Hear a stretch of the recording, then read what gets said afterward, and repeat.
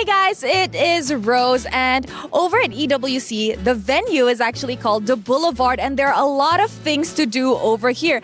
And I heard that there's actually a place that we could pet dogs. So do you like dogs? Yeah, a lot. Do you like dogs? Of course. Wow, he likes dogs. Both of them like dogs. So do you guys want to go see cute doggos inside? Let's go? Okay, let's go. Let's go, guys. Let's go. Hey guys. Whoa! Oh my god, so many dogs! Okay, what's your favorite dog breed? All of them. All of them. You? No, this one. Oh, this one? Dude, it's a statue. Look there. We can touch dogs. They're looking at us. Let's go. So cute. Hello, babies. Oh my god, this one is so lambing. It's so clingy. Oh, Yeah, they're so cute. Coach Yem. Why did you say that's Coach Yem? The face, yeah. Oh my god, that's a tiger. Hi, babies. Whoa. This is one huge. Coach Yem. That's Coach Yem. Which one is Coach Why Not? Oh, the big one. This. The boss. So guys, right now we are petting dogs over here at the, I guess we could call this like the petting area. Which one do you like so far? I think this so cute, like Paddington. Yeah, I think I like this one the most. This one? He's so chunky. The face, like, oh my god, so cute. Okay, let's go move in there. There's a lot of dogs. Guys, look at the bridge. Oh my god, this is so This one looks like Jose. This one looks like Coach Yeb, a baby Coach Yeb.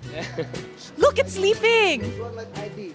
Adi. Yeah, so small. Coach Adi.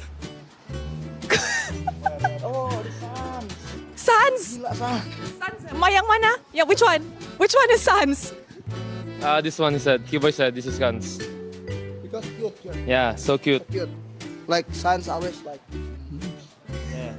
This one like Kelra. Which one? This, the tiger one. Tiger like Kelra? Yeah. Why? Because so wild. Yeah, so wild and different. Like out. One of a kind. Yes. Okay, Kelra. Special one. Okay, we're getting somewhere. What should we name him? Yes, Paddington for sure. Paddington. Okay, Paddington. We have made a collective agreement that this is Paddington. Coach Yeb! Coach Yeb! Oh my god, so cool. Oh my god, he has a hoodie! Oh my god. Oh my goodness! Hoodie! Such a cutie! Oh my god, he looks like a bad boy. Oh, Boy, baby, no. cannot Appropriate. That's inappropriate, yes. Kelra! Call Kelra. Kel, come here. Kelra don't like you anymore. Adi. This, Adi. So guys, they said that this dog looks like Coach Adi You see? because he's... Cute. Oh, he likes... Oh, they like you, boy. Look at him. Call him here. Here. Oh, he wants the mic.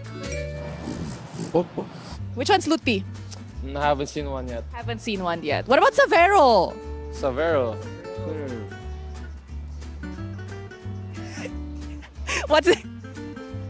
What's wrong? No. Some water, but Kivoy, you sat on pee? yeah, little. It's okay. It's all part of the experience, huh? Let's go to the big dogs, guys. Will they bite? I don't think so. See, they all look like good boys. Whoa. My camera. He doesn't like, he's like, guys, no cameras, please. No paparazzi shots. Okay, guys, so how do you find the dog experience so far? Yeah, it's super fun. They're so cute. And a lot of the dogs looks like our friends. Yeah. I'm currently carrying Coach Adi, right? You said? This one looks Paddington. Yeah, see? Oh my god, like a gangster, bad boy, bro. Kivoy, do you enjoy? Yeah, my mood is so good. You feel better after playing with the dogs? Oh, you don't feel tired Yeah. anymore. Okay, now I just want to say that I wish you guys the best of luck in your journey this MSC. I hope you guys manage to perform well and, achieve your goals. Is there anything you guys want to say to the people watching this? Yeah, thank you for supporting us and watching us. And don't forget to feed your dogs maybe. What about Yuki Boy? Yeah, don't forget to come and enjoy the dog. Like this one, Kelra. Oh, you see? Hey, Kelra. Wrong place, Kelra. Come on, Kelra. See? So cute. and then so many energy, and like special dog, like Kelra. One of a kind. Now, if you guys want to meet, according to them, their friends in dog form, I think you guys can drop by the Boulevard to enjoy the stuff we have here, as well as witness the knockout stages of MSC 2025. Thank you so much to Kyrie and Kiboy, and thank you guys for watching this video. See you guys around. Bye! Bro. You, bro. Bro, bro. Can you hear me, bro? Bro, bro, bro. Ano yun? Hello guys, it's King Kong and Kelra, and we're here. We are about to play Can You Hear Me, Bro? Don't. Those don't. Don't. Don't touch. Don't touch. My. Don't touch my. Blue. Blue. Blue. Don't touch my blue. Don't touch you. Don't touch my blue. Don't touch. My. Me. My. My. Ang hirap. Madali lang to. Don't touch my blue. Don't touch my blue. Don't touch my blue. Nice. We. Will. We will. We will. Will. We will. Yan, tama. We will be. We will be the champion. Yun. Can. You. Hear. Me. Ha? Me. Can you hear me, bro? Bro. B. Hindi ko naman sinasabi mo. B-R-O. Can you hear me, bro? Chew. Kick. Karina. Chew. Knock. Chew.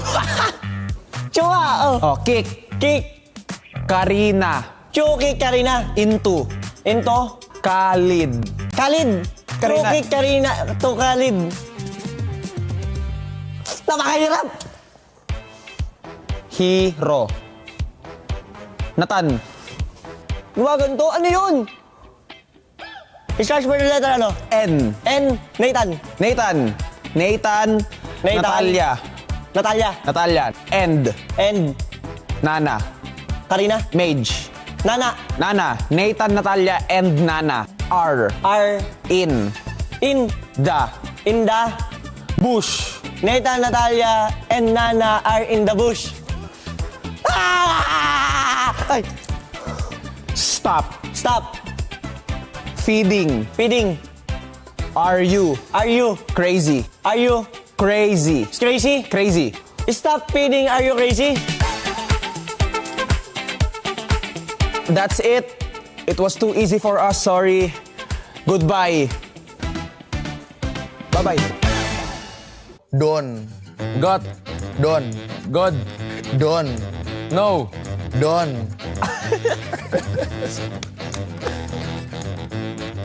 Hello guys, I'm Kiboy from Onyx Esports, and now me and Kyrie want play some games. Let's go. We will. We will. Be. We will play. We will. We will Be. be. Be. We will be The champion. the champion. Oh, okay. Nice. Don't. Goal. Don't touch my blue. Don't. Don't. Don't touch. Don't touch. Don't touch Don't touch my my head. blue. Brain. Blue. My hair. Blue. Blue. Don't Blind. touch my blue. Don't touch my blue. Stop Stop. feeding. Free. Feeling. Little. Stop feeling. Feeding. Stop feeding. Stop feeding. Are you crazy? Are you crazy? Stop feeding. Are you crazy? Oh. Nathan. Nathan. Nathan. Natalia. Natalia. N. Nana. Nana. Yeah. Nana. Nathan, Natalia, N.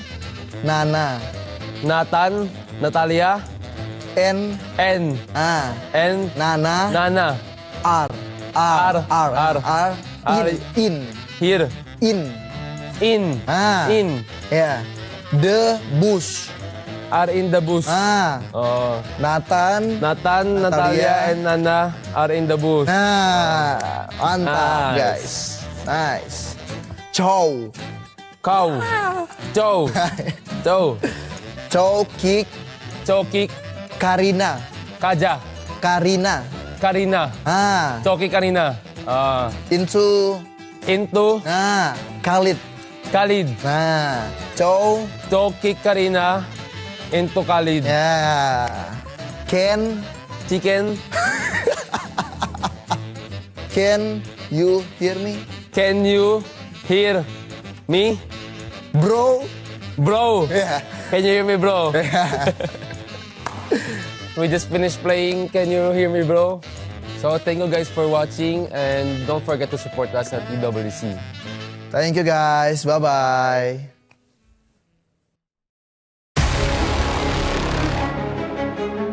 Go for it. Doesn't fight the knockup onto King Kong. Somehow gets to immune himself though. But then Malcuti, he gets stunned by Kurt. Onyx Philippines are really good, but it does feel like this meta doesn't really suit well as M6. At the M6 World Championships, they were amazing. Here, with King Kong forced to use other assassins, not those snowballing types, utility junglers too, he has really dropped a bit. Para sa akin, sobrang laki ng difference ng M6 sa EWC.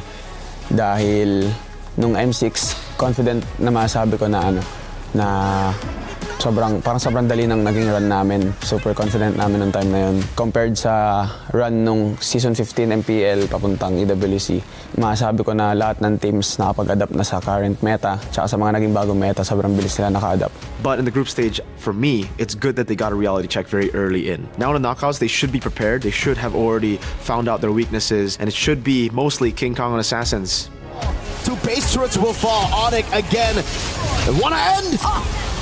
The damage from King Kong doesn't even allow the feathered airstrike to be casted. Para sa akin, unang-una yung isa sa pinakamalaking impact ni Keller sa team yung pagiging leader niya pagdating sa mga tournament, since sa aming 5, siya yung pinaka-experienced. Mga natutunan ko sa mga past na naging teammate ko, ayun siguro mga na tulong ko sa kanila. Tapos yung siguro nadala namin ng coach ko, ni Coach Tony, papasok dito sa Onyx. Inohope ko rin na magkatapat kami ng Team Liquid sa Grand Finals. Para face versus face, patagal na kasi hindi nangyari yun. Yes, I believe that this is the team that could win the championship again. 100% confident.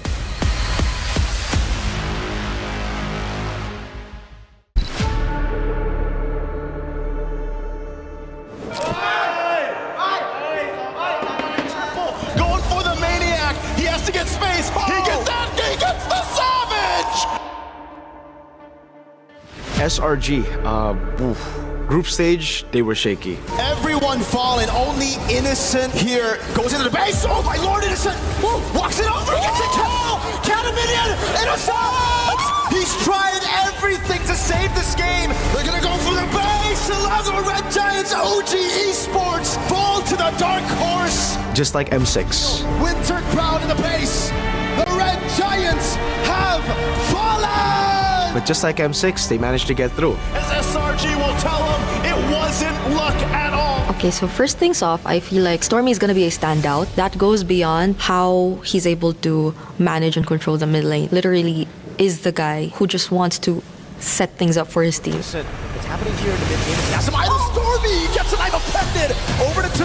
As it dumps it down, the combo in the back is a raging Sandstorm and an AOG. That's a double. I think whatever we achieved during our journey or last year, we just want more, dream and dream again to be best of the best, like the GOAT. So. Oh, they're gonna fight for this one too. Innocent grabs Wadu, looks for another, gets the double.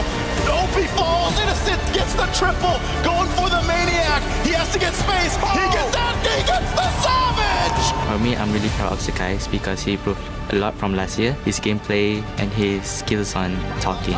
Jin with the chase, got him. Oh, he comes through! He dashes through! He's buying so much time for the Red Giants!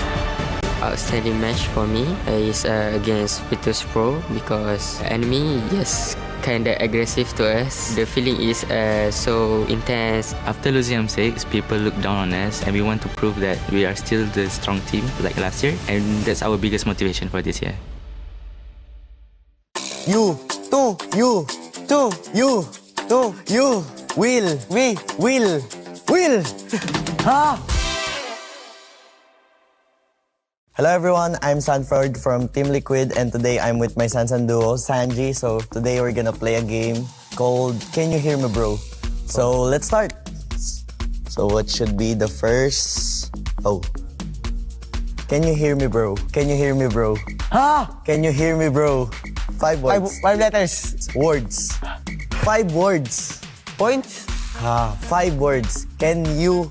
Can do. No. You. No. Can you. Two. You. So I guess... Do. Okay. It's Can You Hear Me Bro? So okay. The next one is 5 again. 5 words. We. First words. We. Will.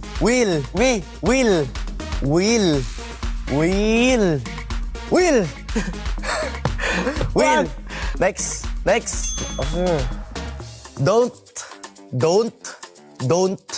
Don't. Okay. Touch. Us. Don't. Das. Don't touch my blue. Okay. Next. 5 words. He. Stop. D.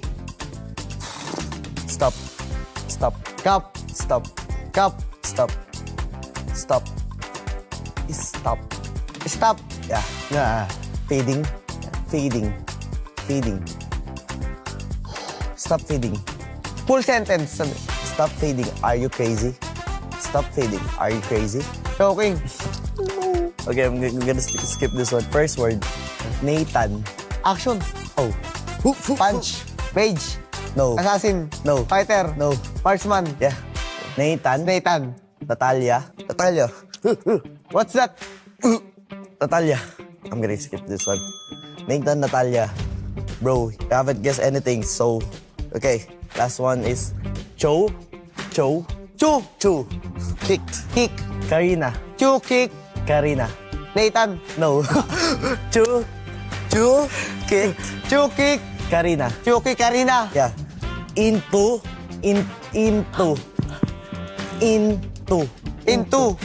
Kalit. Combo. Hero. Into bush. Sand. Sand. Yeah. Chuki Karina. Into sand. No. Hero. Into floor. No, hero. Into map. Sa map. In the map. In the Mobile Legends. I give up. A. Chu kicked Karina into Khalid. Di mo sinabi hero. I said hero. Hopefully you enjoyed the game and we haven't guessed anything. So yeah, see you in MSC and thank you for watching. Tutu. Yeah. Pop. You can. Hello guys, I'm Yums. And I'm Innocent. And I'm Kam, guys. We are from SRG OG. So today we're going to play Guess a Hero. I think this one pretty easy lah. You already know by looking at his face. Okay. Look at his face. Oh. Yung ginagamit sa mga pangit. Yung kamukha. Aulus? Hindi. Balamod. Well. Show na. Easy lah. If you do, you also know. This is the clue. Second one.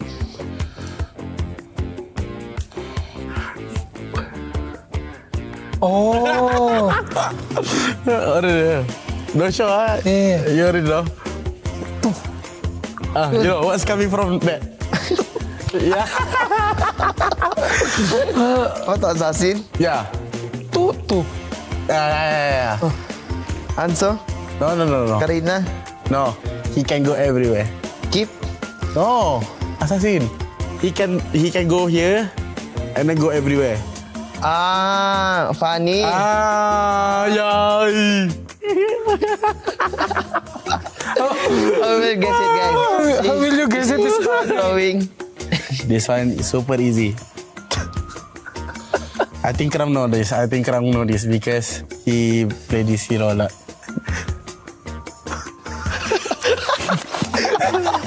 Pobius? No. 3 times. Balen? No. Lucas? No. Apo? No. Carmela? No. Oh. You know? Ting. Ting.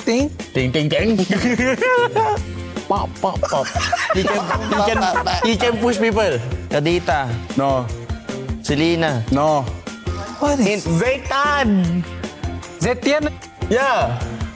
You should have put circle to this. Still the same, get stunned. That's what I'm saying. There's a lot of people that got stunned. Okay, you draw. OG, swap. Let's go, sir. Huh? What is that? So land. Okay. Max money? Yeah, Max money. One. Yeah, one. Easy la.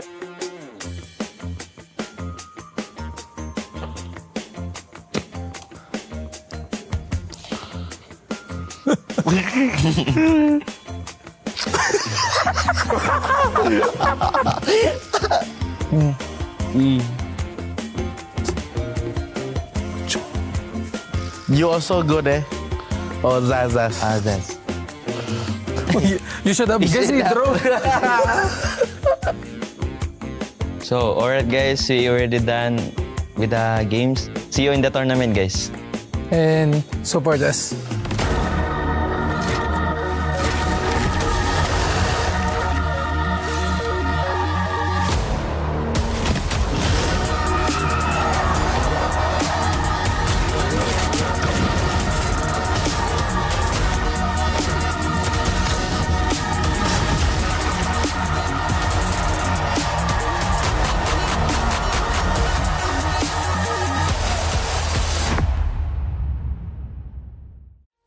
You know what's funny?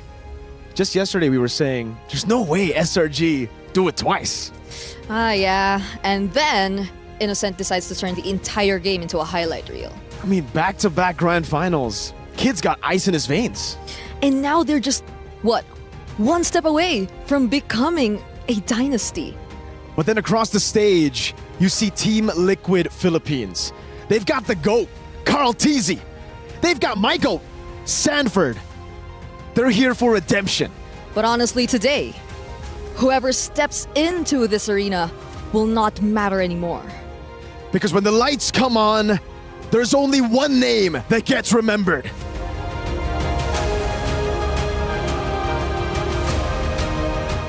This is the final day of MSC Knockout Stage. And today, legacies either live or die.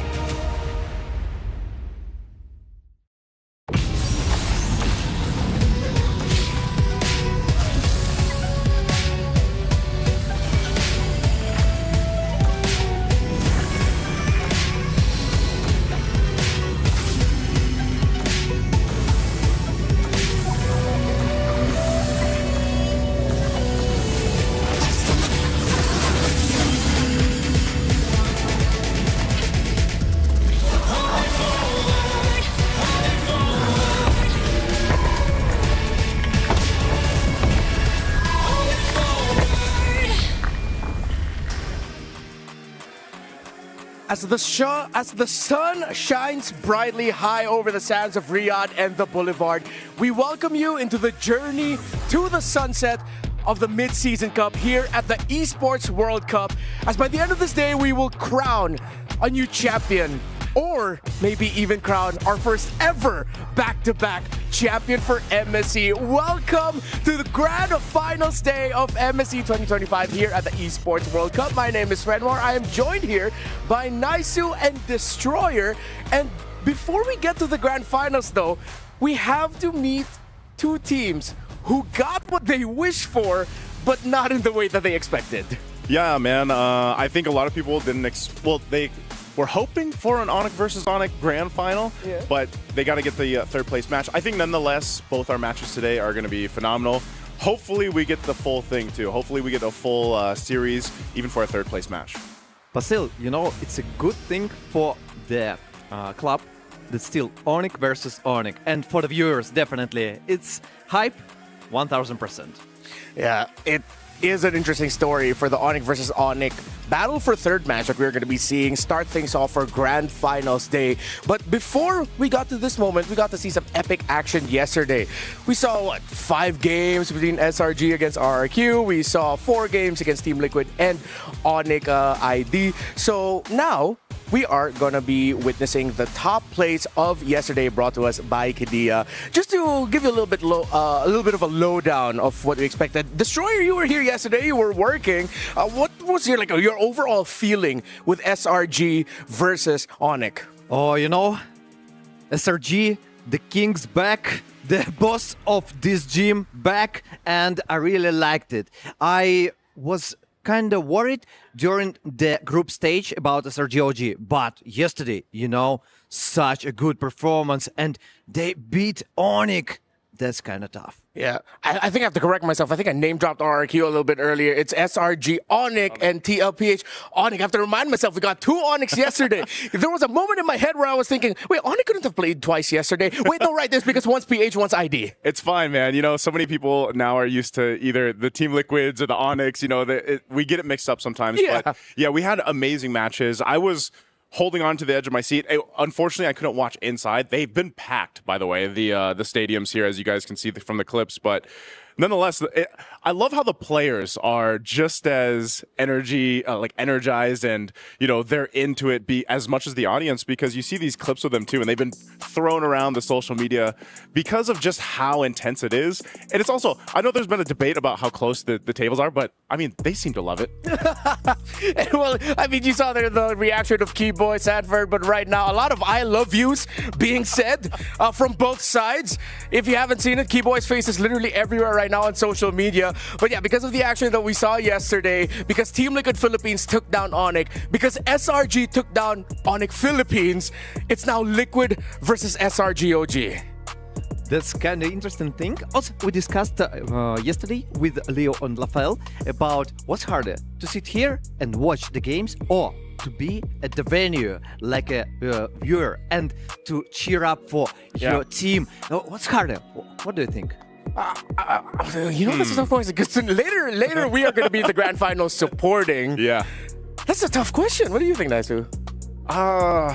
You know what? Because we are so used to being casters, I enjoy the fact that we get these moments where we get to be fans. That's how we all started. Yeah. So I'm looking forward to it later on. Yeah, I've never experienced playing, so I'll just say, you know what? Being a fan is harder. But I'm pretty sure it comes with its own challenges being a player, especially when you have this amount of money looming over your heads, the prize pool. Just to remind you, 4th place and 3rd place, Onyx, as an organization, will solidify themselves being able to walk away with at least $400,000 US.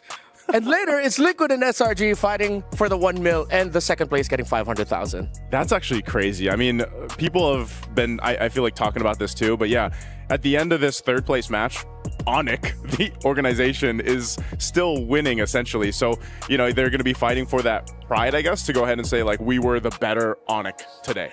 It's kind of funny. No matter what's going to happen, Onyx going to win. Yeah, I think that's the best way to, one of the things that a lot of people have been saying about this series for Battle for Third. It's at the end of the day, Onyx as an organization wins. So maybe a little bit later, we'll be able to dive deeper into that matchup. We have to look at the big umbrella looming over the Esports World Cup, which is the Club Championship rankings brought to us by STC.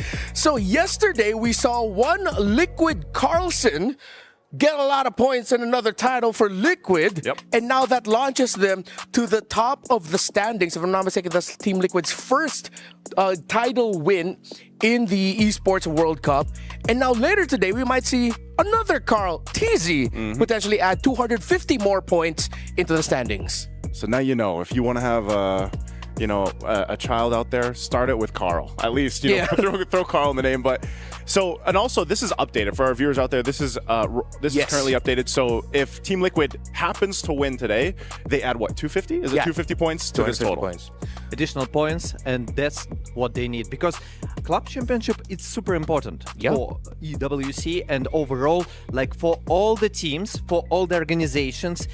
Maybe the priority is even more than like if we choose the different games. Like, so that's why Team Liquid got an amazing opportunity to lead this board. Yeah, again, that extra 250 looming over Team Liquid. Because of some things we have to acknowledge, though, Onyx actually will not be getting points from their performance here at MSC at the Esports World Cup. Since they have two organizations under one title, they will not be getting points, and which is why you actually are not going to be seeing Onyx in this ranking so far because of their performance in MLBB. So I've been seeing a lot of questions about that. That's us clearing it up for you viewers out there.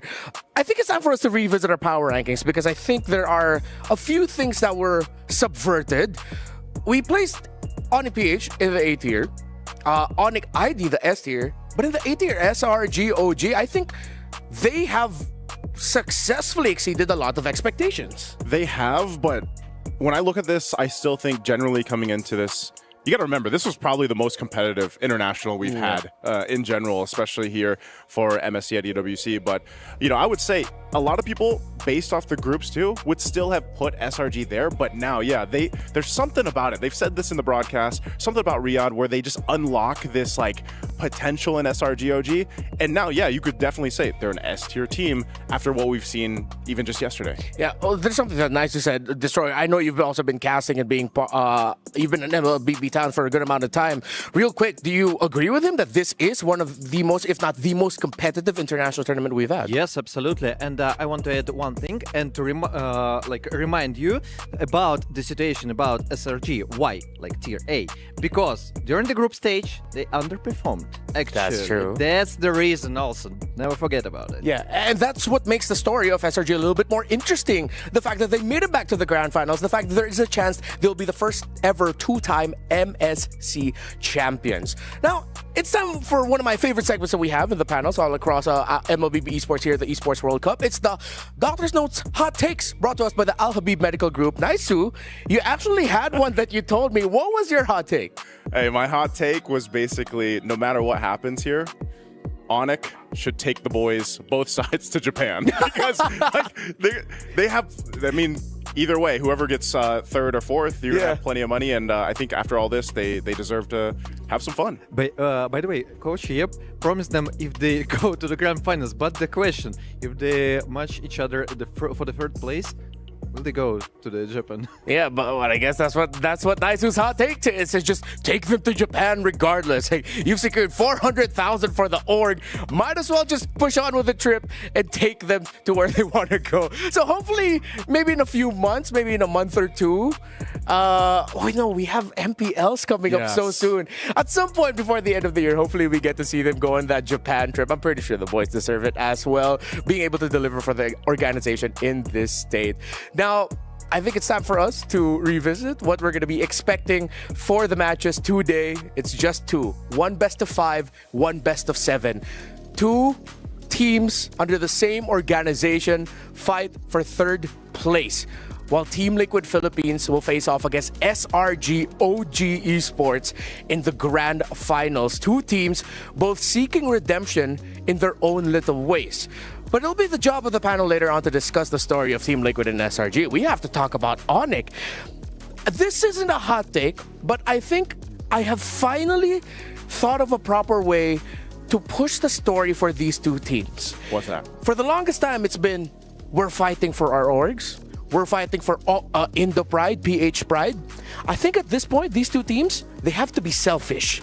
They just have to fight for themselves, win for themselves, and think about the money they're going to win for themselves. That's the point, actually. The difference still about money. And if we speak about organization, definitely we can summarize that. But if we speak about the players, that's the difference. Yeah, for the longest time, these two teams, they've been branded with that big picture on it. Because this is the first time we're going to see Onyx PH, Onyx ID in an international stage. In SPS, we were able to see them go up against each other. But now, at this point, I think just throw that all out the window. you gotta fight for something more than the big picture. Fight for the fact that you can pridefully say, like, I'm better than you, and you know it. Yeah, this is I guess the test for the both of them. And maybe at the same point, you could say, yeah, be selfish.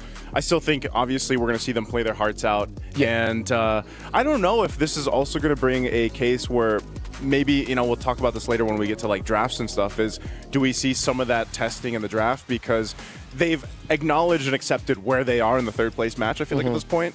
And then, you be selfish in the sense of play your best game. It's your last game here at EWC, so why not put everything on the line for a great show and a great match? Yeah, when you think of that kind of vibe, there's one player that comes to mind for me when it comes to Onyx Indonesia. It's Sans in the mid lane. For the longest time, he was touted as the mechanical god of mid laners, of mages, that I think whatever he ends up with in the draft needs to be something powerful that he can say, I'm going to carry this team on my own.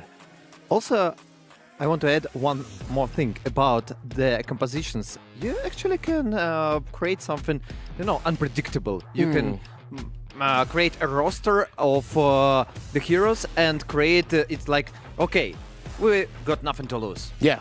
Really, nothing to lose. Let's make it unpredictable for everyone, even for our dear friends.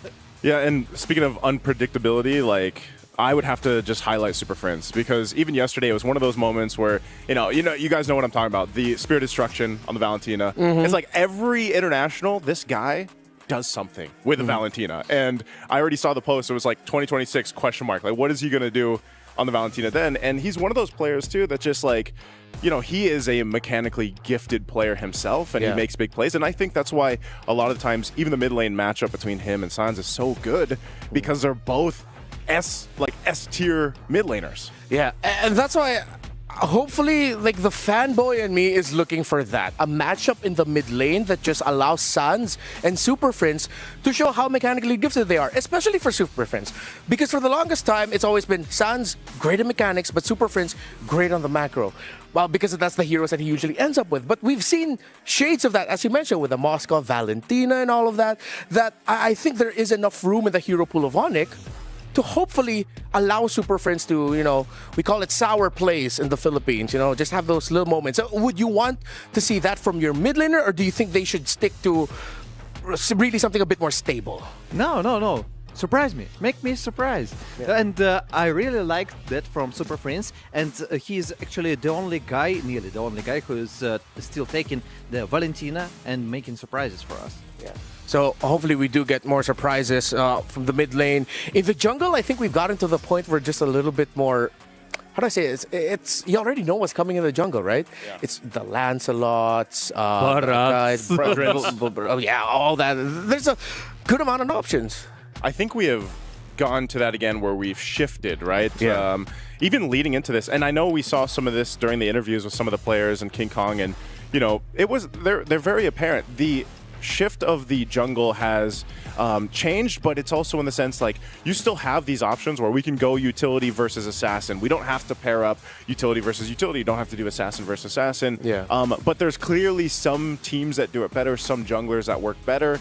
And I think nonetheless, it's still, I would consider it a very healthy meta that we're in. Yeah, Destroyer, what do you think? Do you agree with that? I want to add that if we check the stats, yes, first of all, we see the nomination of the assassins, but it's not only assassins, it's actually damage dealers, because you see Alice there, and she's definitely not an assassin, and Lucas also, like the fighter. But still, the utility jungler, they went to the second plan, and sometimes they appear when they need to be. Baksha, it's like 50-50, depends. But Fredrin, still, he is dominating. He is one of the best utility junglers, and still teams respect him and rely on him. Yeah, and it's cool because you're really seeing that, yes, it is mainly a carry jungle meta, but the utility junglers are an important option to have. The total bans almost sort of double for the assassins compared to the utility, but you're actually seeing that the utility junglers, as expected, are dominating the stats in terms of control around the major objectives. It's crazy because even yesterday we saw the Barretts come to play, right? And that's why I think utility overall is just in this position where it's like, okay, this can work, but it fits very niche lineups. The Eztez came out, and I know we talked about the throwback to that lineup that we've seen in the past, but I'm glad that there's still that option to go utility if you have to. Pick up Assassins for the most time, like it is Assassins still being picked up.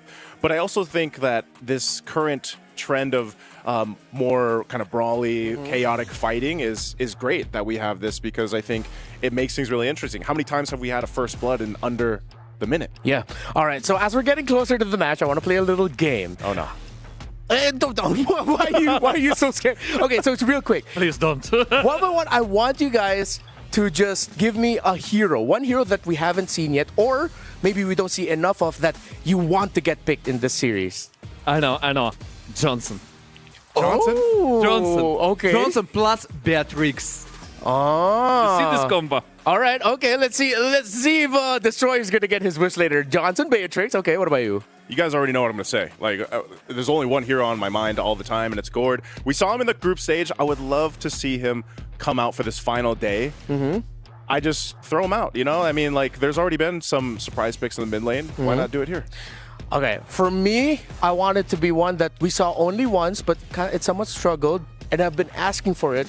I want to see Gushin, man. It's Sans, Super Friends. I want to see one of them at least pick the Gushin once. Like Troublemaker. Yeah, just a straight up Troublemaker. If you could, yeah, Troublemaker from ECA, yeah, exactly. Absolutely. Yeah. Like during the wild card, M5. Yeah. Wait, M5, right? Yeah. So he took the cushion mid lane. Let's go. I'm ready for it. I'm All right. ready for such kind of unexpected, of unpredictable picks. I'm ready for it. Give me show. Yeah. I think that's like the best clip that we can go for. Give me show. Please edit that. Yeah. And hopefully that's what we get between Onyx. Real quick, very, very fast predictions. Who do you got taking this? Onyx. I'm leaving it at that, man. No, just Onyx Philippines. You know, Onyx gonna win. Wait, which Onyx? Doesn't matter. Okay, he gets to do that. I'm going with Onyx Philippines. Onyx Philippines, okay. Actually, I also want to cheer up for Onyx Philippines. Ooh, two Onyx Philippines. Am I going to be the Filipino who goes Onyx Indonesia here just so that we balance out our predictions? Trust your heart. My heart says, I don't know. My heart says Onyx wins at the end of the day. My heart desires... So you're staying with the same line. line. I think we're all the same. My heart desires that we win at the end of the day. Because now we have, again, two teams who for the longest time have been brothers in arms fighting under the same umbrella. But maybe it's this tournament where they throw all of that out the window and just say, I'm fighting for myself. I'm fighting for my reputation. I'm fighting for my pride. We both may be porcupines, but I'm better than you, and you know it. Onyx Indonesia, Onyx Philippines, welcome to the battle for third here at MSC at the Esports World Cup.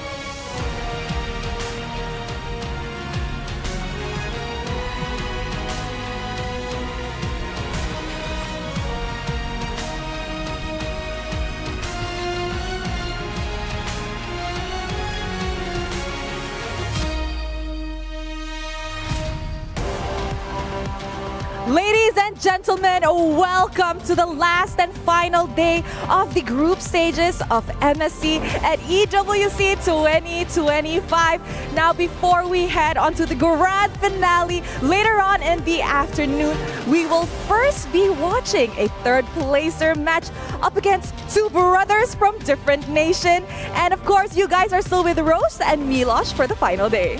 It's a pleasure to have really borne witness to history in MLBB and here at MSC 25 at the Esports World Cup. Like we said, it's the third place game, right? The stakes are not as high, but there is still a lot on the line, especially national pride between two brotherly rosters here, between both of course, Philippines and Indonesia that are two of the strongest regions in MLBB with two of the best teams from those specific regions too.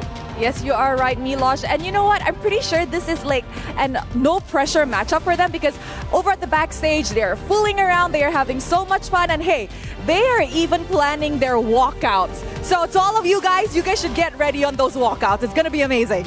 We're not putting the bar very high, but we're saying they're going to be having a lot of fun. And so will we with you. Let's introduce then our team, starting off with Onyx Indonesia. As the champions of MPL Indonesia, one of the strongest regions in MLBB, they came to MSC 25 as one of the favorites to win it all. And whilst they fought hard to meet those expectations, they fell just short of delivering the third MSC title for their team in the Clash of Champions. Now they return once more with their heads held high to finish their EWC campaign on a high note. That note just so happens to be a big brotherly battle. Yes, indeed, Milosh. And of course, going up against Onyx Indonesia, it is the super family from the Philippines hoping to end their MSC journey on a higher note than their brothers from Indonesia. Let us call on up Onyx Philippines! As the reigning world champions, Onyx Philippines entered the tournament looking to complete the Triple Crown. While they couldn't complete their dream run after the intense series against SRG, Onyx Philippines still has a chance for a podium finish. While this matchup was a grand finals many have dreamed of, they meet in the third place match instead with a $250,000 and the nation's pride. Ooh. I wonder what we are gonna see. We just saw Kelra diving right on stage. That's the sort of energy we're looking for. You hyped it up, but I had no idea Kelra was gonna do that. Anyways, if anything, that is a great setup for our third and fourth place matchup. So please, Onyx and Onyx, you may go to your seats. No more keys. Those have already been crushed, unfortunately, but I think it's time for us to dive headfirst into it, Rose. Are you ready? I am ready. Then let's send it over. Starting off our third place matchup. Have fun. I love how just with their walkouts, they're already giving us what we asked for. They're giving us a show. Kelra diving headfirst. Is he going to play Baksha Goldling? is that what he's trying to signal? No, I don't think so. But it's great to see that these two teams are in high spirits. I feel like this is like the most lax that I've seen both Onyx squads, like with all the tension gone now. Now it's a battle for pride. Once again, welcome to our third place finals. You can redeem the code, which is case sensitive, and type that into your in-game clients, or you can scan the QR code wherever you are, wherever you're watching. We'd also appreciate it if you could comment, share, tell your friends if we're having this matchup. Who is gonna win? Will it be Onyx ID or Onyx PH? We're about to head into the draft. But I just love the vibe that we have on stage right now. Think about it, man. Like, even for the audience, it's like you show up in an Onyx jersey. Which side are you rooting for, right? Because even yesterday, the support was amazing for both squads in their own respective matches. And, you know, I feel like even as a fan, it would be difficult right now to decide which one to cheer for. Yeah. You see, Kiboy said they were expecting an Onyx versus Onyx Grand Finals, but they'll just have to try again. Hopefully, we'll do better at M7. That's our World Championship. As for his prediction, Team Liquid looks really strong as a whole, but Kiboy thinks that SRG still has a chance.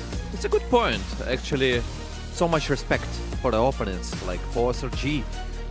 Definitely, I would like to say if we attach like the grand finals, like, yeah, a little bit, just of course. So I would like to say that SRG and Team Liquid will go full series. Just like from my perspective, from what I saw yesterday. And hopefully we do get that show, that full series that we're looking out for. Metro Zero skins, by the way, are coming out. If you haven't seen the cinematic trailer for it, search it up. The Metro Zero train is arriving at the MLBB battlefield with a stunning new series of skins where visual wonders await as cyberpunk meets traditional culture. Now, for these two teams, I want them to inject a little bit of that punk energy into this. We're asking for surprises.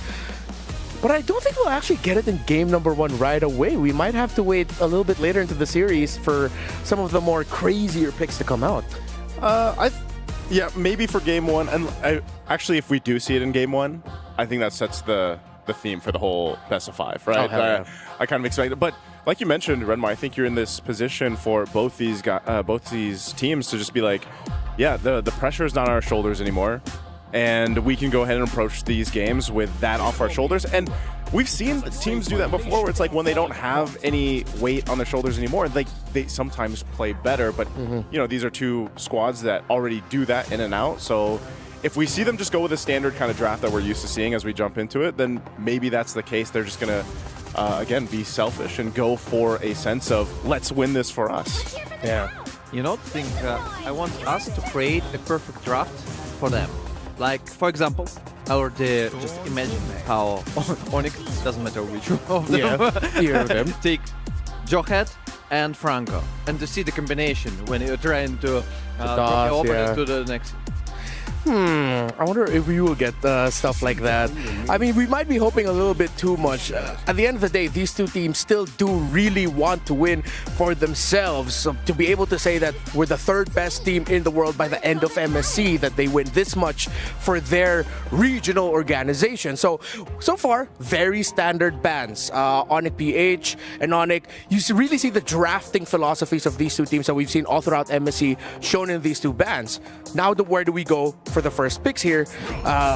They actually go for the Baksha right away. And Kelra picked it. Is he going Baksha gold lane? No, I really don't think he is. we can only hope, right? But we've actually seen some changes or like surprise picks in the gold lane anyway throughout MSC. That's been great, but you know, this is going to be picked up rather quickly. It looks like it's going to be pretty standard. So you have the Moskov already for the answer for Onyx, and there's the Gatakacha, right? So I think we're just going to see a standard draft, unless that the trend has been where, you know, both teams kind of save even their mid lane picks for later. And I feel like that might be the case where we see something as a surprise, but so far pretty standard. Yeah, for now they decided just to... Oh, and this is Selena for the Super Friends. Yeah, that's gonna be a tough match.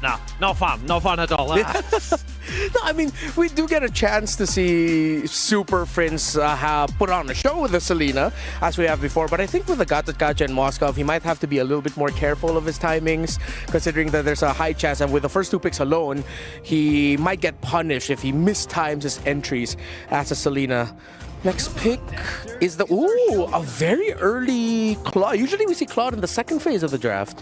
Yeah, this could also just be the case of, again, they're in a position where they can have a little, this is a little bit of fun that we're talking about. Because Fanny so far has not been much at all throughout MSC. It's still picked up when, you know, and they're in high spirits, as you guys can see.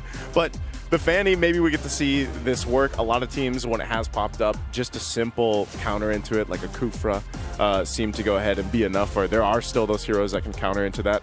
But yeah, I'm glad that we at least get to see a Fanny come into play for game one. At least something interesting. You know, I am against Fanny just because the win rate is super low. The statistics, not on her side. But still, it's an interesting pick, and as a match for the third place, okay, just show me mechanics. Just show me like Ikari gonna play this hero. Yeah, I mean, it's Kyrie on a Fanny. It's a Fanny that's been nerfed and has a very difficult window to actually pop off and do a great job in game, but hey, if he makes it work, then we get highlights. We get lots of clips for social media. I like, I don't know how many people caught it leading into, you know, when we opened up, but you had those where the players were doing the "Can you hear me, bro?" game. Yeah. And literally they say there, I think it was San saying to, or Keyboy saying to Kyrie, you know, don't take my buff, basically. Don't take my blue. I know we call it purple, but don't take my blue is what he was saying. Don't take my buff. And that's the thing, and with a Fanny, if you lose that buff, you're in a troubled position. And with the fact that you have this vision being provided from the Selena, the box show over here for Onyx Philippines, it might be difficult for him. But again, you can go ahead and continue to build up this lineup that will help the Fanny. And I think with the Gatakacha, that's already a great start. And, you know, even the Moskov in the sense. That's not the only problem of the Fanny, actually. For now, previous Fanny, you can go all over the map and make a lot of noise, a lot of stuff. But now, it looks like you need to concentrate on one similar lane. So you don't have different choices. You need just focus on one lane. For example, just go gold, gold, gold, gold, etc. Because of the energy, you can't rotate as much as before. Okay, mid lane pick for Onyx Indonesia, not yet seen as Onyx Philippines now. Show the Cho for Brusco, comfort, so we get Cho versus Kalea, and we get either some comforts across the board here for Onyx PH. Gold, we get a jungle Baksha though, so it's a utility jungle versus an assassin jungle, but it looks like Onyx PH has a lineup that can pressure the Fanny significantly more. And this is what I was saying, like if you're going to see utility junglers like we saw from the graphic there earlier on, you just have to be able to go ahead and complement it, and that is so well done because you get vision for the Selena, you have great utility with the Cho and the Edith too, and like you said, pressure. So Onyx Indonesia goes and picks up the Valentina, like we saw yesterday picked up a couple times from Onyx Philippines. So it sounds just literally saying, I also want to play Selena. Give me Selena. So actually, if we speak about the trio, I would say that Onyx Philippines got a better triple lane. Yeah, their lineup just looks like it can mess up the Fanny of Onyx too much, but maybe, just maybe, Sans' version of his Valentina play, and of course the Kalea for Keyboy might just be enough to ensure that Kyrie is comfortable and that Kyrie can pop off on a Fanny that has struggled all tournament long. Welcome to the battle for third, but, you know, I think it's time for us to toss you on over to our casters. Thank you very much, Remar. And right here, we got LaFell Leo on the mic for game battle of third. Welcome. This is going to be Onyx versus Onyx, Indonesia against Philippines. Which one will be the better Onyx? Welcome to the Land of Dawn. Based on yesterday's performances, both Onyx showed very clear patterns when it comes to their jungling. And it also shows here that even though we know these two junglers to be assassin specialists, I like how King Kong just said, you know what, I'm going to hunker down, put on my big boy pants and say, we need a utility jungler, give me the Baksha. Hey, you know what? This is a good time to see Super Prince as well as Kara really show their stuff, because even the panel said this is going to be a battle of mechanics. And so far, I kind of feel like for all the fans, this is what they wanted. We see here Kyrie crossing over, does not get much. It's anything. Onyx locking down that little wanderer. Great early prio for the Filipino squad here, given that they did end up with a lot of hard CC coming from that Cho, and even you see Kirk crossing over early. Yeah, honestly, with this mid duo having the Cho as well as Selena, I myself am expecting a lot of tempo coming in from Onyx Philippines. If they don't do anything for the first 2 minutes, I kind of feel like for the first turtle, they could really take something here. It looks like Super Prince is not going to go over to Loopy, making sure that not going to make a lot of mistakes here. King Kong bumping right in at the Keyboy here, and they dogpile on the Starboy, the MVP from 2023. It's taken out first blood for the Super Fam. Yep, first blood goes over to Super Prince, and again, this is the tempo that Onyx Philippines really want. Making sure that Onyx ID, they don't have this tempo, especially looking at how they played yesterday. They kind of want to play slow, which is something that Onyx Philippines really don't want to allow them to do. And you can see here, they're rolling out, rotating towards the turtle, spawning about 5 seconds while Kyrie taking his time with this small camp. He'll make it in time, no worries. Yeah, but the question is, what is he aiming for? Because is he going to let go of the turtle? Because right now, King Kong has secured it. Looks like Kyrie doesn't have an opportunity to really do anything. It looks like Loopy is done. He's down. Keyboy spent his flicker just to be able to get out. Once bitten, twice shy. Onyx lose doubles on that. The major objective, and a kill on their XP laner. As of right now, Onyx Philippines with that turtle take having 1,000 gold advantage. Onyx ID, not an amazing start. They scale relatively well with this Moskov, but hey, you know what? Kelra on this Claude, I kind of feel like late game, it's going to be a monster too. These Porcupines play quick. Just about 2.5 minutes in, do we get the time to check the emblems? LaFell, I'm loving the war cry on Kirk here. It's definitely a sign for him to say, you know what? We're overloaded on CC. We're very chunky as a lineup as a whole. How about I invest my major emblem talent in the damage? Which is very interesting because Sans does not have the wall cry. Usually when we see a Valentina going up against an Edith, you would opt for that too, just to make sure that you have a lot of damage. So the question is, what is Sans aiming for? Does he still want the Edith or does he want that Wave of Dragon? Either ways, this is going to be Sans' choice. And we might be even a little bit critical considering what Super Prince did yesterday. It's interesting how a lot of our discussions are taken away from where we usually see the discussions go when you're talking about Onyx PH. We haven't talked about Kellera. We haven't really put much of a focus on the gold standard. Here he is going toe-to-toe against Severo. Isn't this a familiar sight? Is this not the same grand finals match we saw in an SPS earlier this year? Yep, all the way from Johor Bahru. Severo at that point made his name, but again, going up against Kellera, it really gave a reality check. And as of right now, it looks like for both gold laners, they're just having gold lane experience, just farming it up, not really getting involved with anything. I don't know. Turn number 2, maybe they'll start joining. Coming up, same spot, upper quarter. Kellera here, just covering the exit point for Severo. The SOD could come out anytime. Kyrie securing his purple buff here. Doesn't want to be 2 seconds too late to the turtle like he was in the first. Well, at least this time, Lupi is leashing the turtle over. But now looks like 4 members of Onyx Philippines is ready to start a fight. No flicker is going to be used by Kurt. Lutfi covering up. Keyboy gets one. That's a lot of damage dropping in. Blazing the wet SOD thrown out. A lot of damage from Onyx ID. But Onyx PH are so chunky. Kellera takes down Lutfi. Few more stray bullets hitting Sans. No one is able to commit to the turtle just yet. Onyx ID just suffered 1 loss. Yeah, good engage coming in from Onyx ID, but just not enough damage here. And Kurt really making it difficult for them to go in because that return damage is so strong. But now Onyx ID is fast through the trigger. Kai was able to go back base, recover, and now they want to go for the turtle. Here comes King Kong! Does not get the retribution. The wall between him and the major objective. Onyx ID scores 1. Kyrie blasting away Brusco, the enforcer, setting up a defensive barrier. Does not allow Onyx ID to push on forward. The Porcupine from Indonesia able to score. And we can definitely see Kyrie is trying to balance out aggression as well as being careful, because having Brusco on this show, you don't want to underestimate him, because the moment you want to overcommit, you might get kicked. So this is good coming in from Kyrie. Try to see how much damage you're able to deal without getting caught. Put that on a t-shirt. Overcommit, get kicked. And Onyx ID know that they could do the same. But it takes a 2-step process, LaFell. Sans needs to be able to see Brusco first. Sans needs to be able to see Kirk first. At that point, who do you prioritize? I don't know, man, because at this point, I'm even thinking, what is Onyx ID waiting for? Are they waiting for Severo? Are they waiting for Sans? Are they waiting for an amazing engage by Keyboy or Lupi? Because at this time, it looks like they're buying time.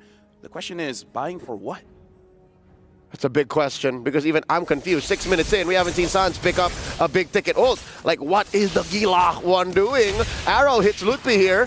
Onyx PH playing footsies, engages, but only for a second. Does get the ult on Super Prince of Selena's transformation. Kyrie hitting Kellera here for just a bit, pushes a wave up. And this is why we see the Fanny hasn't been picked up too much. The energy is I would say it's such a big nerf, sure. Increasing damage so you can kill people easier, but that energy, the elusiveness is really what made Fanny who she is. Arrow not going to be hitting onto Lupi or Sans. Looks like the turtle is coming up 20 seconds later, and now Onyx Philippines engages. And they find Sans, forcing him to hit the Primal Wrath, but defensively, Lutfi using the Vitalize, putting a wall between him and his mid laner. Does AOG back. Double defensive ult spent by Onyx ID all this while. Top lane was getting worked on. Kyrie takes down that turret with the help of Keyboy. We were talking about how both teams are mechanically gifted. Maybe they go for a lot of team fights, but look here, Leo, 7 minutes in and only 3-0. So both teams are really trying to play this macro game. And now to find a turtle here, Kyrie, can he do something? Keyboy coming from the back. Finds that angle, gets with the Tsunami Slam, takes down Super Prince, serves it up to Lutfi, and that's a 4v3 here in the mid. Kyrie gets caught out. Cables on through, does not allow himself to get taken down. Blazing the wet by Kellera. Finds Sans in the back line. Lutfi as well. 3 go down for Onyx Philippines and trade-in for Prince and the Turtle. Everything looks good for Onyx Indonesia, but then the moment Kellera came in, it was done. The team fight is over. But at least right now, Onyx ID, they traded up, making sure that Severo at least gets something for the team. But still, 2,000 goal lead here coming in from Onyx Philippines. We're going to be looking at a replay. It was a good engage coming in from Keyboy. And as we see, it's just not enough consistent damage coming in from Onyx ID because Sans was so far away, he could not deal the damage. The moment he came in, Kellera comes in, and it just does a lot of damage. I'll tell you, Lavelle, I did not see Kellera come in.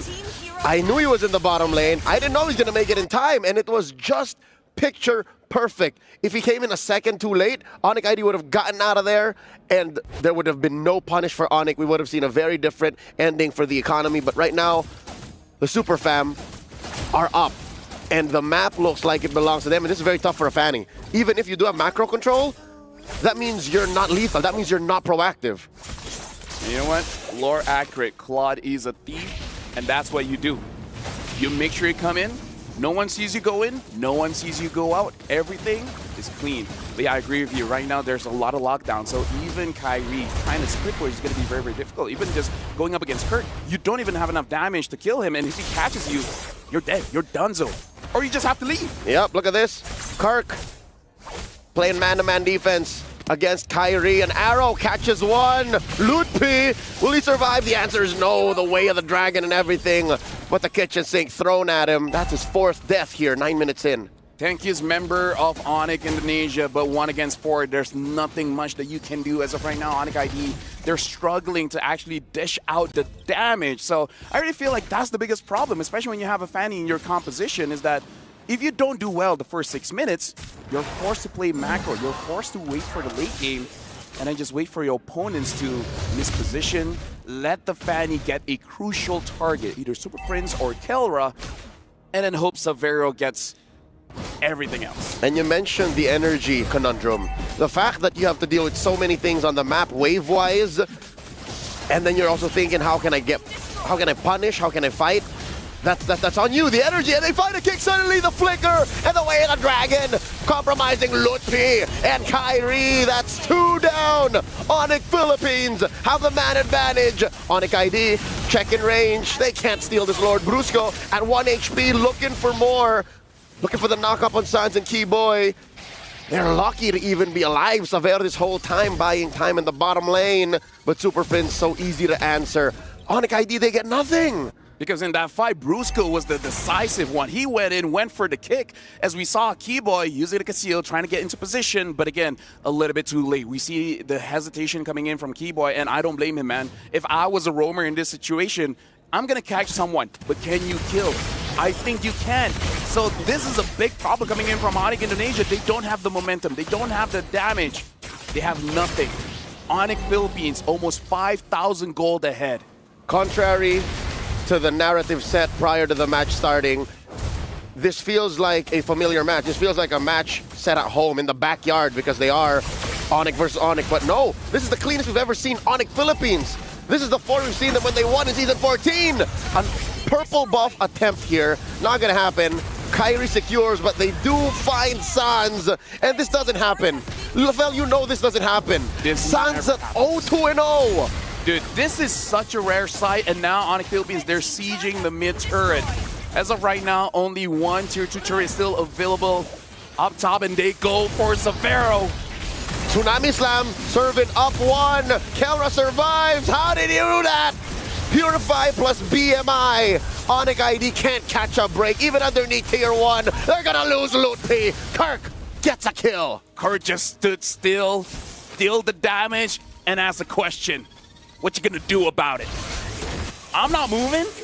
You do something. It looks like they're just dead. Right now, Onyx Philippines has total control of the map. Looking at the items here as well, big difference in terms of the goal lane here. 9,700 against 8,100. So even if you're trying to hope for Savero to make a play, he doesn't have the resources just yet. I'm pretty sure he wants that Malefic gun, but still looking for that gold.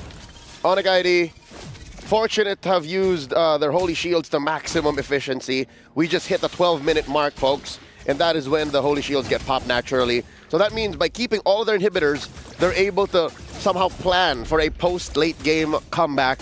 But the question still stands, Lafel, you posted it about 5 minutes ago. What are they waiting for? Because if we're looking at the itemization here, looking at the Valentina, oh, hold on, looks like they want to engage onto Onyx ID. And they do find a lot. Suns put down a fifth of his health, forced to use the Primal Wrath here. AOG defensively used. Keyboy gets taken down amongst the weight of the whole Super Fam. A free pickoff. And now Onyx ID are forced to defend.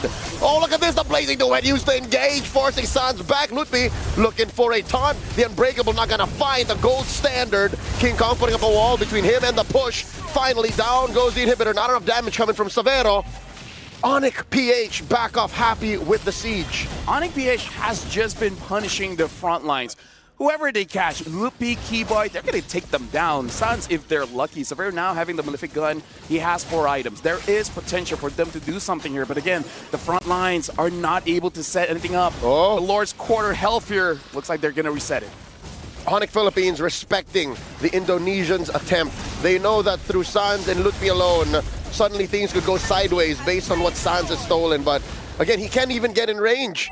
And that's a free Lord for Onyx PH. They're going to roll up into the side lanes and simulate an end game push, because this could be it, LaFell. Yeah, honestly, looking at the items coming in from Sans using this Valentina is going more for damage. Having the Lightning Truncheon as well as the glowing staff and having the arcane boots for more penetration, you would assume that there's going to be more damage. But the fact that he completed it too late, everyone has magic resist at this point. Here we are, Lord marching up to mid. Kyrie cutting that top lane. Brrr, yeah, blazing the wet by Kelra. Starting it up because Onyx ID are looking for the smoke. Kyrie looking for Kelra. Does find him. So does the SOD, but there's a lot of chunky bodies keeping the gold standard guard. And they're gonna at least protect that bottom lane and top lane. Onyx ID doing pretty well for the situation. Ooh, no! The pause came in during the conceal. Okay, we can count our blessings and at least say it didn't happen during the engagement. Yeah. It happened pre-engagement, and I'm pretty sure given our new time break feature, oh yeah, we can fix this. So whatever's ailing our in-game situation, I'm pretty sure this is something that is reparable. Yeah, I like King Kong's reaction as well. As like, bro, we're about to smoke you. Just Come let on. it happen, right? But anyways, we can see here, I like that this narrative, Onyx versus Onyx, third place match, they're giving it their all.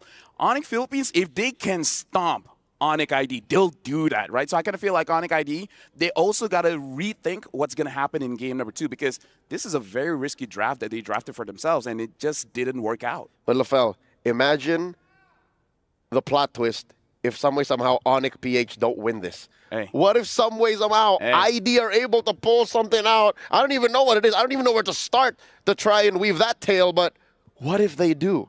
Talk about Dr. Sulaiman Al-Habib hot take. Now, that's a pretty big hot take. If Onyx ID could do it,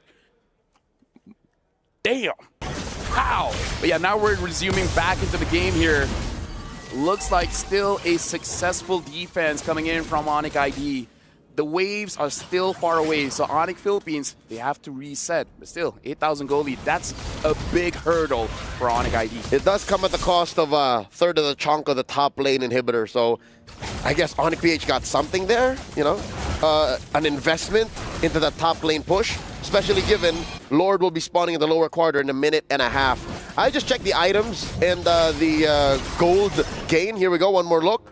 You see what I'm seeing, LaFell? 5,000 gold between Kirk and Lutpi. Oh my goodness, man. And that's a carry Edith if I've ever seen one. Yeah, start him Scythe as well. No wonder he can do a lot of damage and he can stand up front. And this is also a problem. Keyboy, who is he going to catch? Right? Logically, going to get Kelra. But hey, in a few seconds, he's going to have that Purify. Super Prince is the best target. He's done it once this game. Now the siege continues. AOG by Lutpi. Right underneath here. 3 down bottom. Brusco's very low, forced to use that winner crown. BJ, Brusco Paro gets taken down. The trade though, oh my lord, nothing for Onyx PH. The shutdown on the Kirk. SOD by Savero. LaFell, this is what we were saying. What if some way somehow Onyx are able to dig deep? And I'm talking about Onyx ID. What we were saying, what you were saying, if you called it and it does happen, Caster Curse. Caster Curse. Or we're just too good at our jobs. But either ways, like I said, it's not over yet. 16 minutes in.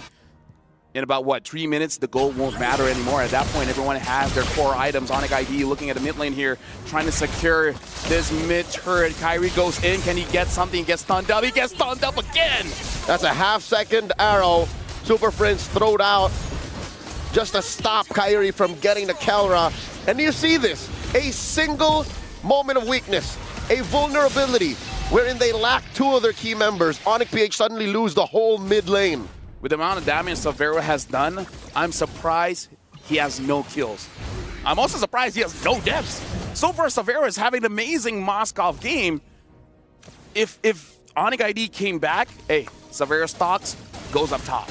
And that's exactly what Onyx PH failed to do in the early to mid. They did not apply any pressure to the gold lane. This is what we were talking about, the gold lane experience. Now the Lord, down to a 5th. T-Boy finds one, Tsunami Slam onto Brusco. He's put down to a 10th of his health. Lutpi goes down though, despite the revitalized. Yeah, Kelra serves a bucket to Kirk, taking down Sans. Here comes Kyrie into the back line. Super Fritz backing out. Brusco gets taken down by Savero. The spears to the face. Keyboy gets killed. A double kill for the Kirk attack. 3 for 1 the trade. Where's Savero going? Onyx PH don't want to take pursuit. Kyrie though, deep behind enemy lines. King Kong and Kirk going for the pursuit, cutting the exit. Oh, he's low on energy. Doesn't have a purple buff. Can King Kong do it? Okay, looks like he's able to get away. King Kong trying to stop him, and looks like he's not able to. Oh, he stopped Kyrie, but still the cable saved him. But now the Lord. You saved yourself one time. The Lord comes in. Kyrie, Savero, Lupi, can you defend this? All members of Onyx Philippines except for Brusco and the Lord are marching in. The siege, the possible end angle for Onyx PH. Lutpi and Savero trying to clear. They're saving that top lane inhibitor. Keyboy might catch some smoke here. Arrow onto Lutpi. Onyx PH refuses to engage. They're going to take this low.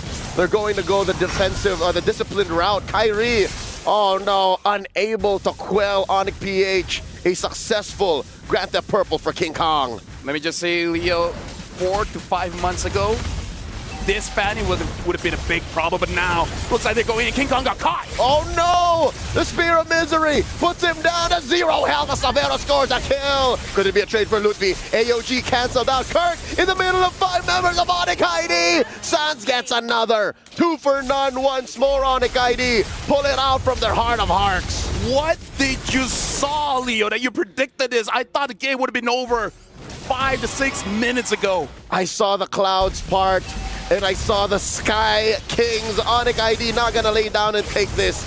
Not so fast. Oh, beautiful placement. Savero has a killer instinct, unlike any. And at this point, Keyboard says, I don't care who. Front line, back line, mid line, anyone. I'm going to catch someone, because at this point, Sans and Savero has that damage. Looks like Blazing Duet used. They got kicked! And they do get a kick. Sans falls. Kelra already used the Blazing Duet. Arrow on the 1. Lut be able to save Savero, block that projectile. Kyrie also protecting Keyboy now. The KK connection from Indonesia, keeping them at bay. And that Super Prince dashing through. Keyboy is gonna go down here. No way the Starboy survives. Kelra gets another 2 down for Onyx ID. Oh no, Kyrie is stunned but still saved by his steel cables. I gotta tell you, someone give this Fanny some caffeine, because he has no energy, man. Every time he dives in, there's nothing left. The tank is empty. That has You can't even ult. That has been the risk of playing a Fanny. Again, you do get a mechanically unique and honestly broken hero if you're talking about map mobility, but if you can't make peace with the fact that your energy dictates what you're allowed to do, this is what happens. SOD with a dream, not gonna happen. Another Lord for Onyx. 0 for Onyx ID, by the way. I might be confusing folks, but yeah, you get the picture. Honestly, Fanny just proves you still need cardio. You need that standard. Now, Brusco is able to kick. Looks like Lupi still survives for now. And it looks like Onyx ID are in still good position. But again, they did this before. They got to do it again. The Lord is marching up mid. But at least the waves aren't sync. They only got to worry about 2 waves. Oh, arrow thrown out. Savero catches it. Daksha Unite here. Coming through. Kirk with the Primal Wrath able to take down Savero. His first death in this whole 21-minute game. Triple kill for Kirk. Give him the Savage. There it is. The Kirk attack takes down all of the Sky Kings. Game 1 goes to the Super Fam. We open up the 3rd place match with a Savage from the EXP. The last time I saw that happen was Renzio out of Smart Omega, the former Kings of Sea, and now the Super Fam are doing it. The last I saw that was back in MPLMY. Toda Form is on a EXP Martis. EXP getting the Savage? Now that's rare. So Martis Masha, and now Edith. Dude, a lot is going on. But one thing is for sure. Thank you very much. We get to see the clip. That's a highlight. That's a highlight coming in from Kelra. Looking at his matchup, it really is about Onyx Philippines starting things strong and then ending strong. And now we're going to be throwing it over back to the panel to see what do you guys think about this game. A day after ending up with a Phoveus pick that could barely do anything against SRG OG in game number 5, Kirk comes back with his signature Edith and gets a Savage. I will echo what Destroyer said behind the scenes. What is this game? I don't know anymore. That's true. That's what happened behind the scenes. Actually, it was super interesting to see how Onyx Indonesia are trying to defend. They got chances, but after the Savage, that's all. I think I'm surprised, maybe some other people were too, that it went to this point in the game. Hey, it brings it to another Savage for MSC. And who would have thought, it would have been an XP laner. But I guess this is what you get when you have an Edith rolling with the Warcry. Now, as we see Onyx celebrate, I just gotta say, that went as much as we expected. When you pick up the Fanny third pick, you already see a Boxer on the other side. There's a Selena. Onyx PH even got to pick up Cho. So the difficulties of Onyx Indonesia here, they were expected. But they were able to hold on. Or was it more of an error from Onyx PH? Were they too eager to end it? Or did Onyx just have the right heroes to actually punish Onyx Philippines in the defense?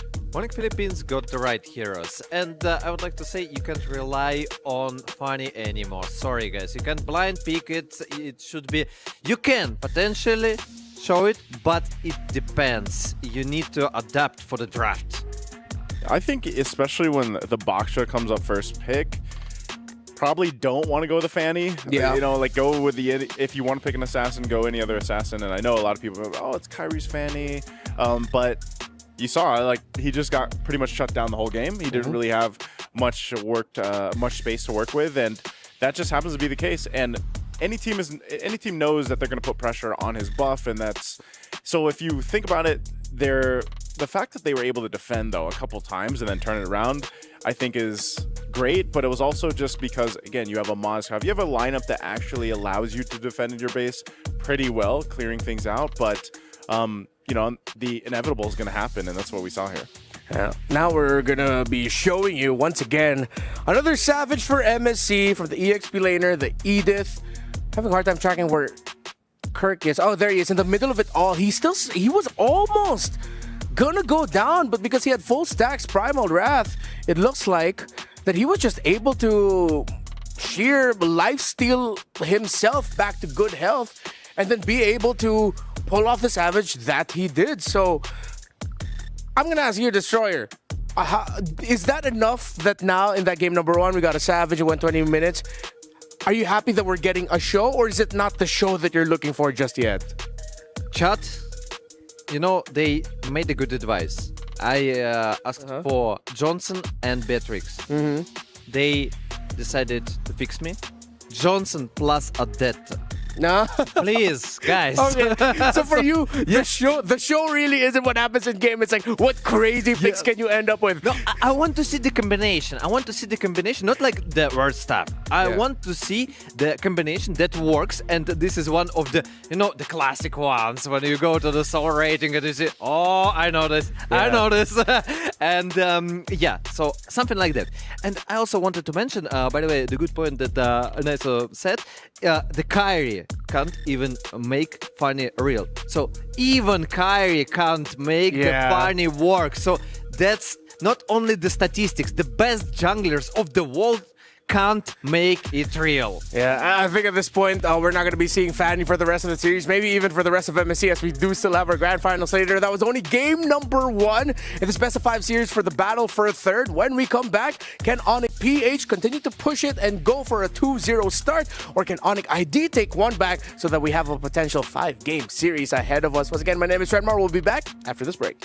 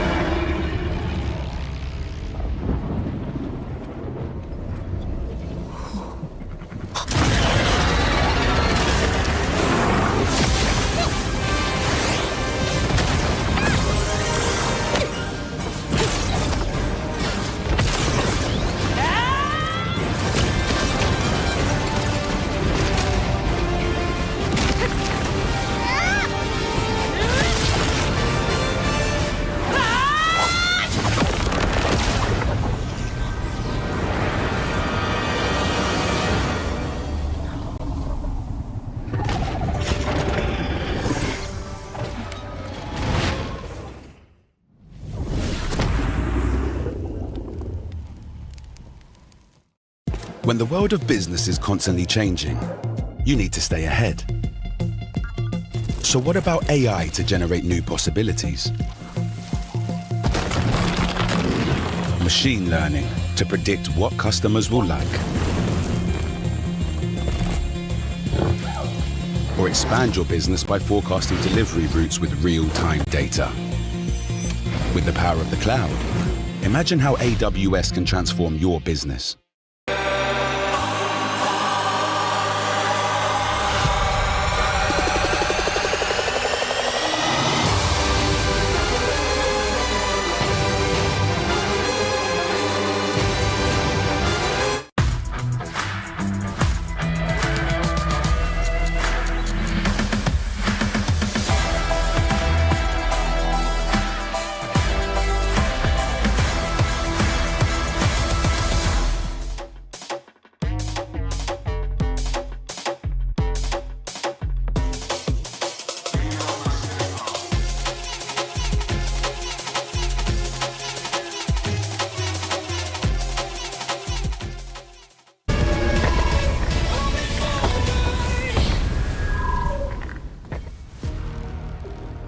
We asked these two teams to give us a show, and game number 1 ended with the EXP laner Kirk from Onyx Philippines on an Edith getting a Savage. What can we expect? I honestly don't know anymore. Hey, you know what? That's something that all XP laners now can look forward to, because for all the XP laners out there, I think MSC has been one of the showcases of just how good XP lane can be, how it's transformed from maybe one of the more calmer lanes or, very kind of stuck in one position. Yeah, now you have a capability to pull off a Savage. Hey, if you want to feel like a Savage in game, go ahead and get the MSC 2025 pass. It's still available only until August 7th.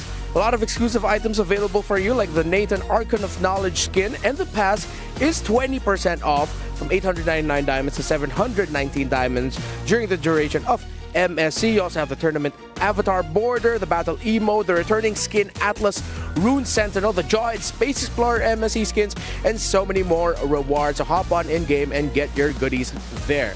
Now, I think, based on what we saw from game number 1, with the fact that Onyx Indonesia is willing to play Fanny into what looks like a difficult lineup, I think we've just increased our chances of our wishes coming true, of some crazier picks coming out. We floated the idea of Gushin. We floated the idea of Johnson Odette. Chat is looking for what was it? Nana and Hanabi? Nana. Yeah. Hey, come on. Let's get crazy. I don't think we will, but a guy can hope. Just at least one pick. One crazy pick. Yeah, one crazy pick. Just for us. Yeah, just for us. Just for one game. We already see Kelra roll out onto the stage. By the way, we have to work on his form. He could have injured himself. Someone's got to teach Kelra how to do a proper roll. I wonder if he just got, a dare to do that. Dare you to roll out on stage, man. Maybe we potentially got to see, what's it called? The inner thoughts? The internal thoughts? Yeah, the internal thoughts just win. He just realized, I'm going to do this. Intrusive thoughts. The intrusive thoughts. Thoughts. Don't do it. Yeah. Yes. Yes, I gotta do it. That might be a good potential line of thinking for these two teams in the draft. Don't do it. Yes, and Onyx PH, despite them handling the Fanny so well in game number 1, still decide to ban it out and respect it. Okay. Well, they'll ban that out. They'll respect it. You still Onyx. See, I'm getting mixed up now. Onyx PH was on the blue previously, right? Yes, they were. Yes, they were. Because I know even our casters in game are like, yes, Onyx this, Onyx that. But hey, if Onyx Philippines is going to be on the blue, that's fine. I think if Baksha's open, if they still go the Baksha, then they're sticking with this standard jungle, but then they might change things up as the draft goes through. Yeah. You can see the Jushins taken out last here from their side for the first phase. To hear one of the funny things. Onyx Indonesia. Just check this. Drafts, the positions, not gonna change. Because Onyx Indonesia nearly all the time prefer the second pick. Yep. That's the reason. And the last ban is Gatot Kacha. Taking away a Gatot means you're looking at the Cho, Kalea, Batangs, Bakshas to be the main things to fight for later on. As with that last ban from Onyx ID means Onyx PH gets free reign on the Yi Sun Shin. So maybe in terms of crazy picks, it might come now from the side of Onyx ID, because when you have an assassin in your jungle, it's tough to go kind of crazy with the selections. Maybe we'll see Keller get back on a Ruby Gold lane that we've seen him pop up before. That's what I was going to say. Usually when you see the YSS pop up, that's sort of where you have to put the option. Is it going to be a shakeup in the gold lane? So far throughout MSC, we've seen the Ruby and the CC, but since the CC's taken over, there's the Ruby, as we were just talking about it. So that comes through.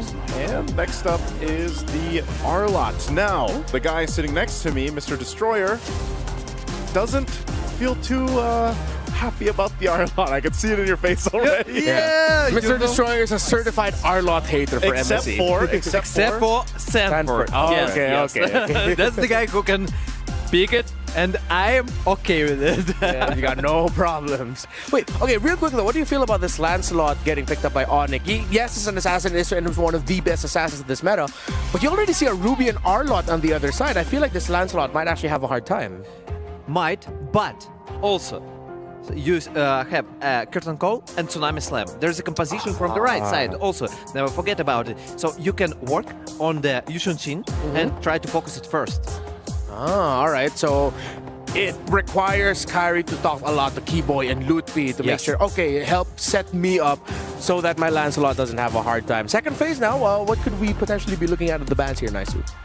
Well, they're still going for some of the roam options. Look, they took out the Miltilda. You can see they're going to focus on the gold lane for Onyx Philippines to take out some of those options over for Severo. And I don't know, this is the thing. It's like, I would say, would we consider the fact that even for Onyx Philippines, there's still some switch up that can happen here? Like, I'm thinking at this, like, the Arlott's there in the Ruby, but we don't know 100% where the Ruby's going. Like, if it is going to be parked in the gold lane, I think they're playing around that hand. You can see the Phoveus is banned out here. Last one might still be a gold laner, though. Yeah. Okay, so Onyx ID are actually reading into your suggestion here, because if they're banning out Phoveus, that means they're still thinking of the potential switch up. Yeah, exactly. So this Ruby might go to the XP. The Arlott might actually end up going into the roam, as we've seen in the past. Although I think... And the most crazy thing, Arlott go in the gold. Yeah, or maybe we'll go crazy and we'll see Arlott in the gold lane. Who knows? So Onyx ID are now keeping that potential option open, while Onyx PH, I think they have to consider a mid lane ban here. There's still a really powerful Farsa pick available, even though you have Arlott on your side, but they are respecting the Ruby, which could have been problematic for Ruby and Arlott. So you just take Farsa here since it's open, I would assume, for Onyx. I mean, it gives them enough damage that they've got really good play into the Kalea, and there it is. So the Farsa comes through. Immediately the answer, though, over from Onyx Philippines, the Kagura. Is this, are you happy with this? I mean, this is still a shakeup. You know, I got a point. Actually, isn't it too dangerous to pick Farsha versus this setup? Just Mountain Shocker, I'm offended, Final Slash, like everything. A lot of initiation. Yeah, that's true. That's like one of the trade-offs you have to consider picking up the Farsa. And then now it even demands more out of Kiboy and Lutfi to make sure that, okay, you're setting up for your Lancelot, but now you also have to protect Sans. Yeah, look at the suspense. That's what about resources. When they took Lancelot with this composition, I'm okay. But you need to protect two targets right now. It's super hard. I like how they held on to this. Where is the Ruby going? Is it going to be in the gold? Okay. All right. There's a Badang. So Ruby Gold. Yeah, Ruby Gold, Arlott EXP, Badang in the roam. And this is, now it looks so tough for a Farsa. This looks like one of the toughest Farsa games we'll see all MSC long. Onyx, they need something stable. They go for a Claude under a lineup that has so many crowd control that can stop his initiation. Are we in agreement here? I feel like we're all in the same boat. Yeah. Onyx Philippines should be. Yep, I'm in YSS's boat. Yeah, I'm in that boat. Yeah, you're in this turtle ship. I'm in a turtle ship. I think that's 2 drafts in a row now where on paper it looks like it's just so tough for Onyx ID to make it work. While Onyx PH, a little bit unique, but at the same time, the idea is clear and there's a lot of capability for them to shine on their own roles. You don't have to rely too much on playing together as a team. Leo, Lafel, what do you guys think about the 2 drafts? I think we're going to see a lot of fighting here. Heck, 3 fighters on 1 composition. I want to see Onyx Philippines pushing it through, but hey, Onyx Indonesia with a standard draft here. Maybe they could do something by pushing it all the way to the late game. Welcome, folks, to the second game of this third place matchup. It's me, LaFell, and Leo calling this one. Nothing is impossible given that in the first game of the series, an XP laner, nay, and Edith, with no Sky Piercer, mind you, scored a Savage. So who's to say what and what can happen here in Onyx versus Onyx? Something I can say, though, this time is much different for this Kalia because, heck, now she has backup with a lot of damage and a lot of range. I kind of feel like that's the important part. I agree with the panel that it is a very difficult draft for this Pharsa. But if you win by too much, it won't matter. So that's kind of the goal here coming in from Onyx Indonesia. Try to win enough so that even if something happens, they can't outplay you. There's a lot of easy and quick damage coming through. But can that force themselves through the CC? Again, the sheer amount of crowd control that Onyx PH have on demand. Look at that XP lane matchup again, the Arlott against the CC, which I believe that Arlotts, the majority of Arlotts, save for Sanford's, have just ran into weird situations, especially the ones in Rome. But here against CC, I think it's a valid pick. And here's the thing, man. Looking at Onyx ID, almost every single person here has some form of dash to get out of a very sticky situation. So it does feel like Onyx ID, they're trusting on their own instincts as well as mechanics to make sure that they can outplay Onyx Philippines. So this is definitely one of those games where the reaction time is going to be highlighted by both teams. Oh, Brusco here walking into that long side lane brush towards the corner. Kirk, vengeance on the one, Keyboy. Jumps in, final slash from Kirk, not gonna keep him alive long enough as he gets drawn first blood on by Lutpi. Onyx ID already on the board, the Vengeance popped in, keeping himself alive as Keyboy starts up the turtle. Good instinct by Kyrie, making sure it doesn't go in, and now Peter SRG used. Very low HP, Onyx PH, the duo, the trio gets pushed back. Onyx ID claim the turtle, and now they're attempting Grand Theft Purple. Final slash once more. Can this stop it? The Tsunami Slam takes down Kirk. And where'd the purple go? It's on Kyrie. And now, honestly, even though, yes, Keyboy got taken down, this is what Onyx ID is trying to establish. Some kind of map control earlier on, especially giving over the goal to either Sans or Kyrie. Kyrie, even though he only got 2 assists, it's better than nothing, right? Of course, you want to kill here, but either way, I feel like this is very good by Onyx Indonesia. As long as they can get more kills, and then preferably before the Lord spawns, get some turrets, at least 2, and I think you're in a very good position where you can just out-damage Onyx Philippines. And that's what you're looking for if you want to really invest in this sound macro direction that you're going for. Again, very low kill count, very good movement to isolate certain parts of Onyx PH's attempts at, chain CCs. And so far, I think this is going to benefit plenty for Savero. We know that Savero, if he takes care of himself and he invests in himself, in his kit, that he has this clutch gene late game that maybe will allow him to claw Onyx ID back. But what if they're comfortable? What if they're in a good position all game long? Looking at the rotations here coming in from Onyx Philippines, Onyx ID, they need to be aware by Turtle 2, it will most likely be 5-man coming in from Onyx Philippines. So they have to make a decision whether they want 4v5 or 5v5. And that's 30 seconds from now. They started up already. A Tsunami Slam on the Kirk. Won't let him live, but LaFell, isn't that overkill? They threw all them's ults on him. Hey, maybe. Onyx ID is secretly just Destroyer. They really don't like that Arlott. He was in their ear. Yep. And it makes sense because part of the joke, you want to get that final slash out of the equation. That can change the entirety of your approach. Imagine being within retribution range, get hit by that sweeping ult, push to the side, and then suddenly, poof, King Kong steals it. Speaking of King Kong, Mountain Shocker revealing everyone from Onyx ID where their whereabouts are. The I'm Offended forcing the response, the Feather Strike, and the Vengeance. The Fist Break trying to stop him from getting in the way. King Kong scores it, taking down Lutpi as well, while Kyrie finds Sprint. Tsunami Slam onto one. Kirk flickers back.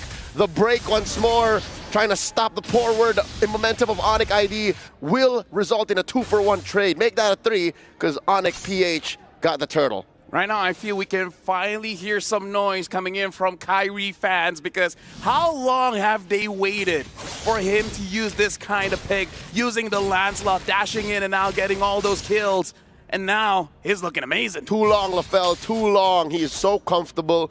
You can see it in his movements. This is that same hero that he's used years back to run away from an inevitable death that we all could have sworn he was going to die from.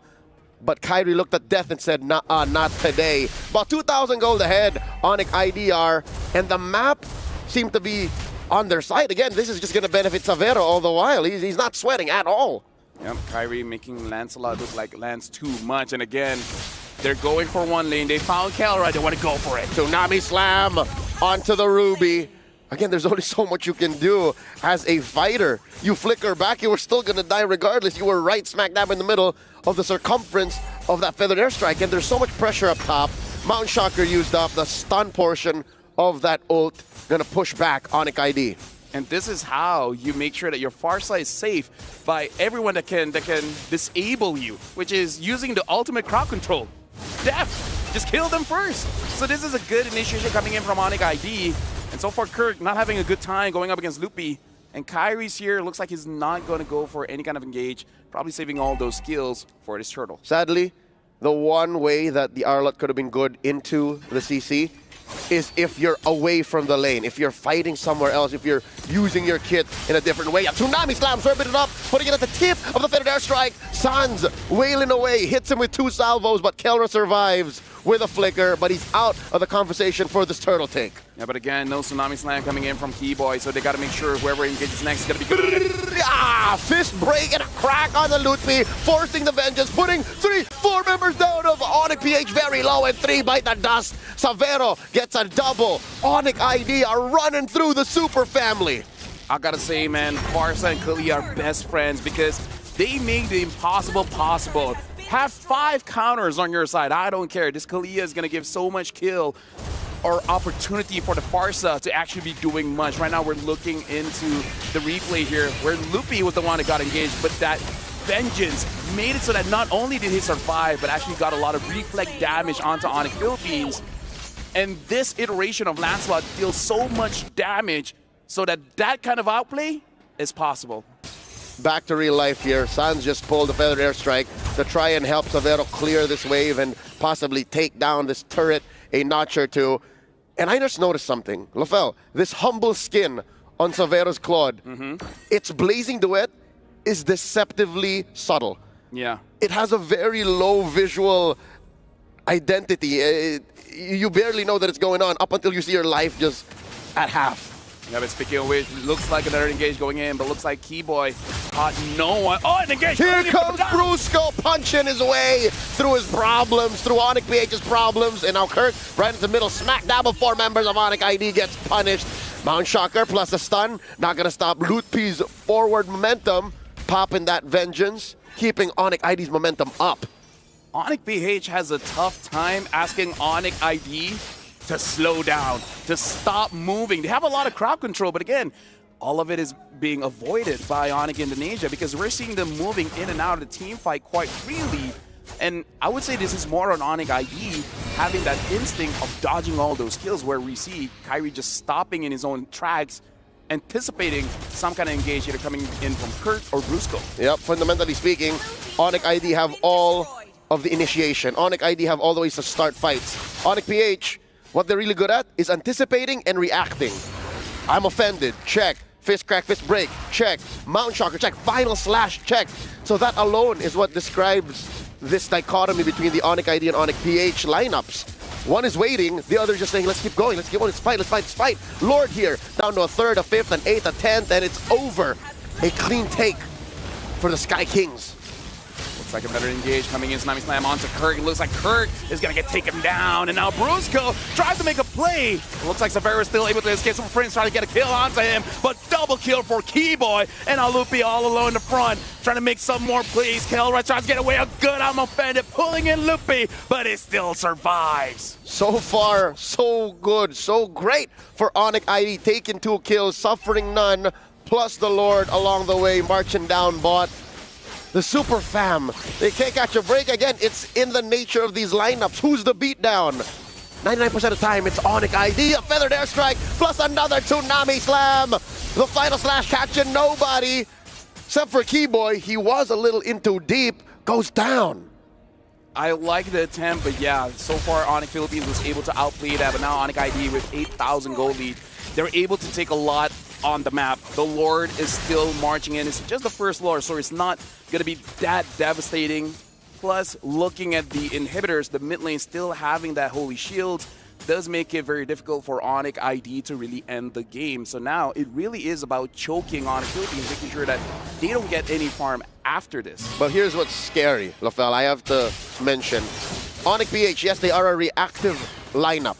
Their comp would like to wait for you to try and engage. That's very strong on the high ground defense. It's lethal, especially if you're underneath your tier 3s. And look at this. They're baiting Onyx ID. They're saying, hey, look, we're ready for another Tsunami Slam. Keyboy, you want any of us? This is kind of scary because Kyrie did a lot of damage with just the War Axe. Now having the Endless Battle as well, there's going to be a lot more burst damage as well as healing going back into his HP. Looking at King Kong, still respectable amount of damage with the Blade of Despair as well as the Hunter Strike. A lot of penetration cooldown as well as just raw damage, but you really can't compare when the Lancelot have 3 items here. Even having 1 defense item with the Brute Force, making it so that even if you do catch him, it's going to be hard to take him down. Yeah, I'd reckon King Kong is about 1,000 away from finishing his Endless Battle. So that's definitely a big power spike that he can expect. All this while, Savera just picked up his Rose Gold Meteor Dog.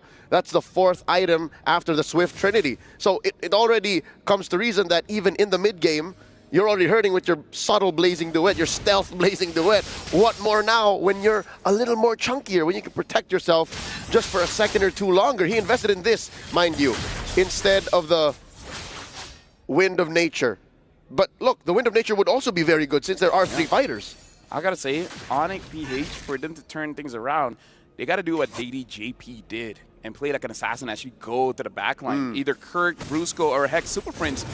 Maybe even anyone could really do that, because I gotta feel like the moment you're able to stop that feathered airstrike, a lot of the firepower is dealt with. And it's all the more easier, if anything, Lafel. They have great tools. They have the Mount Shocker. They can see where the pieces of Onyx ID are, but this 9k gold lead is just too huge. Kelra here. Nice attempt. Flicker. I'm offended. No one home. But here comes the punish. To Keyboy looking for a target. Already spent the Tsunami Slam. Brusco and Kirk hit with a curtain call. Brusco able to retreat. And Onyx PH sent packing. Yep, a lot were used, but still, no one really died in that final engage. And Onyx ID, they're fine with that. Having 10,000 gold, the minions are looking good. They're setting it up. The Lord is marching down bot, trying to slow it down so that Kyrie can get his buff first. This could be an end angle, but like you said, the draft coming in from Onyx Philippines, they're actually very good at defending. So Onyx ID, if they want it, they got to get some kills first. Onyx ID are just waiting for this Lord to come a-crashing, so they're managing the movements of these waves from mid and top.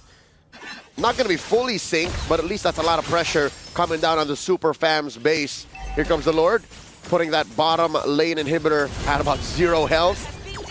And there's the damage on Keyboy. Lutpi pushing the advantage. Mount Shocker here by King Kong. Checking range. Final slash finds one, but Keyboy answers back in kind. Kirk very low. Kirk goes down. Sans gets the kill. And that's already 1 member of the Super Fam taken out of the equation. Super Prince very low as well. Kyrie takes him. And now here comes Savero holding on to the Blaze Duet. Does not use it just yet. Oh, wow, the discipline on this young man. You know what? I'm surprised Sans hasn't gone back yet. He's like, I'm barely having any HP, but you know what? I can take some minions still. Looks like on ID, they don't want to stop. They want to make sure that they get this mid inhibitor. And now the minion waves, there's only 2. Will this be enough? They also want the finish. Feather Strike coming in, plus a Tsunami Slam. Oh, the I'm offended, not enough to save him. Didn't even get to pull it out. Here comes the Blazing Duet. King Kong gonna fall. And just Kirk left to defend. Can he do it? Vengeance plus a final slash plus another Vengeance. And now it's over. Onyx ID take us to deadlock, 1-1. It took a while, but finally, this is the Onyx Indonesia we've been waiting for. A lot of burst damage, a lot of engages, a lot of team fighting. This is something that we wanted to see. And speaking of something that we want to see, I'm pretty sure Destroyer didn't like what he saw on that Arlet. So far securing Only Sanford. I can almost hear Destroyer saying, "I told you so." He might even say that after this. But again, to be fair, that Arlit was ganked mercilessly. Like it almost felt like Destroyer was there. Where the coach was like, "I don't care if you lose, just make sure this Arlit goes 0-10." Luckily, it worked out. Again, all of this pressure on Onyx PH and that half of the map was enough to stop him from doing anything at all. And with this action-packed match, I'm pretty sure the panelists have a lot to say. So we're going to be throwing over to you guys, where right now Onyx ID has equalized. I told you so. There you have it. There you have it. Validated in his opinions about the R-Lot. Kirk struggled here, but yeah, we said Onyx PH had the easier lineup to pull off theoretically, but what happened? We did until we forgot about Arlot, man. The state of Arlot right now is not very good, unless the one caveat there, Sanford, like we've seen so far. But yeah, there's something about it. And talk about a contrast from game 1 to game 2 for Kirk specifically. Really difficult here, and I think Onyx Indonesia just really played into the part. Like every single time that we want to find someone to go ahead and Tsunami Slam, Kirk's the easiest. He usually puts himself in position to do that anyway because he's trying to get a final slash off. So they just really punished hard and didn't give any opportunity really for anything to happen off of that. They just played, Onyx Indonesia, played for the first target, and they were focusing like, okay, we see Arlot, let's go Arlot. And the biggest problem for the Kirk, again, it's Arlot, definitely, and he got no escape. If you engage, one-way ticket. That's all. That's the problem. It's not about the Kirk playing bad. It's about Arlot all the time. Yeah, it's and not even just Kirk, but also I think it was just, it was nice to see the Kagura, man, but that also just didn't work. Like it didn't do too much. Once that Yin Yang overturn is done, then if you're comparing that to the damage or that value that even a Farsa brings, like it's not comparable at all. Yeah, just the combo of those two alone. As we mentioned, it was the Tsunami Slam, Feathered Airstrike. Whoever is the first target that you see, that's it. Pretty much GG for Onyx PH in terms of the fights, because once they lose one frontliner, it's so tough to sustain a fight when you have your R-Lot gone, when you're going up against what Onyx ID brought to the table. So is it really just the story of R-Lot got picked? Of math. Story of math. 5 math. Okay. More than 4. Well, yeah, because like with one guy always constantly just getting picked off, then yeah, you're gonna have a man disadvantage. And if you're not getting the items and the flow of the game that you want on the side of Onyx PH, yeah, Onyx ID can run away with it. What we thought was going to have a hard time, the Lancelot of Kyrie, we did not see that at all. He had a perfect game. Again, it was enabled because of the way the composition worked, the way the lineup worked. It was all good for them. And you also sprinkle in the fact that when you're that far behind, even in one of the lanes, like it's so difficult, especially when you're the guy who's like supposed to set things up. Like that's initially what Arlot's picked up to do. And if you don't get that opportunity to do that, like you're an automatic dead hero, you know, like that's just the case of it. Like we saw from the KDA, he was just trying to force things up. But so this gives room for Kyrie to just flow through the game, and that's probably the best position to be in when you're playing these assassin junglers like the Lancelot. And you know, one more thing, when you play with so much AoE composition, you're straightforward. Yeah. You got one plan, and the opponents totally understand it. When you got the setup, when you can like take one person, okay, just remove it, and we got an advantage. And the problem when you got this AoE composition, the second problem, it's not only that your opponent understands what you're gonna do. If you lose one person, so your comp, like, it doesn't work anymore. Yeah, it just gets busted. It's like what we were posing earlier about there's a chance that the lineup of Onyx PH can shine individually outside of team play. It's if, funnily enough, they're complete as a team. If the 5 members are there, then you have an increased chance of, okay, you can get the Ruby doing its own thing, the Arlot doing its own thing, but you lose one of that element. Now you're forced to play together as 4 against a lineup that just bursted 5, and the Claude wasn't even there yet. Yeah, you needed way too much time. And you could see, I mean, even given the loss here, both teams still really in high spirits, even pointing at each other, laughing at each other, and smiling. So, you know, I know when we got into this match, it was like, well, we hope to see some entertainment, some great picks come out. Well, I think so far for 2 games, we have seen that. Some might Savage, other you know. peers. Yeah, you know, we saw the second Savage now of MSC. So I think that's the thing. But that's the main point, is even for these fun drafts, even for these fun picks, if you lose like one of the main components to make it work, and this has been the case throughout MSC, then you're going to lose those team fights, you know, every single time. Yeah, and I think we're also seeing now as to why Claude has been popping more off now, especially here in this knockout stages, because now that becomes your X factor, where in, let's say, 4v5, you've already, or let's say in a theoretical 5v5, you've used majority of your abilities. But then the Claude hasn't used his Blazing Duet yet. And even without the Blazing Duet, we know how good Claude is. He's just great with a sustained basic attack. That now we're seeing, okay, now you really have to consider Claude and how we set up for the Claude success. So that might be one of the next heroes now we'll see getting contested by Claude? these two. Claude, yeah. I hope so, especially with Leo on the desk, man. I mean, I know sometimes it's a LaFell with the sound effects, but yeah, I need those sound effects to keep coming through. Yeah. Also, there is one more thing that Cloud gives you. Additional monkey, additional player. That's a great point. Yeah, you have your 6 You man actually play Dexter. 6 versus 5. Okay, so now that's one of our themes we're looking out for here. Simple math. Wait, so technically in that case, in Destroyer math, yeah, when they lost the R lot, it's still a 5v5, right? Wait, no, wait. Why? No, that wait. It'd be What was it called? 6v4. It'd be 6v4. Never mind. You You're see, out. Destroyer math. outsmarted. I like that. Okay, so They just outsmart the opponent with the monkey. So in Destroyer math, does the umbrella of the Kagura count as a player? No. No. But Dexter does. Yes. Okay, so simple Destroyer math here for Onyx came through with a 6th man Dexter in the hands of Savero, the gold lane of Onyx ID. And yeah, it's good to see that Onyx, despite the shattering loss in game number 1, it's like they stuck back to a basic idea of pick off one, let's go after that.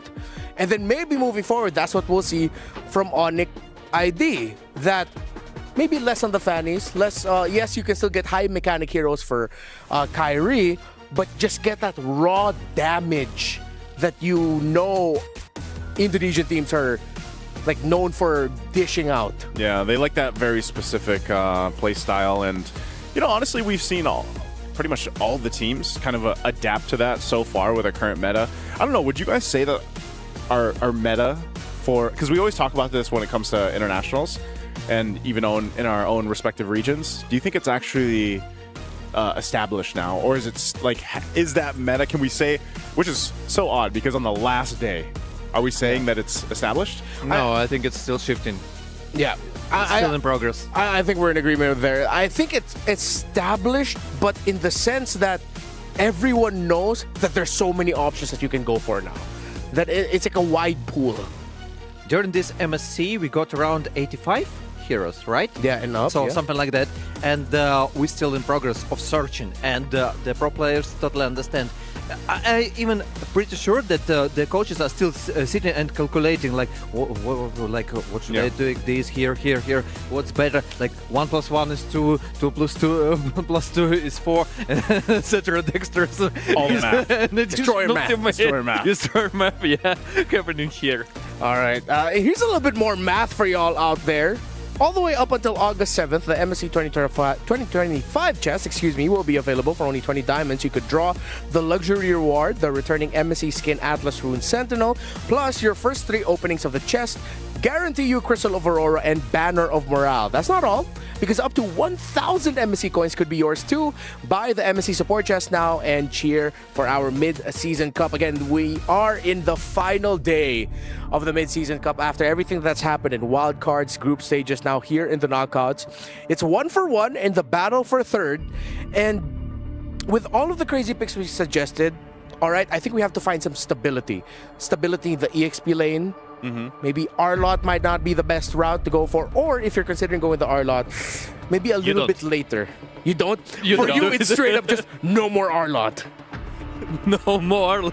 Not in this series, please, guys. Well, I was gonna say we might see him later for the grand final match. For the, no, grand no, Sample. Okay. Chill out a bit on the arm. Just reminding the time. Yes, we can. Okay, first pick for Onyx PH, I think. The YSS first pick was great, and then I think a little bit down the line they just sort of lost it. I wouldn't mind if they go for YSS here, and then we can get just readjusted picks for Onyx PH. The last time we saw Onyx versus Onyx PH in a Moonton tournament was actually in the M3 World Championship group stage, where Sans played as the jungler and won 1-0. So that was during the time where the M3 group stages... Wait, no, that was a best of 2, right? Because you could go 1-1 if I remember. Was it a best of 2? Or maybe at that point you could it's just 1. Yeah. There's been a lot of MLBB since M3. So. Gosh, I was gonna say M3. That's been a while. You know, I remember specifically watching M3 in just at home. Like I wasn't even casting it. I was just watching it. No, wait, weren't you? You were already casting. Was I? Yeah. No, okay, wait. You just weren't flown out, and then we had the Filipino broadcast. No, that was after my first season. Yeah. Oh yeah, it was after your first season. So I still felt like yeah. All right. Okay. So as expected, Onyx Philippines will still go to the Yusen Shin route, but you just have to readjust. Maybe a bit more stable picks in the EXP lane, and maybe not too crazy a pick in the mid lane. Like something a little bit more simple than the Kagura. Do they maybe just take the Farsa? Like, you know, that might be able to work really well with the YSS pick. You can see the Gatakacha over here. What do they... You know, I think that they could potentially think about and adjust the draft about mid. If you already mentioned, actually, Renmar, you mentioned today that if is going back, and they got nearly equal range. I mean, if you speak about the Farsa and Eve. Yeah, could also be one of the options, and I think that's why Onyx rushed the Gacha and even the Lancelot. It's like they're already telling Onyx PH, we know your best options are either like Farsa, Eve, heroes like that. That will make it difficult for you to play those artillery mages. Yeah, I mean, if they still want to pick up the Farsa, that's fine. I think Eve is very situational in a lot of cases though too, but the fact that you already have this YSS up, the Selena is gone, so they'll go with another pick that has found an interesting place in the current meta. Like Jushin still works, but there are obviously teams that utilize it better now that you have a Phoveus too that can be that, you know, front line. I feel like usually that's the case anyway, unless you have a really hard start to the game, but Phoveus naturally is going to be tanky enough, but then you get the Lapu Lapu on the other side from Monica Indonesia. And it's signature pick for Kirk, actually. If you speak about Phoveus, he really likes it. He performs well. Oh, we saw. Yeah. Oh, but it's going to be an Onyx ID. So it's going to be in the hands of Lutpi. Kirk will get the Phoveus, which struggled last night. But let's see how well it will fare this time around. Good thing that they banned the CC though. Yeah. I think that's what they were already seeing. So both teams are in agreement. Now Onyx PH knows that Onyx will shine really well with artillery mages. I think it's going to be up to them if they're going to ban either the Kadita or the Farsa. That will most likely end up in the hands of Sans. I think maybe just take out the Farsa here for the last ban. I think maybe since we saw them ban out the Kadita before, there it is. Yeah, so they banned that out. Maybe just better to go ahead and handle the Kadita if they decide to go ahead and draft it for Onyx Indonesia. And then over on the other side, you see that Baksha was taken out. So interesting because, the YSS being over there. What could they pick up for a roam then for Onyx Philippines here? I think we should predict something for the Onyx Indonesia, because right now they are on the first iteration, and actually I don't expect Kadita. I'll explain why. In the previous draft it was okay because of the Kalea, so you got the composition, but here like catch only with Gatot, that's all. So yeah, and here Kimi. Another hero that you're not a big fan of here, Destroyer. It's okay. I'm not a big fan, but it depends. It depends on the trio. Trio with Lancelot and Gatatkacha, you got good push potential for the mid lane. You can rotate fast, no problems here, but you need time. And here's a question to the Onyx Philippines. You need something super fast, and like for skipping lanes and initiation. So Cho. Cho, yeah. Yeah, I feel like Cho's probably going to be the perfect pick here. Answering Naisu's question earlier, the roam pick for Brusco. They go for the Harith, but they're not going for the Cho. Why? Oh, no. This, Well, it is in a different lane at least. Yeah, it's in the roam, but...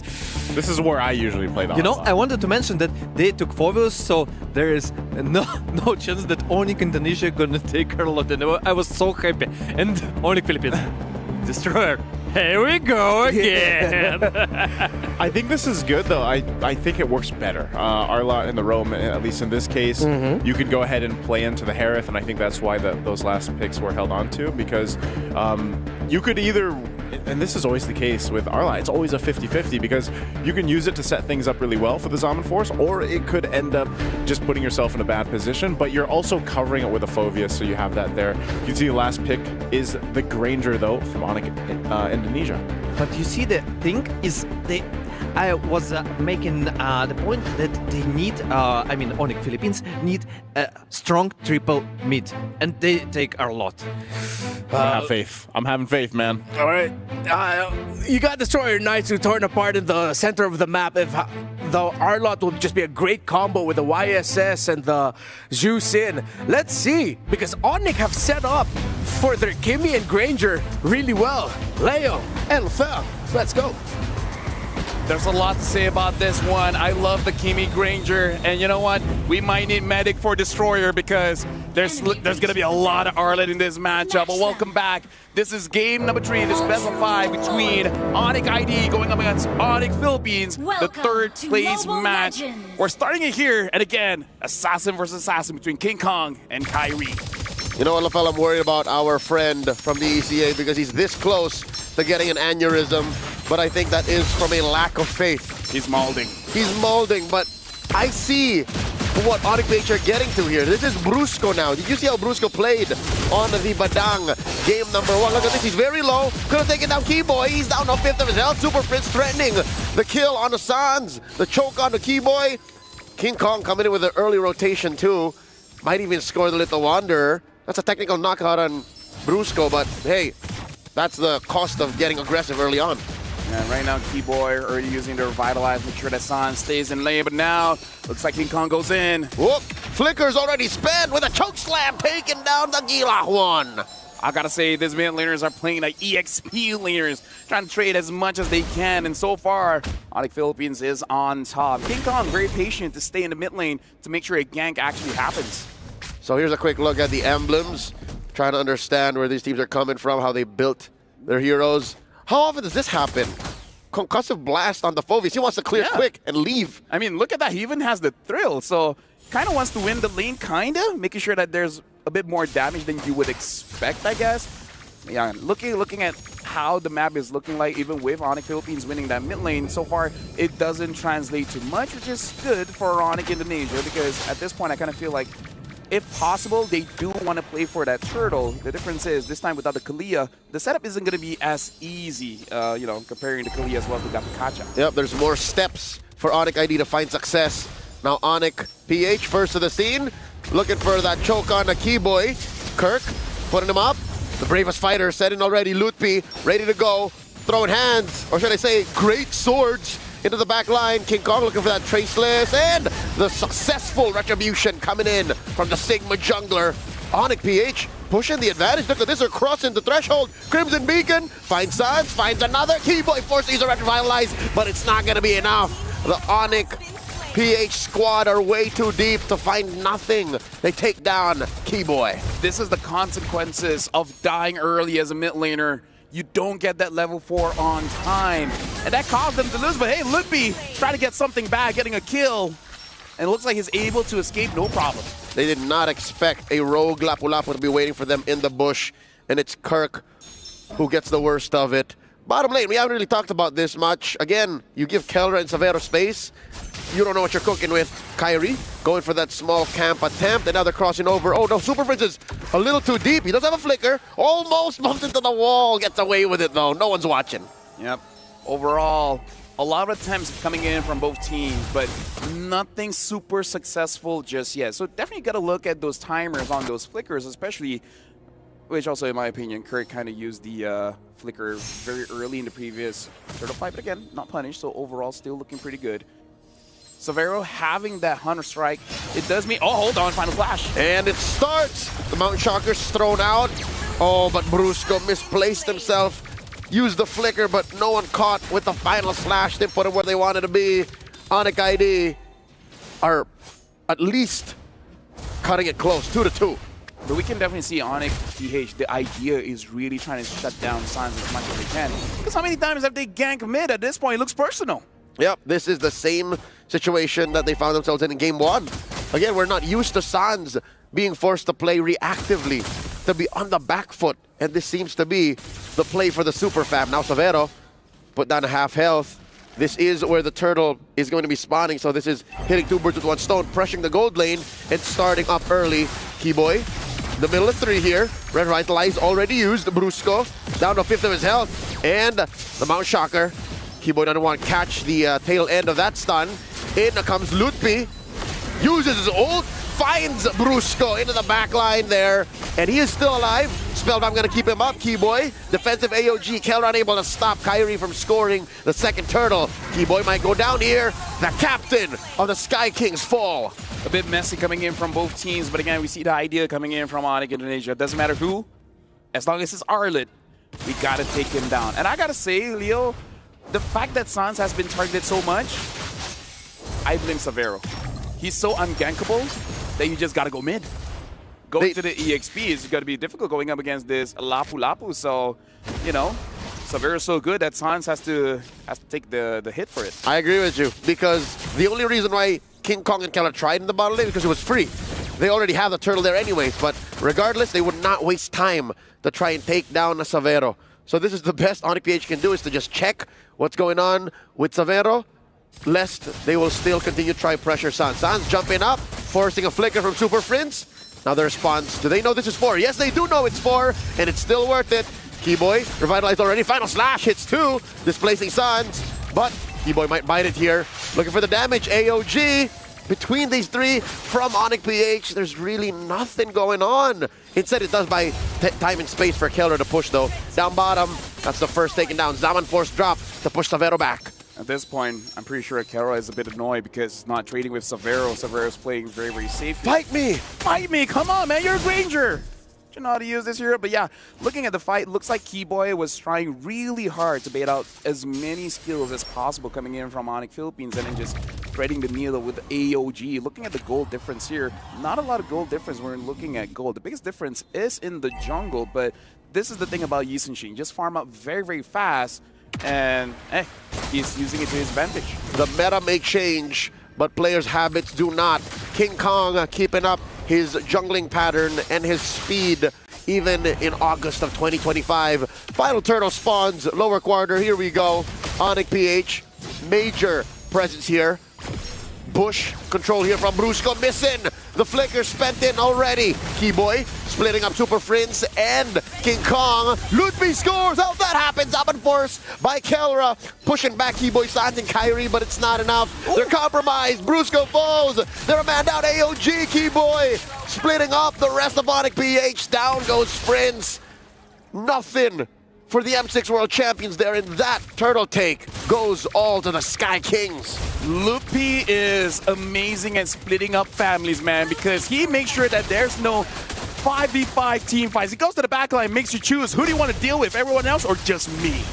That doesn't sound as good as it looks, but Lutpi is doing God's work for the Indonesian champions here. And there's just not him doing that. Keyboy too. Look at this late entry AOG coming in. And there it is. Oh, masterful. Onic PH really had no business being deep into that fight the way they were. Yeah, this is a good way for Onic Indonesia to approach this team fight, which is just making sure it's not a 5v5. Don't make it honest. Make it so that you got to choose who you got to deal with. And we got a lot to deal with here. Onic ID still 1,000 gold ahead. Looking good at going up against Onic Philippines, but again, looking at their damage dealers, looking at Kelra as well as King Kong, they're in a very good position to get back into this game. Yep. If anything, King Kong is in a more beneficial spot. Keyboy here, unable to pop the AOG to be able to retreat. King Kong is just going to farm. King Kong is just going to farm. The fact that Savero denied a lot of fights from Kelra, maybe that's what made the 500 goal difference. But the Super Fam ain't sweating it. The Super Fam ain't sweating it. Onyx ID are looking for their wins, licking their wounds. They've lost the 1,000 gold lead. I don't know where to find it next, because to be able to split up a family, right, as you so eloquently put it, the family has to be together. But look at this now. Onyx PH are actually across the map. They're spread out. Yeah, and the fact that King Kong, I feel like Keyboy really hold on. Looks like Kirk got caught. And Kirk is gonna go down here. Savero gets the kill. Zaman Force spent in by Kelra, dash it through, and Sans gets bitten down. Perfect chrono vision. Now Keyboy left to the dogs here, and by the dogs I mean the Filipino porcupines. 2 for 1 the trade. Onyx PH come out on top. Amazing Mount Shocker coming in from King Kong, stunning 2. And I was about to say, I kind of feel like Onyx ID, they're miscalculating the amount of damage that Yisun Shin could do, because the last time they saw him, it was just a Hunter Strike. But now he has a BOD as well. Look into the mid lane here. Look at how Yisun Shin, King Kong enters the fight. Flicker used and then getting to both Sans, as well as Savero got caught. Purify a little bit too late. I can't blame them. Who would have saw that coming? Also, immaculate positioning on Kelra. He was fighting between a bush, a wall, and the other half of the map that belonged to Onyx ID, and he made it work. Great positioning. That's what scored the free lord for Onyx PH. And now the map will work itself up to become in blue. Super Friends pushing back all 5 members of Onyx ID. Now it's their turn to pull an Indonesian Ube. Yeah, but right now, Onyx ID, they have a good way to clear the Lord. Mount Sharker used. They're waiting for a position. Oh, the crit miss! Amazing placement! They cordoned off all of Onyx ID behind that tier 2 up top. Super Fridge Crimson, Beacon and Flicker deep into Onyx ID's base. Worth it. All is worth it. 3 for 1 plus this charge on the inhibitor. Onyx PH, a blitzkrieg up top. I gotta say, I didn't see that one coming, because I thought the Dark Wave missed with the Flicker, but they made it work, and now the inhibitor up top is destroyed. Looks like the second tier turret down bottom is gonna follow suit. And if it doesn't get any worse, Kelra here now having that Holy Crystal. It's gonna be a lot of damage that Onyx ID has to chunk through, and now Onyx ID, they don't even have a good way to actually initiate a fight. It's so different between Nagato Kacha as well as Kalia. Kalia, you almost don't have to think about it. Just press your ult, whoever's there, you just go with it. There's a lot of foresight involved if you're playing the Gatot. One of the main differences is at least there's a defensive aspect of Gatot, not so much for Kalia. Looking at the items right now, you know that a Harith is ahead when it doesn't build the book. Kelra went straight for the Holy Crystal, went straight for the Scythe, went straight for the Feather. And Harith means be happy. Like, Kelra is making your hero once more worth it, because there was a time in the past month when Harith was totally useless. With that said, we gotta look, no real gold difference between the gold laners, only about like what, 100, 200. So Savero is still farming up very, very well. And a reverse situation between King Kong as well as Kyrie, because now Kyrie is the one with 2 items and King Kong is the one with 3. And the thing about a Yisun Shin is that you skill very, very well. So yeah, definitely a much different position now. Onyx PH against Onyx ID. They really got to respect King Kong here, because Yisun Shin is deceptively strong. Yep. Very high macro utility. Very good damage burst if you have good positioning. Picks up the Malefic gun, rather roar here. Able to shred right through even Lutpi or Keyboy. I also like how Savero now has the Sea Halberd. So he can even pierce through Kelra's shields, even Super Fences, because those are what makes the difference between a fight that ends well for Onyx ID or a fight that just ends, period. I gotta tell you, Leo, if I'm Onyx ID, this is so difficult, because at this point I don't know who to target, because everyone's so slippery. Kelra slippery, Super Prince slippery, King Kong slippery. It's not that you don't want to catch. The question is how? Oh, fight breaks out, forces Super Prince to go defensively. King Kong gets shut down by Kyrie. That's a lot of damage spread out through the Super Fam, and they split him up again. That seems to be the key here. Kelra dancing through the Zaman Force. Oh, does not stand long enough. Kyrie gets a triple. Brusco and Kirk, the only ones left. Onyx PH have gotten denied their front line. Once again, the banana split works out for Onyx ID as they claim a Lord. I was wondering, who are they gonna target? They were decisive. go for King Kong first, followed by Super Prince. And then when Kelra's all alone, you deal with him then. Split up the team fight and being decisive. Gotta give a big heads up to Lupi. He went for the first engage and it worked out well. He's so good at splitting up the super family. That's how you deal with family. You split them up. But now, yeah, looking back at this replay, it almost looks like they're doing a magic trick. Like, hey, everyone, look at Lupi. Yep. And then all of a sudden, everyone else goes straight for King Kong. That's clever. One might also look at it this way. Don't pay attention to Brusco or Kirk. That's what Onyx PH wants you to do. And they said, just ignore those two. They're way too chunky. It's useless for us to try. Go for Prince, Kelra, and King Kong. Down goes the Monster Mage again. He is slain. So is Brusco. The Zaman Force left there. Kelra didn't even get to use it. The Lord for Onyx ID still standing as it crashes through mid. Yeah, super. Holy, Kelra gets taken down. By Kyrie, double kill. And now they want to go through Kirk. Looks like he's going to get taken down by Safaro. And Onyx ID, match point against Onyx Philippines. It's as if the lightning engage by Onyx up top was fast and swift. Onyx ID one-upped them in mid all the way. The Super Fam were just gathering their breath. They were still recovering from that split. And then suddenly the end. I gotta say, this shows how much Onyx Indonesia understands how Onyx Philippines looks at the map. They understand how to make sure they don't have what they want. I like the smoke and mirrors coming in from Onyx Indonesia, showing two hands. Look at my left while my right is doing something else. This is an amazing showcase by Onyx Indonesia on how the Brawl server Indonesia really understands how to work the team fight. But now, with match point, we're going to be throwing it over back to the panel. Looks like Onyx ID, they're up a game against Onyx PH. After two stompy games, we finally get an incredibly intriguing and close one where it was actually Kiboy in the mid who found the right targets on the side of Onyx PH with an unbreakable taunt that led to Onyx ID getting the Lord and eventually getting the win. Yeah, and a triple for Kyrie in that one. But, you know, this is just a showcase of how impactful all the roles in the, you know, the flow of a game can be here.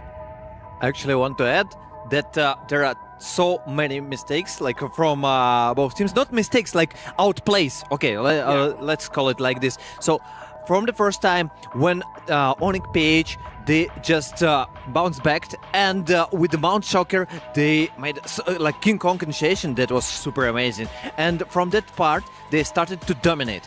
Back then, like several minutes later, Onyx Indonesia, like Kiboy, just dropping down, and everybody is bursted. Yeah, it's really good to see that we got to see, yes, with two explosive teams like this, the risk of mistakes can be high, but the return on investment with outplays, with great performances, is even more magnified. And I like how we got to see a back and forth of that.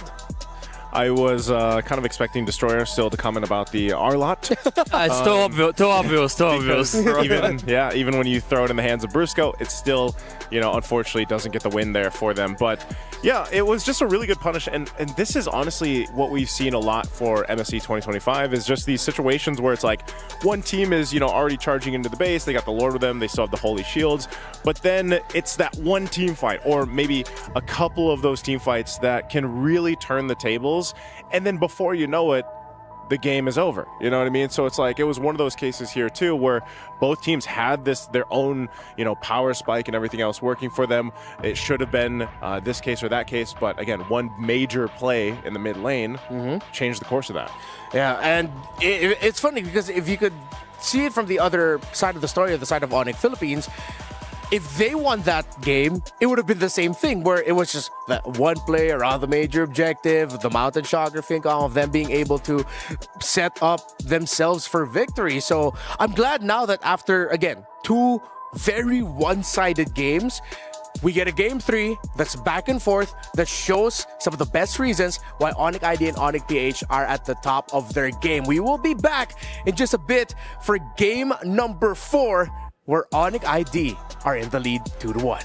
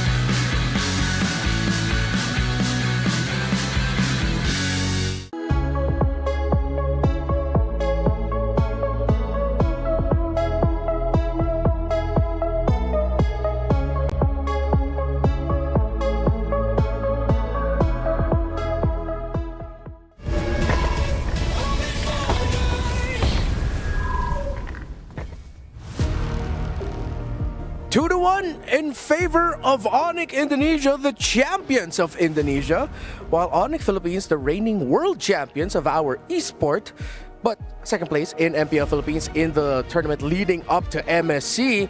Now it's up to them to figure out how they're gonna crack the code that Onyx ID have found. First step, maybe, just maybe, take the Lancelot away from Kyrie. I agree with that. I'm gonna say take the Lancelot, don't pick up the Arlot, and give yourself I agree with this. nice bursty mage. I think will set them up to get to a game 5. Also, I would prefer to see from them the most stable roamers. I mean, like you make a bet on the OE composition, but I don't like it. Make it more clear for you. Just catch your opponents. Like Onyx Indonesia showed us. Go Kale, go Cho, make it real. Okay, even one person, you remove it from the fight and Destroyer Math starts here. Exactly, Destroyer Math. You take one out, you're up one. That means the chances of you winning the fight are really good. By the way, shout out to all our re-streamers across the world. Now being led by Setya Wanade. Peak viewers peaked at 217,000 plus and more, with almost 2 million hours watched on his stream. We also have Zaycast Gaming, Skylar, and R7 Tatsumaki on the board. So a lot of Indonesian names that I'm very familiar with.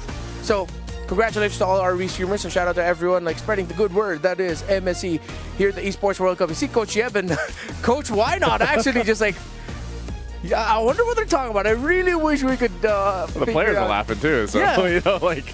So there's a fun conversation between the two head coaches, I guess. But going back to the draft, I really like the main points that we focused on. For Destroyer, it was a stable roam pick. For Naisu, yes, take out the Lancelot, get burst. Was there other condition with yourself? And don't get the Arlong. Yeah. So I think across the board, those are the main.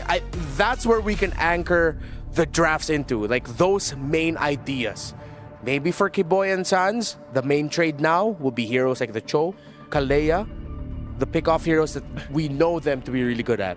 Maybe at this point too, they were the coaches were like, "Come on, give me blue, give me red side." Yeah. Stop laughing. Is this the fourth game in a row now? Onyx Philippines on the blue, Yes. right? So I said you from the beginning, just rewind the time and remember that. Yep. You know, so I don't know, man. I guess based off the first pick that we're eventually going to see from Onyx Philippines will tell us if they change it or not, because even then, like YSS still being open, it's like, do they still opt for that? Do they still go utility, or do they just potentially put an assassin in the hands of King Kong? Yeah, 'cause I feel like for 2 games now, Onyx ID has gladly told Onyx PH, get the YSS.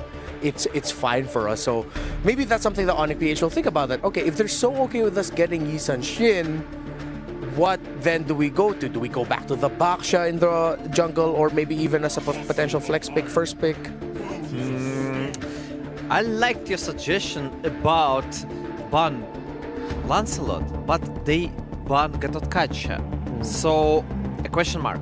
Yeah. If they want priority for themselves, Lancelot, or they still go the same, Yushin Shin. Yeah. I think that's now the choice of Onyx to decide that. It's them banning out Gacha, it's Onyx PH telling Onyx ID, your choice. Either you're going to give us the YSS again, or you're going to give us the Lancelot. With the CC taken out, now Onyx PH has the choice. You see, Coach Yep is making a face like, I see what you're trying to do. So you know what? I'll take away a really good CC option that could have been a first pick for Onyx PH. Yeah, so this leaves a whole lot. Basically what we're saying here is a whole lot is left open for really good priority, because, and this is a big one for Onyx Philippines, you'll see it, they're still going to go for the YSS. And a part of it, again, from last game is it's the YSS. He still is a valuable hero pick, and that's why we see teams pick it up early on, but complementing it is the other thing, you know, being able to complement it. And that could have also just been the fact why they went with those first 3 bans. It plays well into the game plan that Onyx Philippines probably wants to take. So now for Onyx Indonesia, it's wide open as well. They could take the Phoveus if they want to. They take the Lancelot, which is expected. It's been open for Kyrie now, and he hasn't had any problems with it. So, and then on top of that, that is the Baksha though. Wow. We already know the jungler and the roamer, so no flex picks. Okay, potentially Baksha can go explain, but most likely no. Yeah, it's very rare now. It's still I know even as far as up until like getting like in the group stages, it was still an option in the EXP lane during scrims. But yeah, usually it is in the roam jungle. So Onyx, let's settle on that idea. Unless they pick Akai.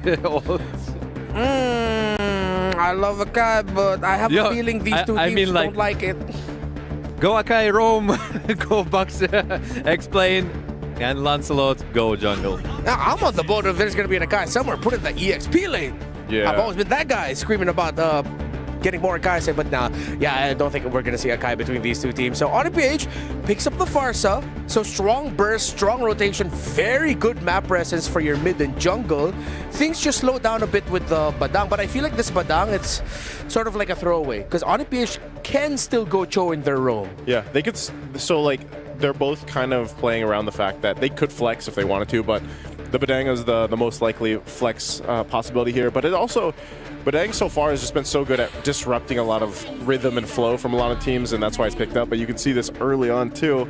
In the first phase, Sans wants to play the Kadena, man. It's been banned out, and now he gets it in his hands to go against this Farsa pick for Super Friends. It's kind of interesting and not at the same time. From one perspective, okay, you got Petrify, you can engage, you can burst someone, but I don't see crowd control. I mean, most likely, Onyx Philippines gonna ban Cho from what I see.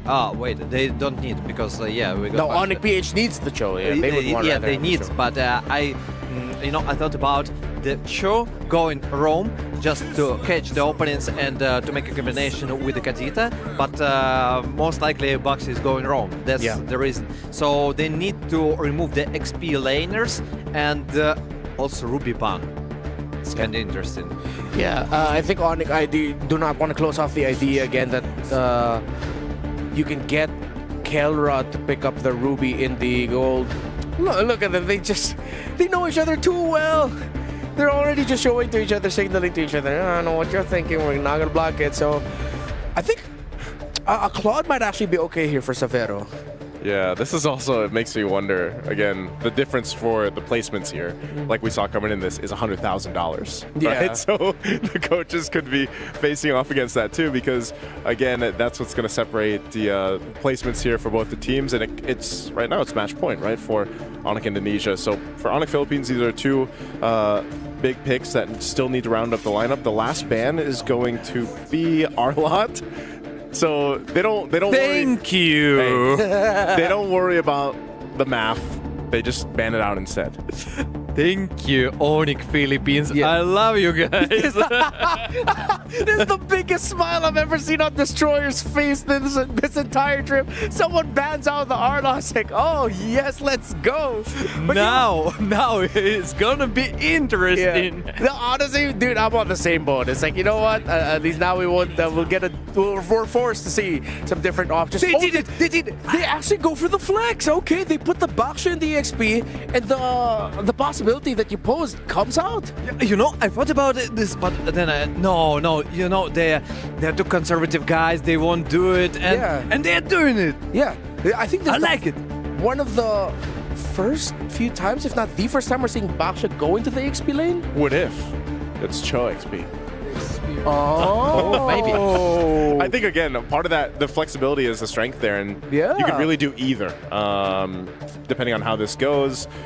But with the Granger now picked up, you've essentially got that double marksman lineup for Onyx Philippines. What's the last choice here? All right, they go Glue. So Glue in the XP, and then what would be the best case there? Because wouldn't the Baksha just win that, or would it just be a dead lane? I guess, but just don't see that often. So yeah, it might be better off for the Cho in the XP because it's a little bit. Cho looks better. Yeah, it's harder for the Glue to deal with in the laning phase. That Glue essentially is just like, all right, let me slowly clear my lane while the Cho gets out. I still think this is gonna be like a Claude for Savero, unless they go something like Irthal if they want something mobile with good damage. But yeah, it is a Claude. It's really hard for me to draft this even. I don't know. Yeah, especially if you think about Destroyer math. Okay, 6v5 with Dexter, but Glue. How many little Gluelets does he have? We're on the same boat, bro. I think somebody count them. Yeah, I'm with Destroyer here. It's hard to read for this one. Nicey, what do you think, man? I'm on the same boat, but I'm hoping for a game 5, so I'm going to go with Onyx Philippines. All right, let's see if we are going to be getting that game 5 in this best of 5 series where Onyx ID are in the lead. Or will Onyx just say no more game 5? We want to walk away with $100,000 more than our Filipino counterparts. Lafel, Leo, let's take us into this game. Yeah. I agree that this one is going to be hard to read. Heck, this is a good time to be illiterate. And now, 5v5, who cares about that? Numbers! It always expands as we're jumping in to the series where right now Onyx ID is still in match point. It's on Onyx, he has to extend, but now Super Prince looks like he's able to survive with a slither of health. And now Kirk even comes in just to provide that backup. Early technical knockout for the Sky Kings here, giving a lot of space for Keyboy and Sans to bully Brusco. This will some way, somehow compromise King Kong's jungling patterns, unless they are able to clear him out. Yep, there it is. So it's now Keyboy's turn to actually check in on his side if King Kong's been cheeky. The answer is no. So the Super Fam are playing this a little too close to the chest, hoping that they still find a way to be proactive. I gotta say, playing Baksha quite often this patch, it is a bit annoying going up against that Glue because you don't have a way to really survive And now Brusco taking a bit of damage coming in from Keyboy as well as Sans. Doing a very good job trying to have priority here in mid, but it looks like they're not really rotating anywhere. They're just making sure that Onyx Philippines, they don't go anywhere. They just stay mid. Uh-oh. Even King Kong, just stay mid. Lutpi put down about a third of his health. They are fighting closer to Kirk's turret, but you're right. Lavelle, it is tough for the Box to survive. Here's a quick look at the emblem set. If you want to play Baksha EXP in this current metagame, there you go, just all HP plus Concussive Blast. Interesting, for this one, Super Prince is going for Pull Yourself Together on that Purify, understanding that perhaps he's going to be the main target that Onyx ID wants to shut down, and respectfully so, the Farsa is going to be a big problem in this matchup. The Glue having Thrill as well, trying to make sure that he wins out that lane. So looking at the priorities coming in from Onyx Philippines, it really is to get pressure and making sure that you don't get stopped by anyone coming in from Onyx ID. Onyx PH first to the scene here.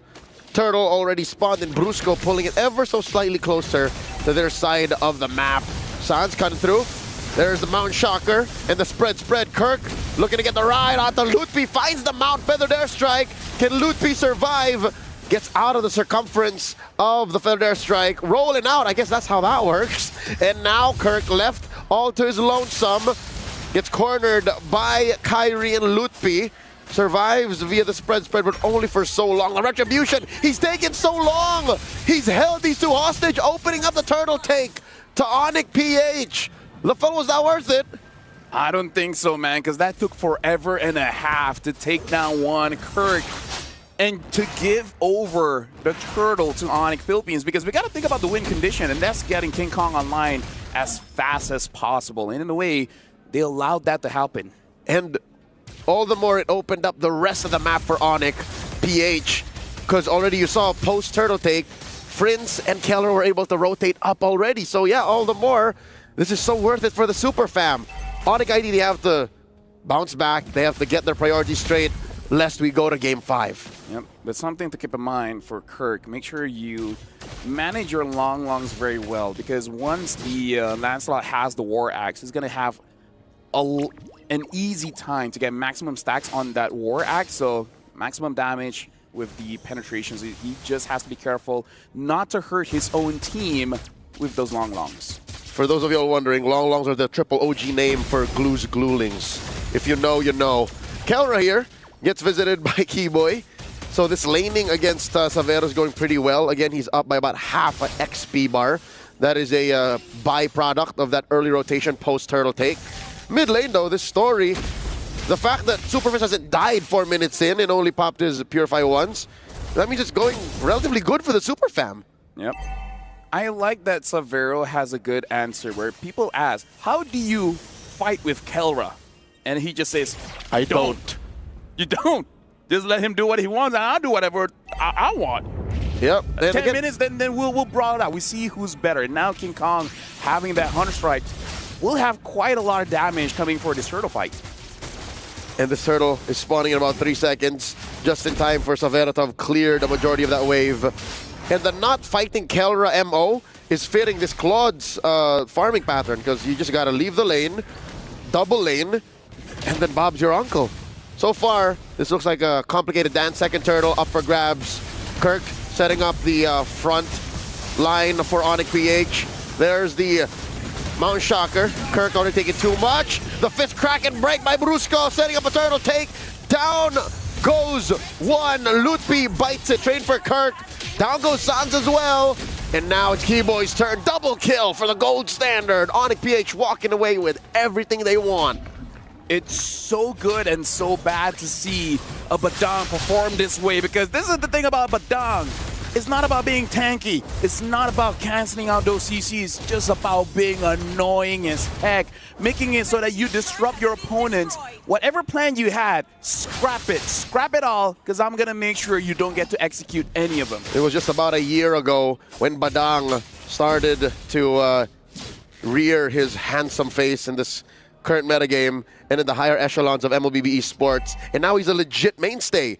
Again, the fact that you can be on the losing end of a fight and of a game and still find a way to clap back via a hero engage, that's doubled down by the fact that when you're ahead, you're so ahead. Brusco, despite just having 2 assists, have helped score everything for Onyx PH, has set up this 2K gold lead that makes us all the more closer to a Game 5. How's that for a battle for how's that for a quote-unquote just scrim between friendly teams? Great trade, top and bottom. Hey, answering the question, who's the better Onyx, man? That in itself. Because even during the draft, you can see how excited the coaches are to draft against each other because they know each other so well. And I'll look at Onyx ID. They're going for more farm on Kyrie, making sure that he has the damage first. He has the War Axe. Maybe they want a little bit more. Savero taking a lot of damage coming in from Super Prince. And Super Prince wants to chase after that. But Sans and Loopy make sure that Savero gets out alive.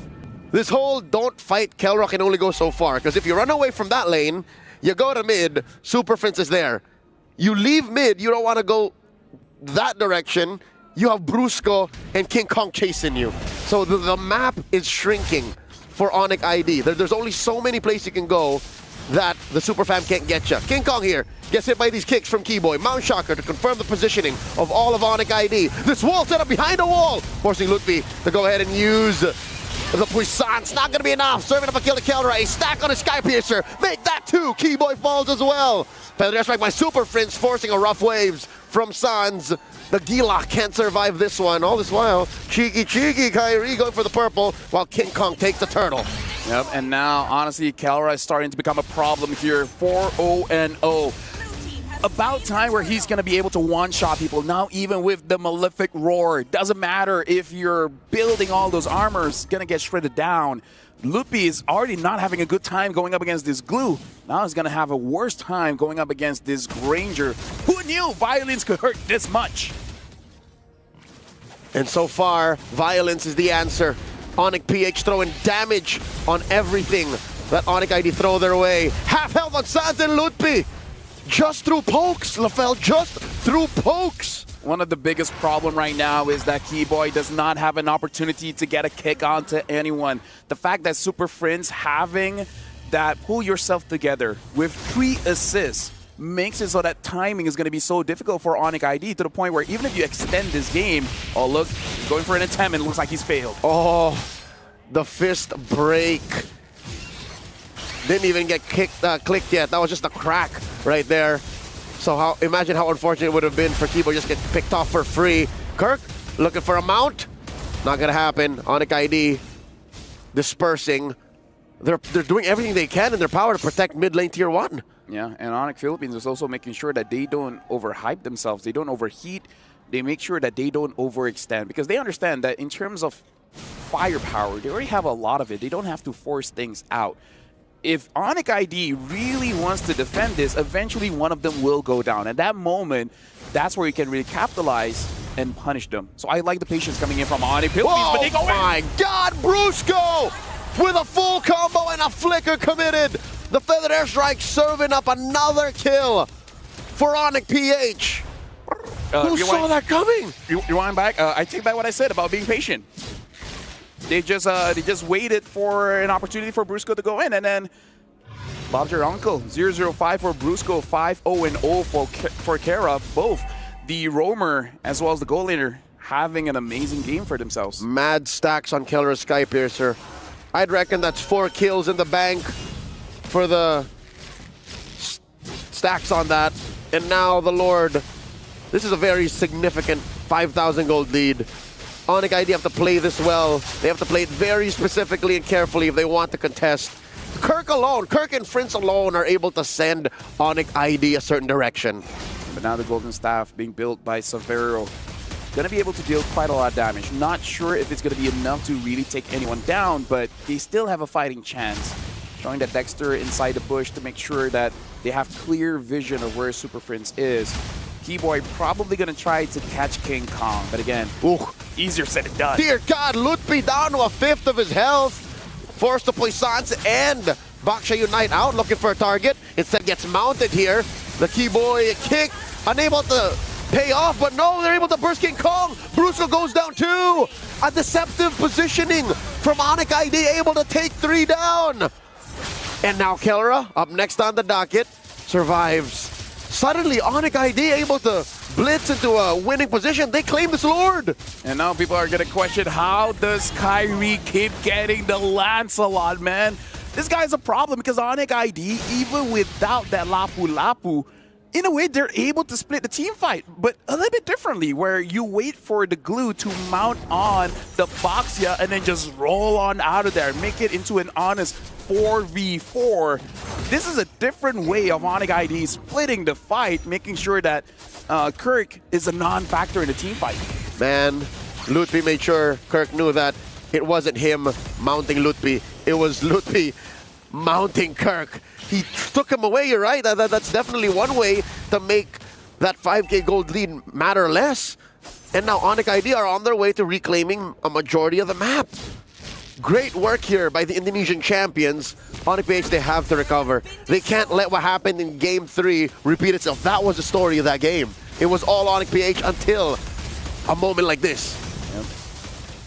Onyx ID is also making sure that they don't get caught by Onyx Philippines, and this is a very interesting situation where the coach is telling Lupi, is like, you got a 1v1 Kirk, and Lupi asks, how long? And he's like, exactly.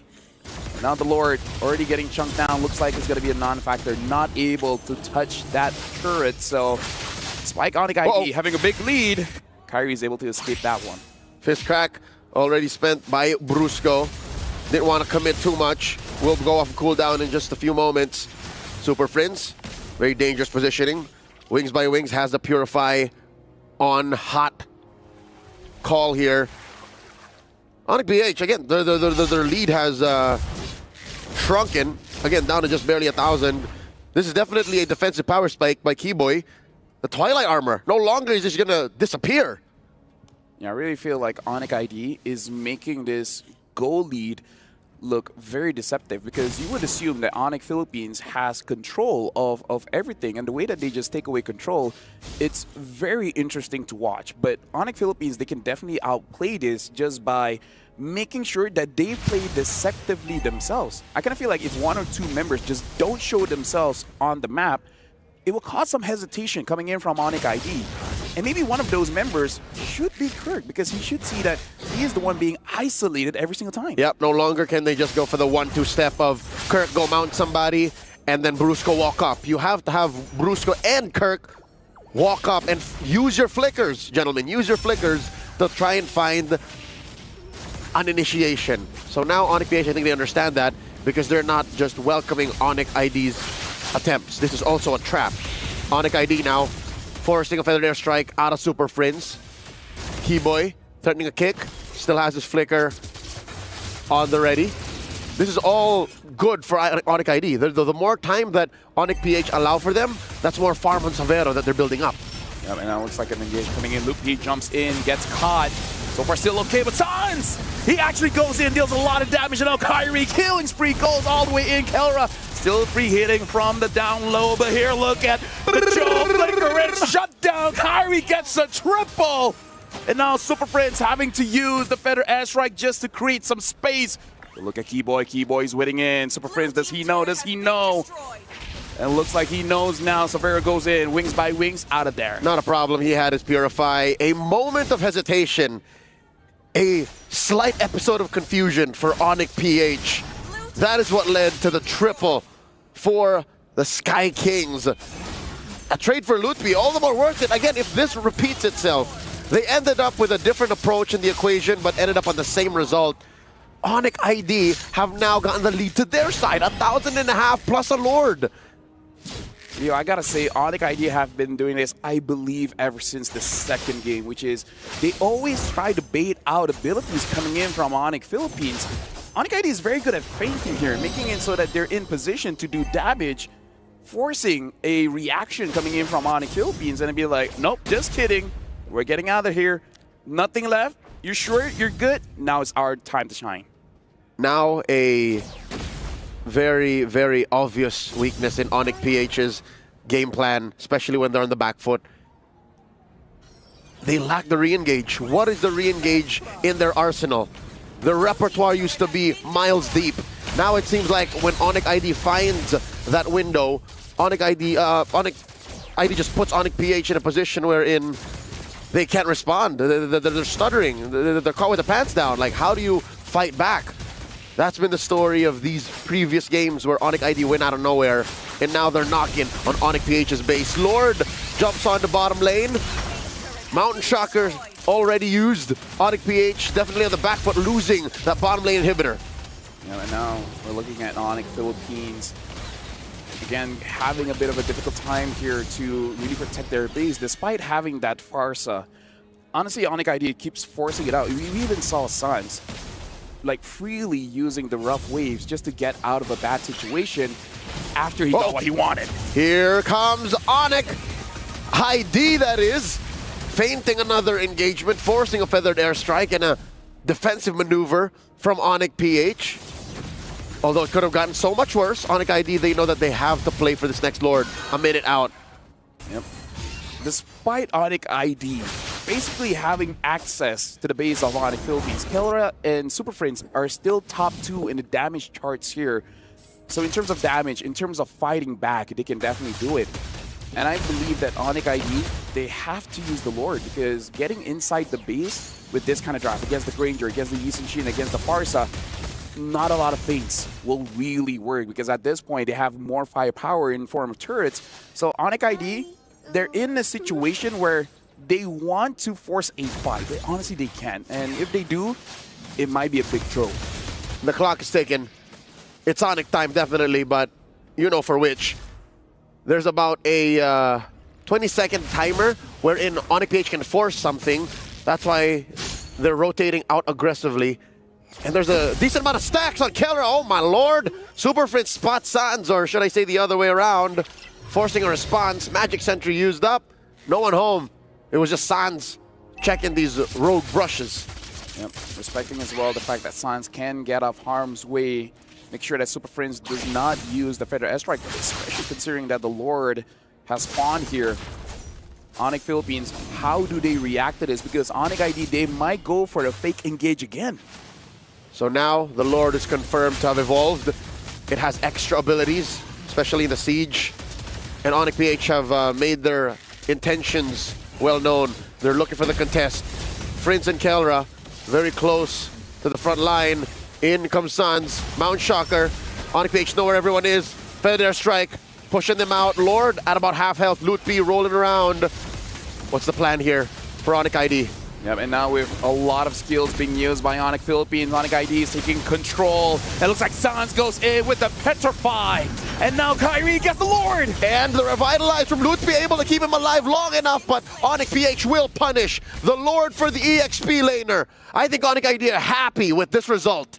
At this point, it really is about who has the better trade, and considering the base situation of Onic Philippines, like you said, Onic ID, they're very happy. And again, Onic ID are in the minds of Onic Philippines, understanding how they think, understanding how they react, and using all of that to win this third place match. And they even know what Onic PH are willing to give up. And that's what allows Onic ID to get these beneficial trades. They've been trading up. The Sky Kings have been trading up, ladies and gentlemen. They got a calculator right underneath that desk saying, all right, this is what they did. All right, we'll get away with it. Loot B for the Lord. Let's do it. And they're still holding them by the neck. 3K gold lead. The map is red. This might be the endgame siege. Second engage coming in from T-Boy. Stopped by Kirk. No with Dragon just yet. The Lord is inside the base of Onic Philippines for now. Looks like Onic ID, they're spread out the map. Flicker goes in, finds one. Feathered Airstrike plus the fist crack. And now another might fall. Popping T-Boy's immortality. Able to fling around, and Kelra gets him max range. Super Prince looking for stragglers. 2 for free. And no additional inhibitors fall for the Super Fam. They kick out Onic ID. And again, this is what we were talking about. Onic ID against the draft of Onic Philippines. They can't really get inside the base. They got to use the Lord to really pull them out, which I feel like Onic Philippines, they understand this. That's why, sure, get the Lord. As long as we don't die, we can protect the base. We're all good. And that was an evolved Lord, mind you, that had the extra skills, that had more damage to improve and enhance Onic ID's chances at team fights. And now suddenly, look, Onic PH have left their base, turned the map blue, and are looking for a siege of their own. Feather Airstrike coming in from Super Prince. Lootby taking a good amount of these salvos, and that inhibitor falls. What a disciplined comeback. Onyx PH able to regain a majority of the macro. Let me just say, if this goes all the way to Game 5, Onyx ID should really consider doing something about this Badang, man, because everyone gets stopped by the Badang. The conceal by Keyboy. Knocks up Kirk. Finds him. There's a failure strike. The answer. Lutpi on the Super Fringe. Kelrad half health. Down goes Kyrie. Lutpi now catches a few stray bullets. He's down. And so will Keyboy go. Just Sans and Savero left. I don't know how this Kadira and Claude can do this, especially against 5 members of Onyx. And now having the minions charge in as well, they're able to get an inhibitor. Is this the end? Can they do it? Massive waves. In comes Savero. A blazing duet to save the day. It's not going to be enough. Brusco fights Sans in the back. Down he goes. And ladies and gentlemen, the Super Fam have said, not so fast. We're going all the way to Game 5. Onyx against Onyx. The battle continues. This is a battle for third. But at the same time, this is to prove who is the better Onyx. This is a back and forth match. And I gotta say, for Brusco, if he's able to get that Badang again, he's gonna create havoc against Onyx Indonesia. So definitely something for them to consider, because I gotta say, good idea coming in from Onyx ID, but every single time prevented by the Badang. Kudos to Onyx PH as well for the discipline and the foresight to know that these fights are worth it. A little extra on this, and then we go all in on this. And that was that last minute sequence where they kicked out Onyx PH and then went for the finish up top. Yep, I gotta say Onyx ID maybe a bit of a desperate play for the final one, but now with this match pushing us all the way to game number 5, we're gonna be throwing it back to the panel.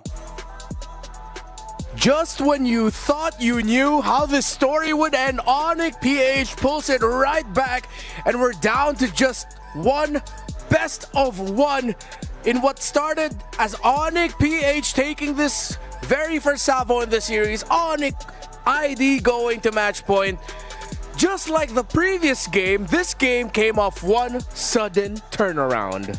It was that one sudden turnaround here in the base, right as I mentioned it. There it is, Brusco with a great flicker set up there to stop even Sans from, maybe petrifying someone, getting the rough waves off. Could have been very different, because that was the start to bringing it back in their favor. And this is the trend. This is the case of a lot of our games here for MSC. From the beginning, Onyx PH actually were leading. Then the comeback from Onyx Indonesia. Then again, turnaround, and Onyx Philippines win. I'm just shocked. That was super impressive. I really like that game. Yeah, it's the similar story for the previous 2 games now, and it's just fun to see. It's always great to see those back and forth. Oh, that team's gonna win. Suddenly a turnaround out of nowhere, and this ended up becoming 21 minutes long. We've had a couple games now to reach, this point and even further, but I guess that's always the case. I know we were talking about this back even in the group stage, where it's like, some of these objectives that you see be the focus, sometimes it's not always about that. It's fighting for those objectives that usually turn the tables, but then the base defenses, man, there's just something about these lineups. And maybe that's something we can talk about later on too, about the meta shifting like we mentioned, or is it established now?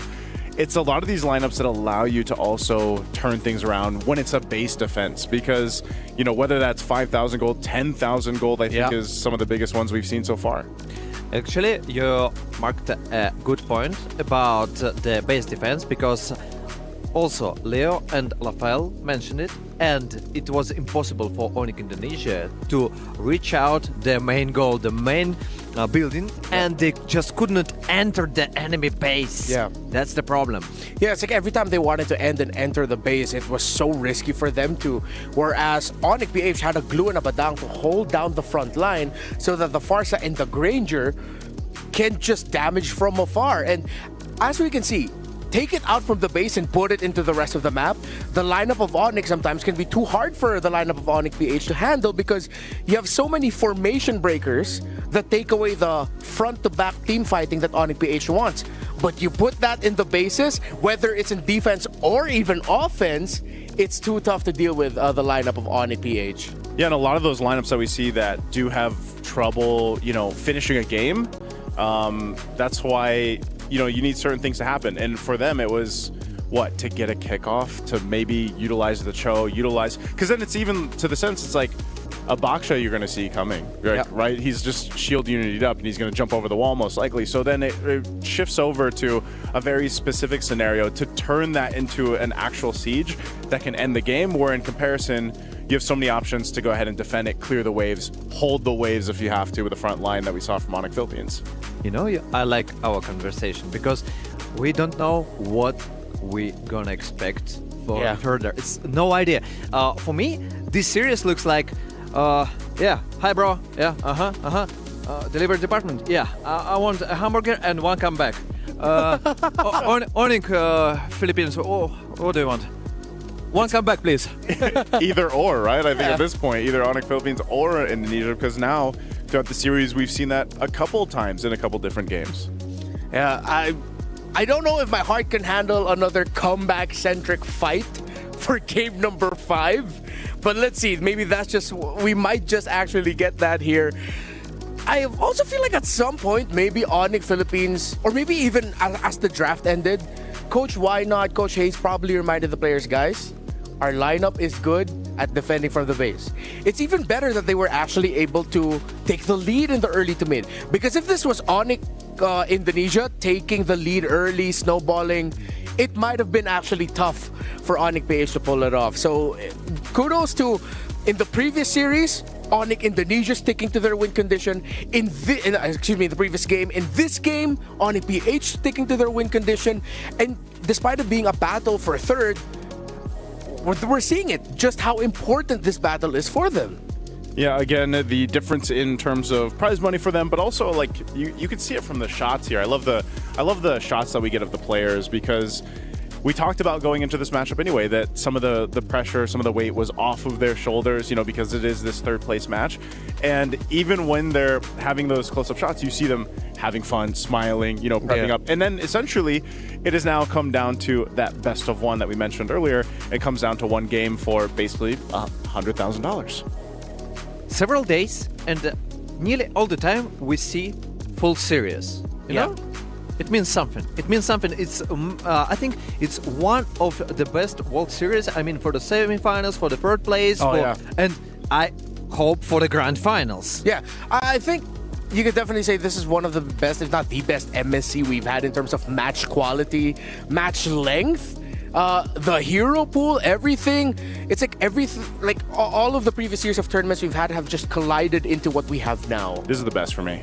Like hands down. Yeah, I would say, like, even as a viewer before, like this MSC in general has just been like all the boxes have been ticked. A healthy meta, you don't see the same exact. Well, you see some of the heroes that still pop up, but you see a lot of variations in the draft. You see a lot of.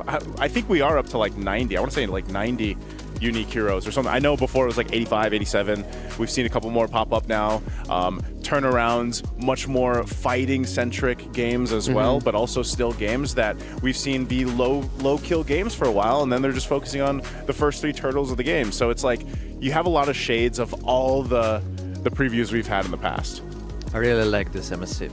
Yeah. From my heart. From the bottom of my heart, I'm really enjoying all the atmosphere that's happening here at the venue, and special thanks to our viewers, guys. You are super amazing. Just because of you, also, you create this atmosphere. In chat, I understand that not everyone can appear here in Riyadh, but still, even if you're watching online, you create this atmosphere, and thanks to you. Yeah, and in just a few moments, we are gonna be seeing the final game between two brothers at this point. I don't have any siblings, but if I did, I would do everything I can in my power to prove to them why I'm the superior child. Even if you're the younger one. Yeah, even if I'm the younger one, even if I have older siblings. And I feel like that's the energy that this series brings to the table now. Like, again, we've discussed, like, it's no longer about org pride, country pride. It's about their each individual pride to be able to stand up at the end of the game, look across the stage and just go, I'm better than you. And I feel like these last 2 games were just like the evidence of that. Yeah. Hey, man, if they do end up going to Japan, you know, if they do get that opportunity, they can go ahead and say that to each other. Whoever ends up winning this towards the end of it. You know, from my perspective, they already proved that they are the best. I mean, they went to top 4. I mean, it's 2-2. Yeah. And the last game, no matter who's gonna win, it's anyway. For me personally, they showed us really good performance. If you want to see some really good stuff in game, check out Dino Planet. It's our all-star event. Roar. We got dinosaurs. Put up the Roar song in your main menu. So good. It's the best song we have right now in game. We swear, we promise you that. It's only available until August 5th, the event, excuse me. And don't forget to do all the mini games involved and to unlock the free skin, Popol and Koopa, Proto Hunter, plus that really cute Jawhead skin. I didn't think there could be any more cute Jawhead skins, but they came up with another one. Yeah, there's way too many. Yeah. There's like way too many good ones. So if you're a Jawhead player, it's like so hard to decide. Yeah, I want a sick Jawhead skin one time. A what? Jawhead, like a sick kaiju-looking Jawhead skin. Just one that's completely off-brand for Jawhead. Yeah, and then still just have the little girl like driving it, but it's like imagine like a Robo Godzilla or something. You don't need the girl then. I mean, you're going to get It's Godzilla. not Jawhead if you don't have the little girl driving the machine. Like, that's part of the... Well, she doesn't drive the machine. Jawhead actually protects the little girl. Yes. Her name is Ailey Henry. I feel like at one point in my career, that's what I said every single week of my life. Yep. Just to remind people. And just to remind you, we're now in the draft for game number 5. Just waiting for it to pop up. One thing for Onyx PH. I really think they should not give Lancelot anymore to Kyrie. Yes, absolutely agree. So, basically, you know, they could ban it. Or just let something else. Yeah. And when I see, for example, Funny Ban, I got a question. Like a question mark. A big question mark. A huge question mark. Why? Actually, yeah, that's a good point. Like, they made that Fanny struggle, but they still continue to ban it. I guess you just call that respect. Just like this, you know, Yeb's giving them respect right now. Finally. Oh, wait. Oh, Onyx Indonesia first pick. Whoa. That's probably why. yeah. I told you guys the whole time that him and maybe Coach Why Not have been making faces at each other. It's because of the sides. There's King Kong starting to as make a well. face. He's joining it too. Oh. Dude, I'd be scared. I'd be scared of that. I'd be terrified. All right. Your turn, Loopy. All right, never mind. He's got nothing. Yeah, he's cool. It's cool. So, returning back to the draft. See Coach Adi pumping his chest there. Again, you love to see the vibe. Riso Shin gets taken out. With the Lancelot gone, I think we might be seeing a utility jungle battle. Fredrin might be the first option here for Onyx idea even. Fredrin, that's all. Oh, man. Yeah, Fredrin, others. No, imagine if we just, throw it back to game 5 and it's just like Fredrin Baksha. Yeah. That might actually be the case. Because they banned out the Lancelot, they banned out the Fanny. YSS is gone. Hayabusa ban. Let's go till the end. Just ban out the Hayabusa. They started banning junglers. Let's go. Tell each other no more assassins. Let's go back to utility junglers. The brutal fight for the like utility jungler. Yeah, just like big meaty men slapping meat. Yeah, something like that. On the middle, like boxing ring in the middle of the map from the downtown. So, and the Drusin ban and the first pick for Onyx Indonesia. Oh, it's not the Fredrin, it's the Baksha. Baksha. So there has to be a Fredrin over on the side of Onyx Philippines. I mean, they don't need to rush it. They don't need to rush it. But so they grab the CC. Do they grab the Farce? I like CC Farsa. CC Farsa or CC Moskov. Oh, right, Moscow. And but they took the juice, and they most likely will pick up the Farsa. Then Onyx can go. Excuse me. Onyx Philippines go Fredrin. Onyx Philippines, they'll probably pick Fredrin as like their third pick. Yeah. They'll pick up their mid or gold laner now. Doesn't matter. You can exchange. So I mean, if you want. Okay, never mind. Kalea. Yeah, Okay. Kalea. Okay. Oh yeah, that would have been terrifying to go up against if you had like a Kalea roam and then a jungle Baksha. Your jungle is not safe. And there is a composition again. So we see the CC and Kalea again. Okay, they have a strong combo. Onyx, how are you gonna flip the script here? Because I think they've already settled this is gonna be a jungle Baksha. They pick up a Sans hero now or Severo hero. Oh, I think Gatot catch. Gatot. Wait. Paquito. Shout out to Ranger Emas who completely whooped me in lane as a Paquito EXP laner last night. I was playing CC and it is not a fun trade. So would you say that this is a winning trade? Yes. Or is it just in that instance? We saw it several times. Yeah, so I know Ranger Emas is here, so shout out to you and your Paquito. You know, we saw it several times, and this matchup, yes, 1 versus 1, it's better to be Paquito. Yeah. But there is the reason.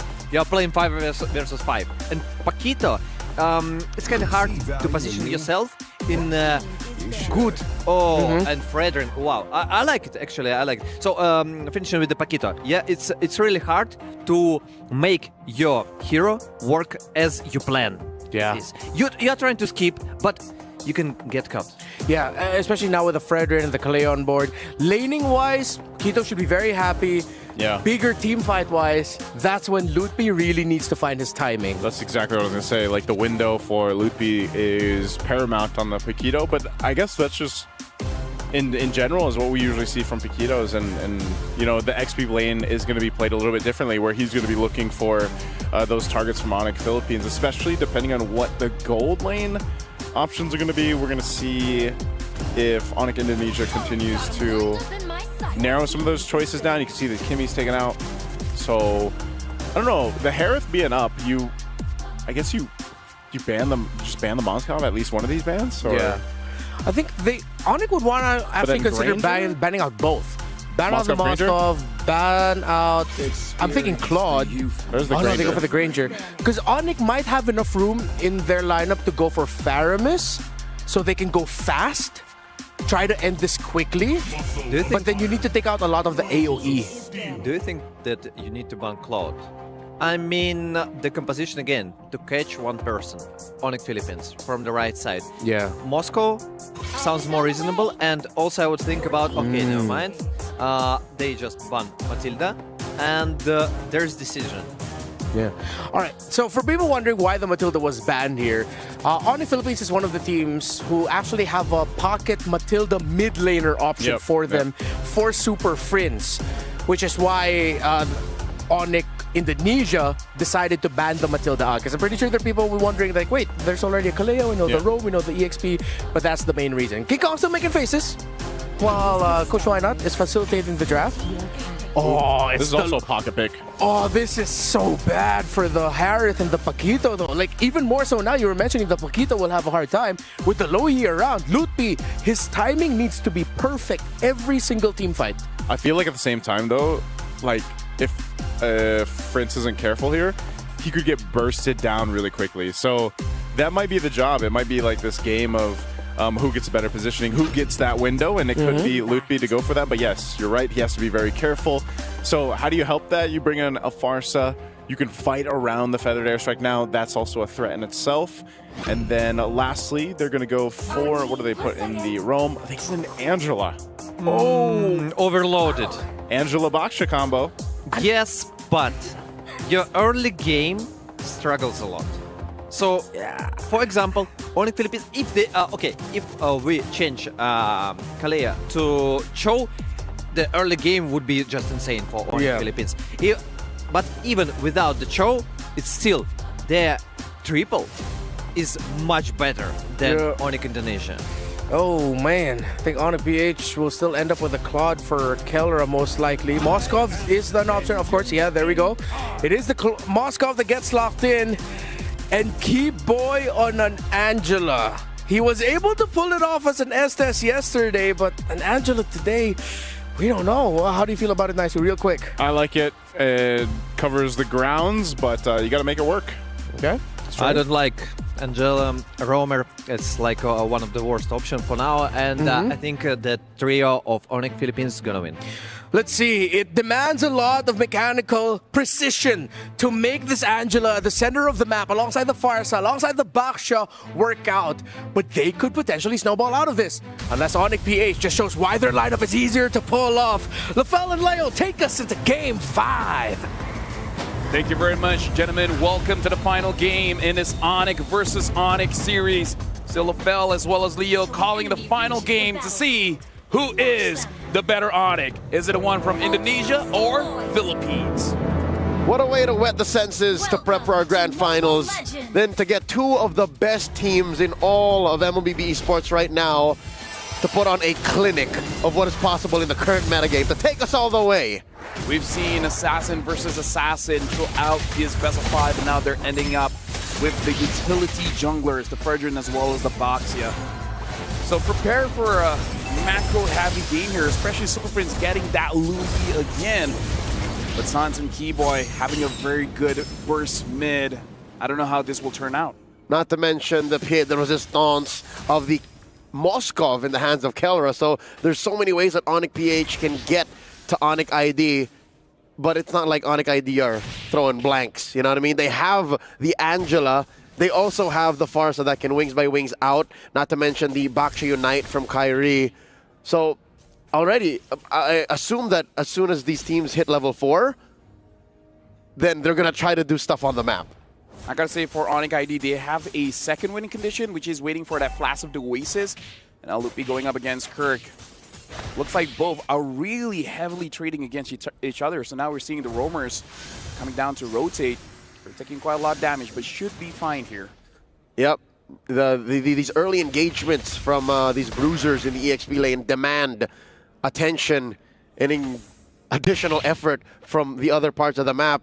And again, how does this happen, Lafel, that for the first 5 minutes, first 10 minutes of every single game in this best of 5, the gold laners get a gold lane experience? That just seems to be an Onyx versus Onyx standard.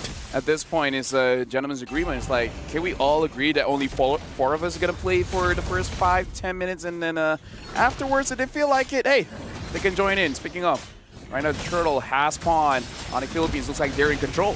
Brusco overshooting quite a bit, forcing a flicker now from Super Prince as Ludwig gets to the back line. Kyrie secures the first turtle. Brusco goes down, gets punished for his odd positioning. Now the Heart Guard, Lutpi, he's in.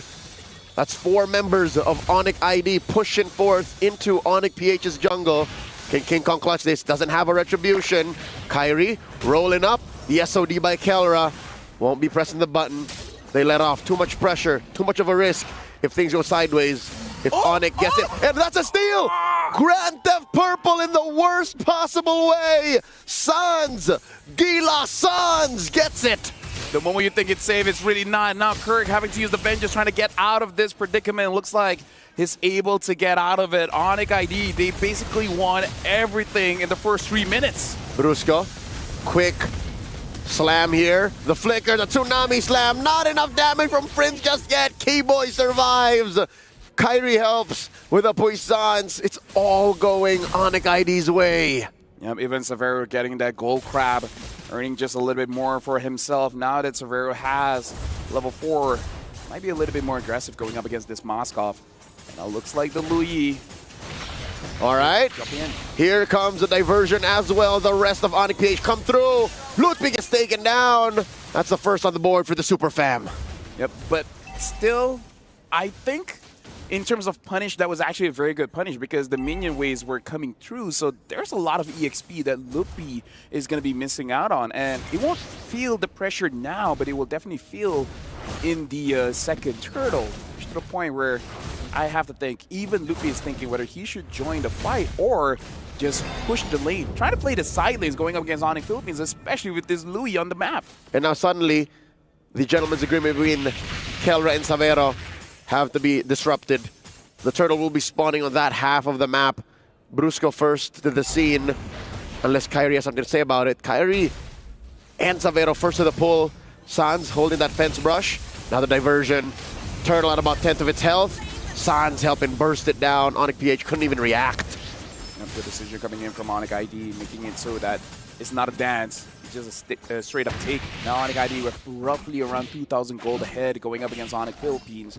But again, I feel like for both teams, the gold lead doesn't really impact that much because both composition doesn't really have a big snowball with that kind of gold. Kyrie jumps Kirk, forcing that vengeance. In the protection of tier 2, Kirk will survive. Kelra throwing out that SOD in case his XP laner needs a little bit of help.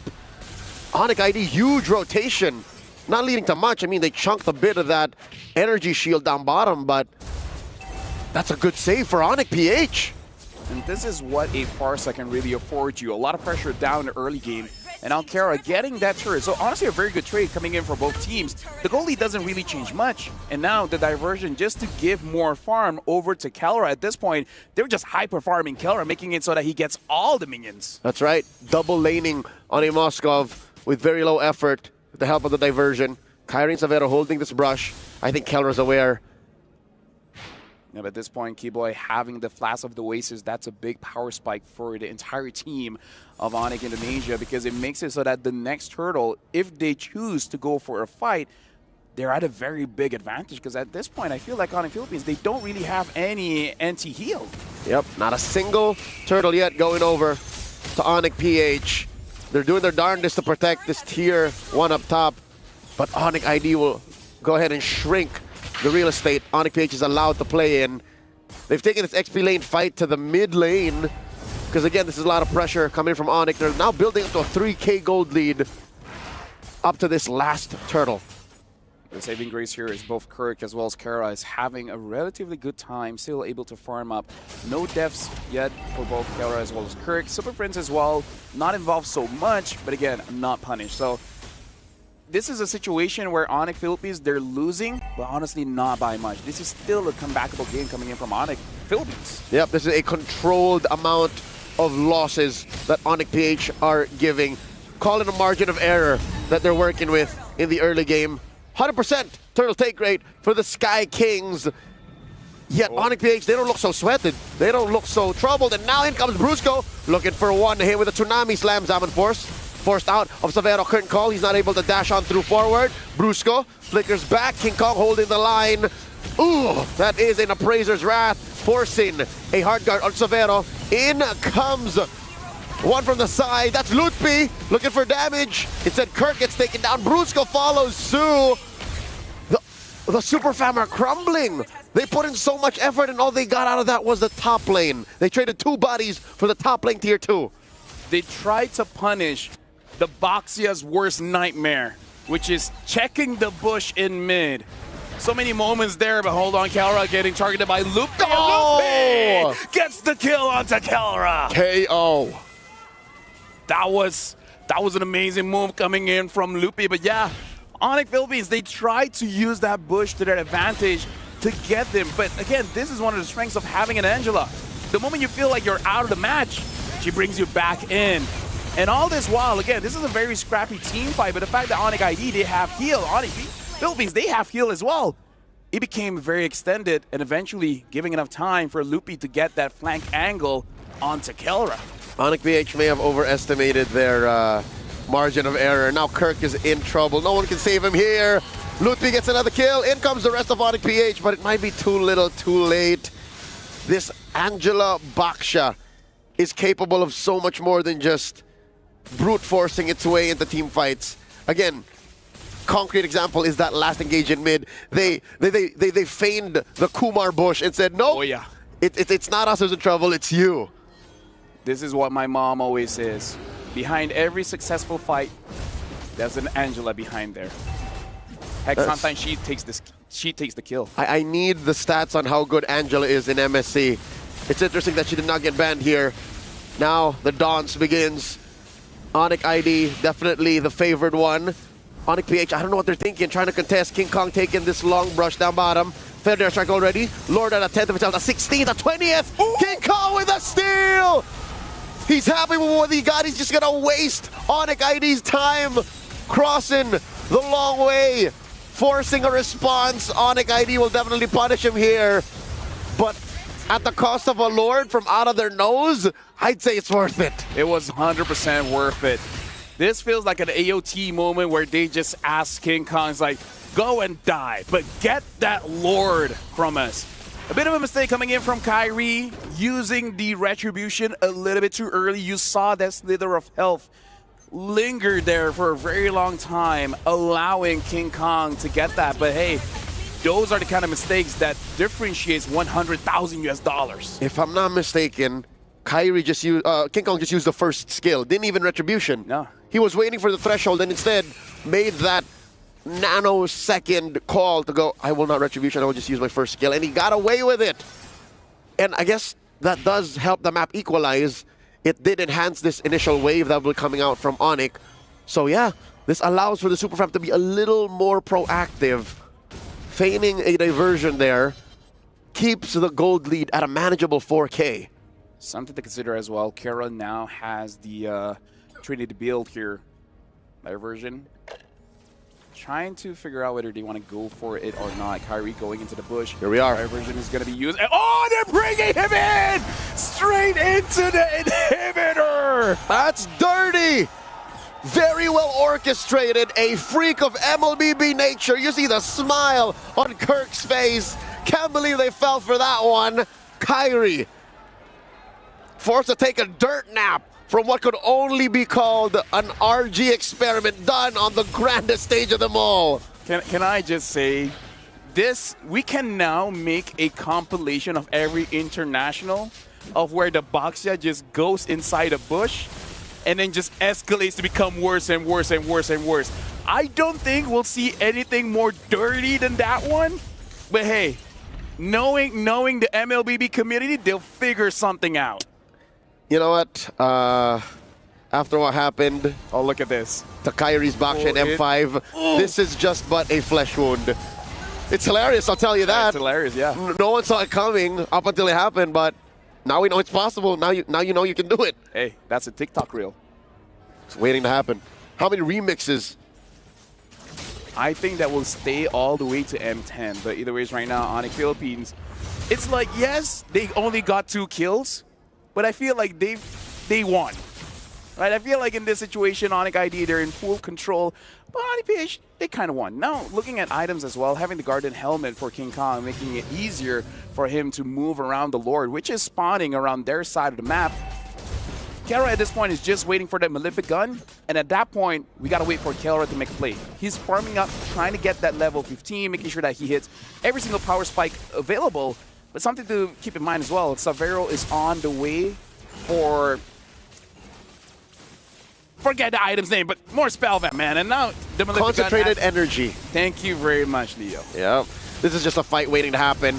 Not even breaking out into full-on dance. Kyrie force here's the poisons already. Kelra pushing down bottom. Zaman force here on Savero plus the heart guard from Keyboy. And they crash on to Kelra. Tsunami slam away. King Kong with the Abrasive Drive Retribution. No one hit by the SOD, so Kelra's going to have to take the walk of shame, but it's all right. Ain't no shame in doing your job. He pushed all the way into that inhibitor down bottom. Onyx PH suddenly have the map on their side despite the 4K goal disadvantage. Onyx PH got the cake and eat it too. They got the inhibitor, they got the Lord, they got the psychological damage onto Onyx Indonesia. The Super Fam walked into Onyx ID's room and said, Mom said I can have your bed. And laid in it for a month. Onyx ID is now wondering where it all went wrong because they had everything under control. They even sent Sans home to defend, but they still lost that turret. And now they're looking at a simultaneous wave push. All three coming in, a Lord down bottom. They're going to lose everything here. Game 5 is solid proof of why brothers always fight. And now, Onyx Philippines, if you look at the score, you would think they're behind, but look at this. They're almost inside the base of Onyx Indonesia. Rusco just fainting, not going in just yet. The Lord is going to be handled by Savero. Oh, there's a conceal. Lutfi thrown out a few punches. Champion stance already used. The knockout punch not going to keep him alive, but the heart guard will. But for how long? He's down. Super Prince takes him. So does the inhibitor. It goes down. The next stop. The base, maybe the top lane inhibitor. Kyrie eating a lot of damage from Onyx PH. It's a bare base for the Sky Kings. They have to defend. And now, one minion, they're able to deal with that. But now, the other minion wave is coming in. It's coming down mid. 4v5, Feathered Airstrike plus a Zaman Force. The isolation from Brusco. Use the Purify. Savero is down. Kyrie and Sans, Keyboy 2 left to defend. Kyrie eating a lot. Heart guard keeping him alive, but it's over. The Super Fam prove to be the supreme Onyx. They are the third placers of MSC. And now the Onyx conversation has ended. as of today, Onyx Philippines rise on top. And with that, Onyx Indonesia will have to settle for 4th place. The Sky Kings have been flying very high. The internet could have sworn that this was their time to take home another title, but they fell, and they're facing their brothers. They fell again. Being in each other's heads, we saw Onyx Philippines being at a disadvantage, but that one cheesy play got back that momentum. And I have to go back to what Carl TZ said. For you to be the best, you have to have fun with what you're doing. And I kind of feel like that play gave them that fun for them to find a way to come back. And it's 2 versus 1 stone. LaFell Onyx PH found a way to have fun and show us something we've never seen with a hero like this, a combo like this. Plus, possibly, I don't know if you'll agree with me, they got into Onyx ID's heads. Oh, dude, I agree. It got into my head. Now, I don't want to be using Boxia, man. That's a lot. And the fact that King Kong, one of the kings of the jungle, getting the crucial picks on that Lord. By the way, if this is not a part of Kadia top play of the day, I don't know what's going on. There's gotta be. I don't care how good the grand final is, that has to be there. This deserves to be one of the top plays. Kadia, take notes. I would argue maybe even the top play. You know what? Forget about Savages, man. That was all 5 of Onyx PH. This was premeditated. This is how you show you play together as a team, and you just make it personal on that one guy. And now we are ready here. Congratulations to Onyx Philippines. And now we're throwing it over to the stage where we're going to be having an interview with King Kong. Yes, indeed, gentlemen. King Kong joins us. Our 3rd place here at Onyx Philippines. First of all, King Kong, can we get a flex? Come on.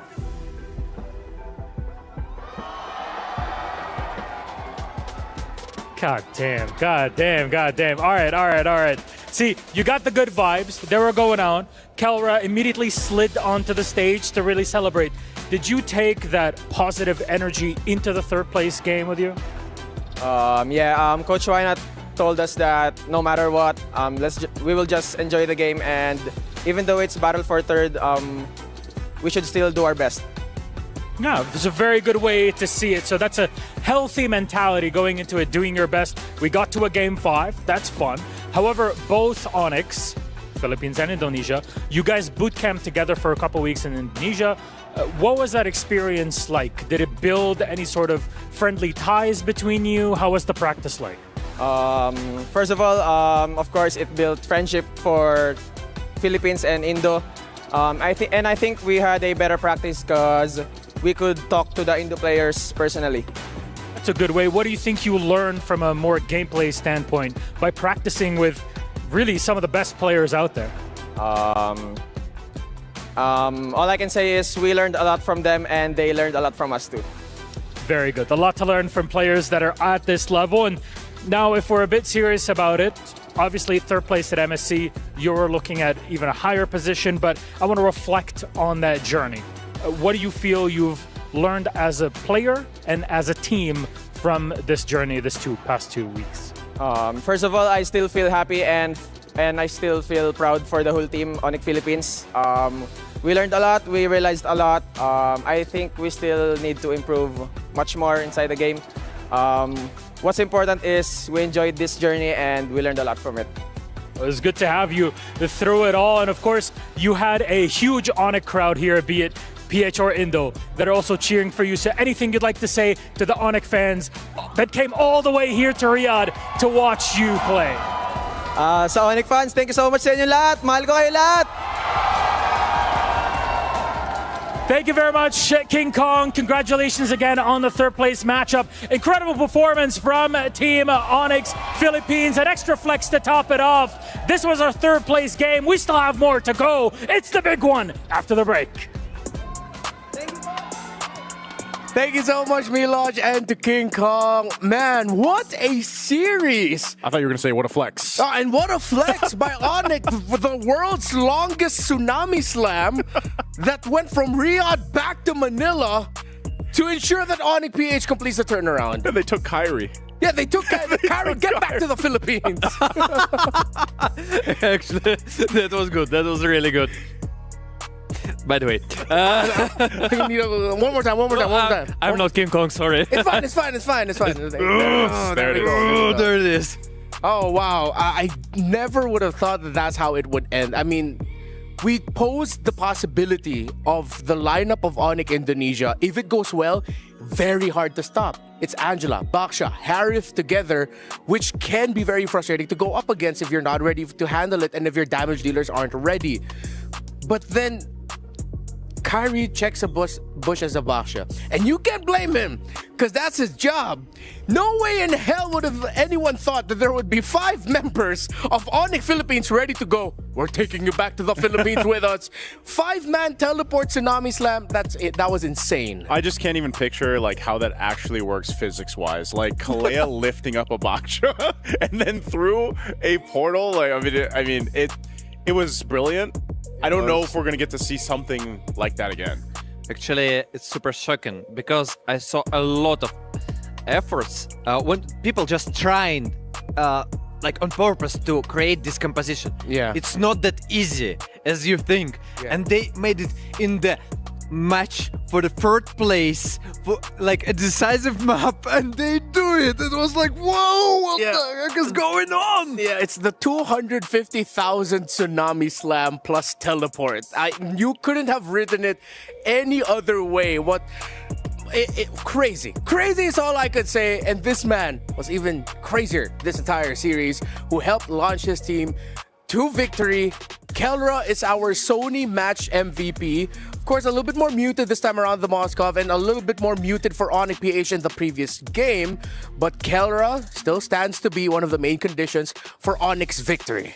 Kelra's always going to be, I feel like, that guy, especially in this lineup for Onyx Philippines. And it was very apparent throughout the entire run for them in MSC. You know, a lot of the teams were trying to figure out, how do we get to Kelra? How do we deal with Kelra? And that's just a resemblance of what we've seen from him in the past year especially.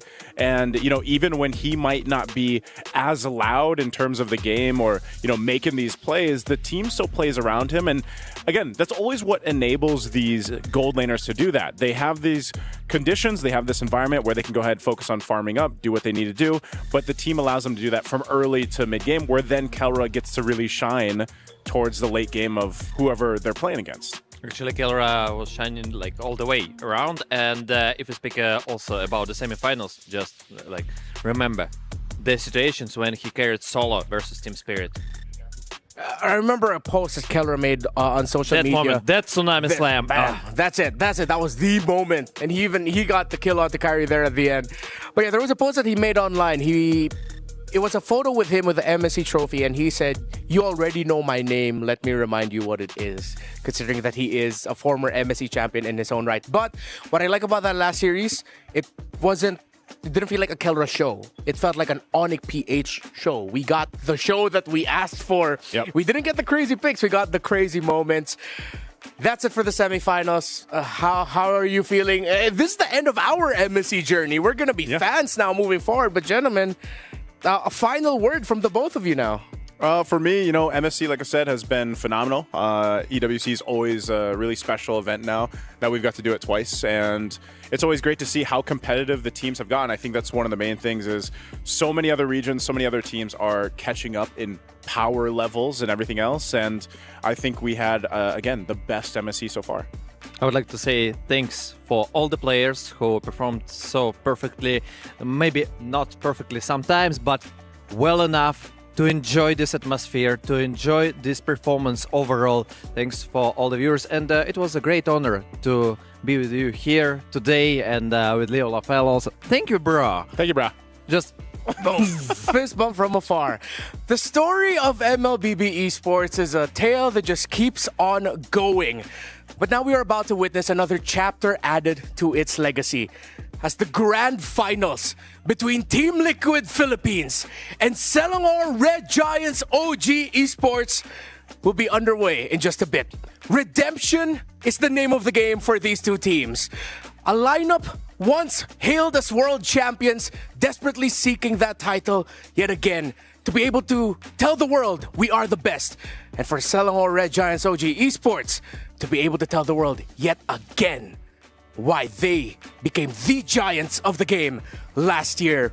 We're going to be going off in a break, but hopefully you join us and tell everyone you know. Come on in. The grand finals of MSC 2025 of the Esports World Cup is about to begin.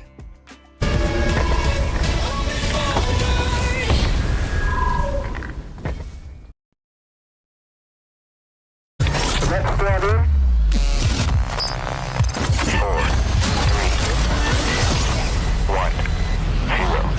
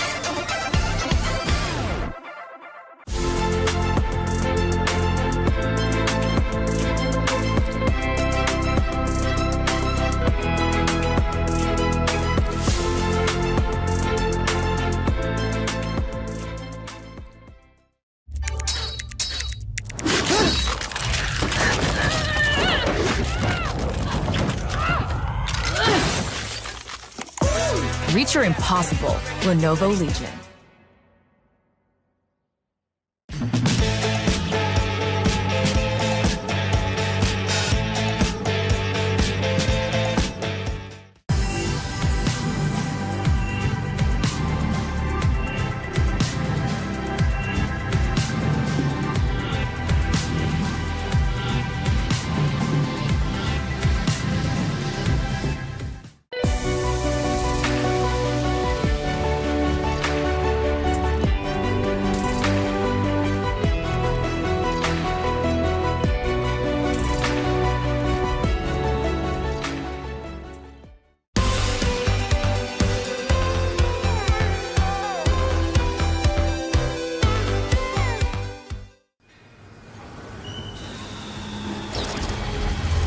Welcome aboard Metro Zero.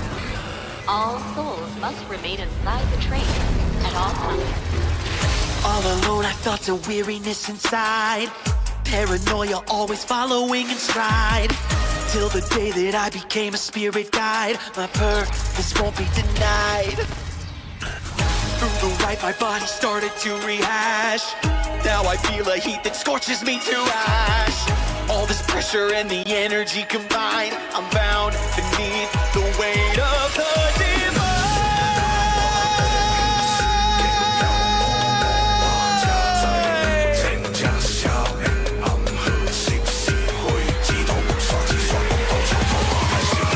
Fire! I feel the burning fire. Oh, how I yearn for fire. I watch the surge of flames all consuming. I'm explosive, I am booming with the fire. No more obsession, fire. Only possession. Look at how it's burning through. From the ash, I am born anew. Summoning a storm inside the sacred breath of life.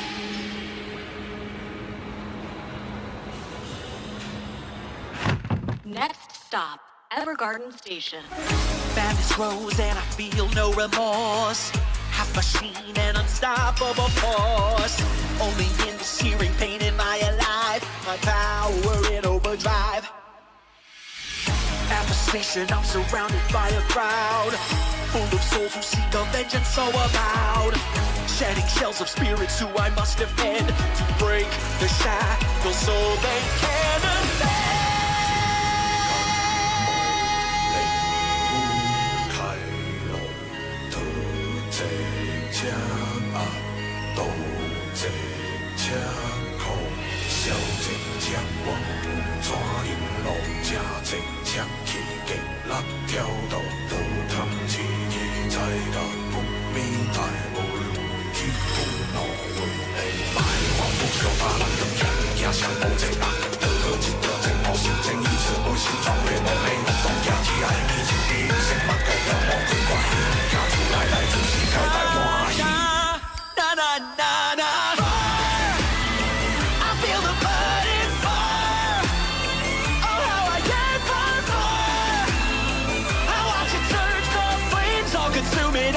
Fire booming with a fire.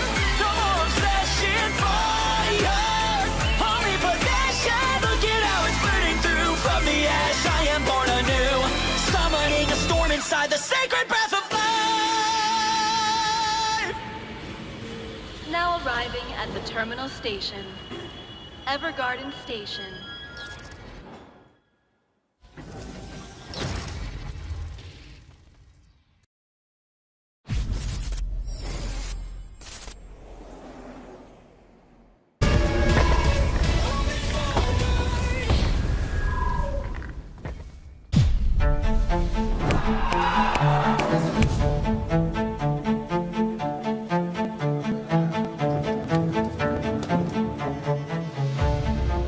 Papasa naman. Oh, panalo na to. Panalo na. Mawag ka pa sa ako, nagmong sisisihin ha. Mawag ka pa sa yan. Okay, let's go, let's go, let's go.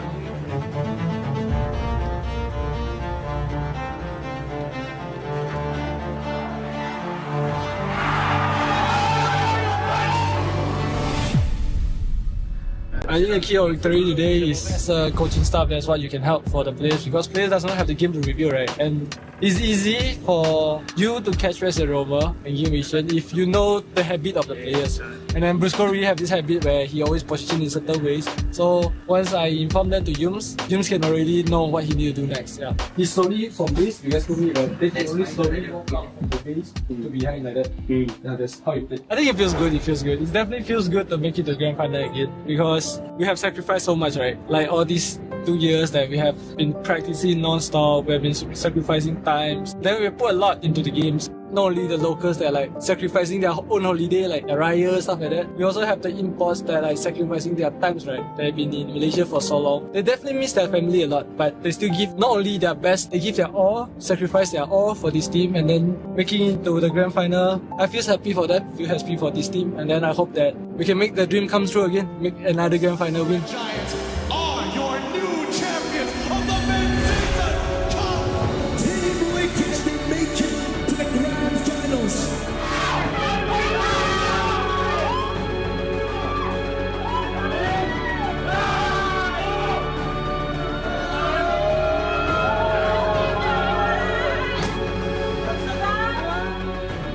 Sobrang saya ko na na-clash naman yung key ng Onyx ID kasi nung MSC 2023 talagang nahirapan nila kami ng sobra, and sobrang sarap sa feeling na makabawi sa kanila. Oh, Boss Chris!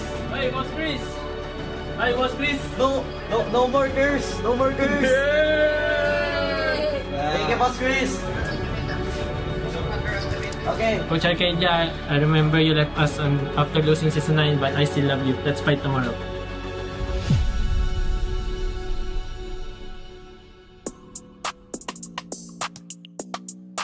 With the battle for third concluded, Onyx Philippines is able to become the third place team here, making Onyx ID the fourth place. And now, the moment everyone has been waiting for. This is going to be the grand finals between SRG OG Esports going up against Team Liquid.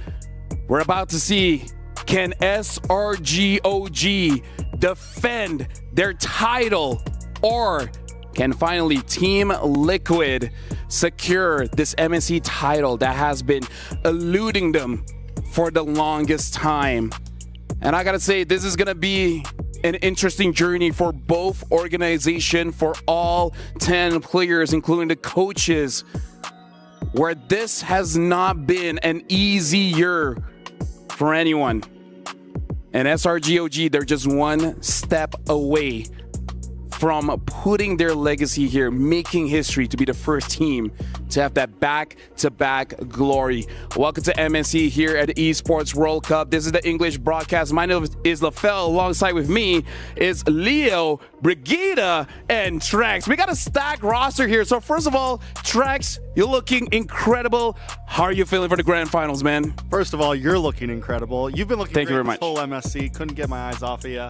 I'm excited. Grand finals, MSC, TLPH, SRG returning to try to take the championship. What more could we ask for? Yeah, personally, it's been such a ride for the entire MSC, beginning the group stage now, and we finally made it to the grand finals. And so many surprises happened this year, but if there's one thing I'm looking forward to see, if whether or not we'll be replicating it compared to last year, is that even when we made it to the grand finals, it was still a maxed out 7-game series. That is something I might like to balance my expectations on. We've seen how Liquid performs, right? And we've seen how close SRG's matches go. I'm just saying, let's not ask for a 7-game series when we don't know if we're going to get a 7-game series. But as we're on this topic, we got to look at the STC rankings here for the EWC Club Championship, because Team Liquid already won one championship in chess. And here's the thing, SRG OG is not the only organization that is here to make history as first organization back-to-back champions. But Team Liquid, if Team Liquid wins MSC here, they're going to be the first organization in history to win 2 titles in the same week. Never happened before, and they're so close to make it happen today. And it's so surprising to see the sudden change in rankings, because like just yesterday when we checked it, overall, I believe it was still Team Falcons up top. But with that single win, it's now Team Liquid. And in the previous weeks, with how many weeks we have, it's Team Vitality who's been there too. I mean, I gotta say, Team Liquid this year has been impressive, because not only do they have a chance to make record of winning 2 titles in the same week, they already broken a record with the most amount of points secured in 1 week, 1,950. That's a huge amount in just 1 week, from number 7 all the way to number 1. Team Liquid for this year looks like is the club to watch. And like you said, Leo, when Team Liquid plays, they don't make it look close. SRG OG, your heart is pumping when you watch them play. SRG OG are facing now possibly their biggest hurdle yet. Because last year, they got the whole, oh, we're undefeated for 120 days. Oh, we're unbeatable in scrims. Everybody was looking up to SRG OG. But now, SRG OG, they even have to remind people that they're champions, that they're the defending MSC champions. All this while, Liquid's found a new way to play. Not just a Liquid Stampede, but a Stompede.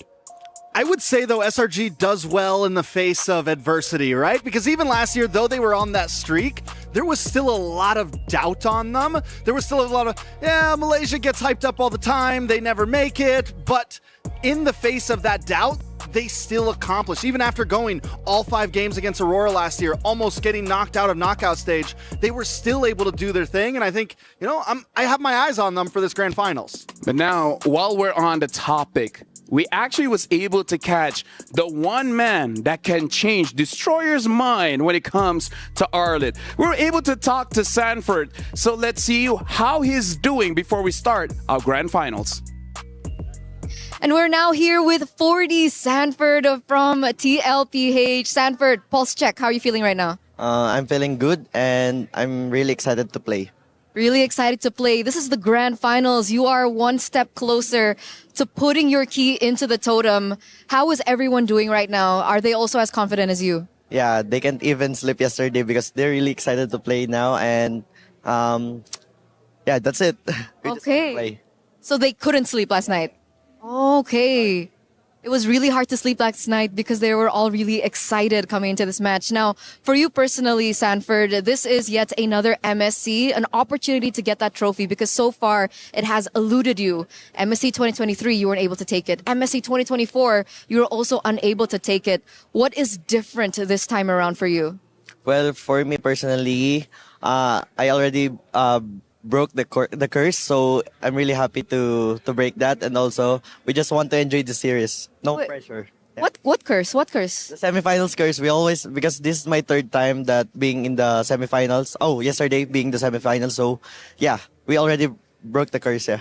Okay, the semifinals curse. If you could lift that trophy today, what would that victory mean to you? Well, it would mean a lot since this is the only international title that we don't have, like 5 of us. So we really wanted to get this win for also like putting GOAT name in Carl Tizzi's name. Gold into Carl Tizzi's name. It's going to be gold in your name as well, you know, Sanford? I hope so, yeah.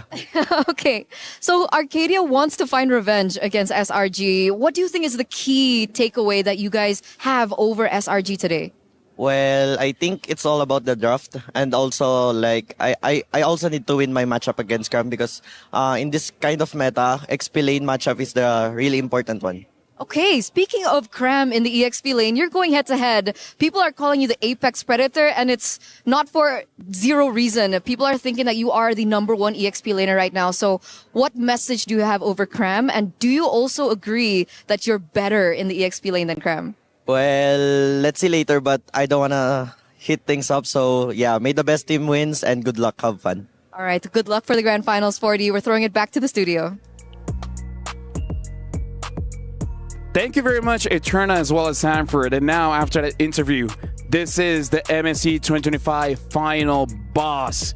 Because all throughout their journey here, they only lost 2 games, no series drop, and both only to Onyx Indonesia. Now, I gotta ask you, Brigida, now that they have broken the curse, they got all the way to the Grand Finals.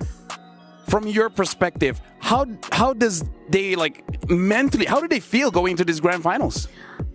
I think even Carl already mentioned it previously in one of the interviews he had that they feel absolutely no pressure at all heading into the Grand Finals, and I feel like a huge part of that is the way that, especially in this year's MSC, I feel like they don't consider anyone to be particularly their quote-unquote rivals, because in the previous times that they again failed, especially in the semifinals last year, it was up against their rivals in the entire Titans of MLBB. So now that they've gotten that pressure out of their way and that they've been performing phenomenally in the previous games that they've played so far, although you could say they played the least games, or one of the teams who played the least games here in MSC, they just seem to be so much confident prior to this Grand Final. Isn't that the way to take down the Giants?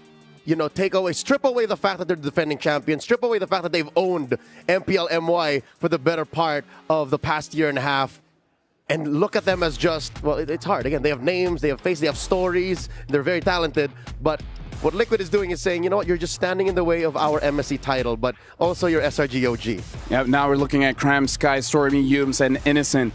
I want to talk about my boy Stormy, but since Sanford did say the EXP matchup is so important, I gotta ask you, Trex, looking at Cram's performance, do you feel like he has a chance going up against Sanford, where again, he makes the Arla look so good?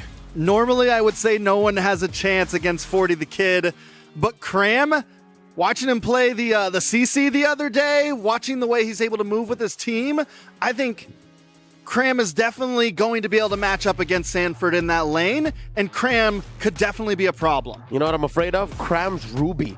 I'm pretty sure Coach RC and Coach Tic Tac have taken notes saying, that one right there, that might be a no-no. Cram's Ruby, one out of the numerous XP laners he's already played. He's even brought out the Dairoth and the likes of that. So I think in terms of flexibility, it's definitely a given that Cram would also be definitely be able to deliver. And that's something we would probably expect from Team Liquid, because Sanford, he does have a lot of heroes to his name, but so far he's played 5. Yep. Sanford, Carl TZ, Sanji, JP, as well as OHEB. These are the players representing Team Liquid. I want to talk about the opposite lane here. OHEB, so far in this MSC, I would say he's been playing an amazing game with many different heroes. Trex, OHEB looks very unstoppable, but going up against Innocent, that's going to be a very tough matchup for both. What's interesting about this matchup is both are aggressive gold laners. They're willing to get in the middle of the fights. They're willing to use those flicker forwards instead of flicker backwards. And it's going to be interesting, not as much in the laning phase, but I think in terms of the big 5v5s on how they react against each other. Yeah, these are two clutch gold laners. Like, their playstyle is very clutch, they're very last minute, and they literally do those singular plays which change the entire flow of the team fight and the game. So I think that's what we're gonna expect between the cold-blooded Filipino sniper and the half-man, half-beast. Yeah, and honestly, while we're talking about this, we actually were able to talk to the half-man, half-beast, Innocent. So again, Innocent, are you ready for this grand finals? We are now backstage catching up with the half-man, half-beast, Innocent. Innocent, welcome. Pulse check, confidence check. How are you feeling right now? Good. Feeling good. What about confidence level? Just normal. Just normal? Yeah. Not nervous, not confident too, just normal? Just at the middle. Just in the middle. Okay, you guys ate together today? Yes. Breakfast and lunch. Okay, so it's a good thing. They had breakfast and they also had lunch together. Now, a very similar story once again from last year. A lot of people were doubting SRG, and now you're finally here in the grand finals. What does this mean for you personally? It can really boost our confidence because last year we didn't face any PH teams, right?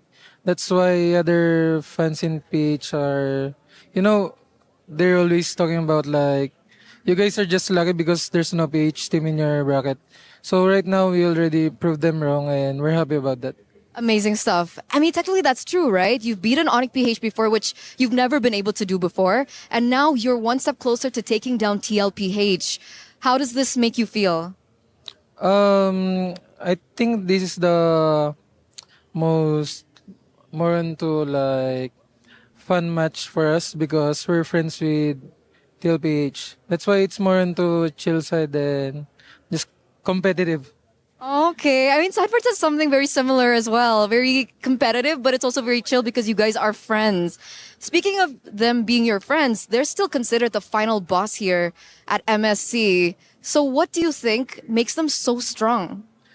For me, it's about their macro and the way they play and communicate with each other. And because they're using tank meta jungler, right? That's why their macro is really good and they know on how they will capitalize it. But you have the secret to take them down today? Yes. Yes. Okay, we're going to see it today as well? Yeah, for sure. Yes, for sure. I'm pretty sure Arcady also has something in mind here because he also shared that he has a little bit of a revenge story up against TLPH. Is this something that you share as well, personally? Oh, because we lost against them at Snapdragon. Yeah. That's why. For me, yeah, same with them. Okay, so also a revenge story here. But in the lane, in the grand finals, in your matchup, you are going head-to-head against OHEB. Are you nervous about that matchup? Are you confident against that matchup? For me, it's normal because if you want to win the championship, you need to fight like the strongest one, right? So there's no choice, just enjoy the game and give your best. I love this mentality coming from SRG as well as TLPH. Message for OHEB in the lane. Good luck and have fun.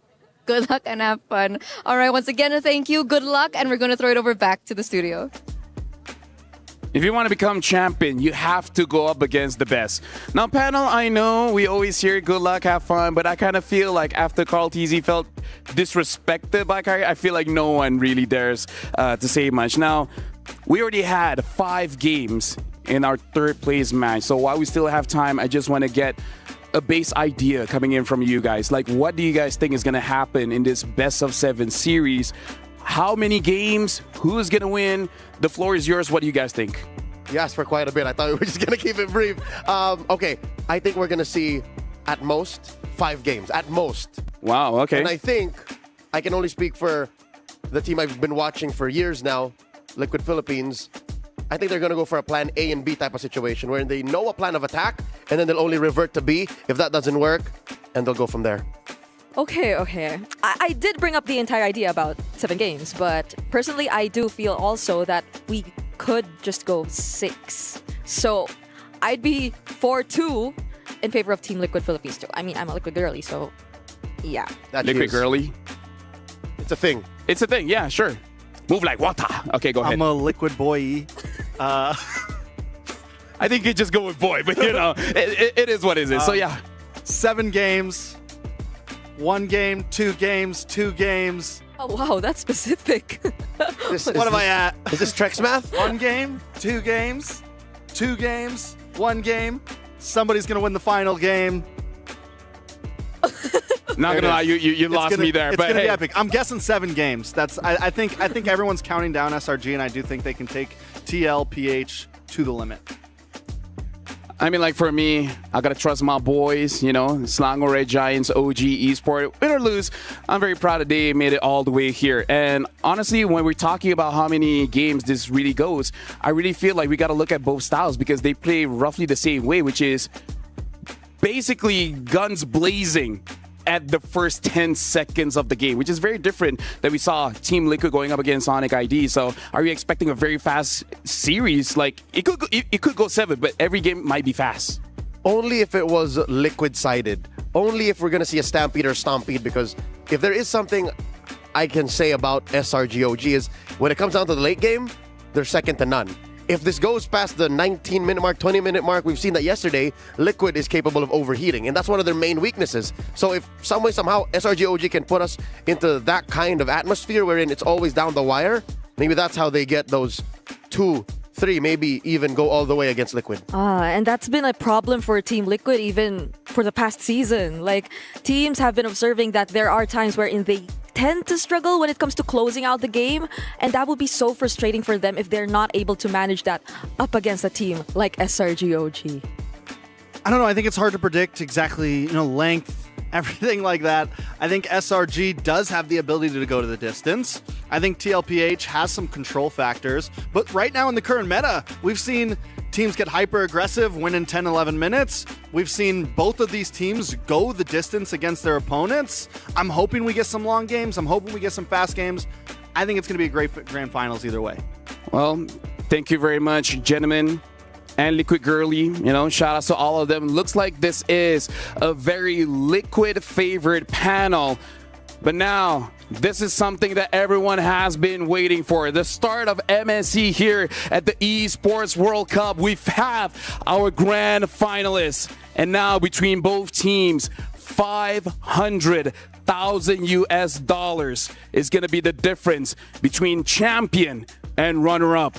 It's time to make history for both teams, Team Liquid as well as SRG OG. We'll see which one will make it. It's time to encounter the unknown.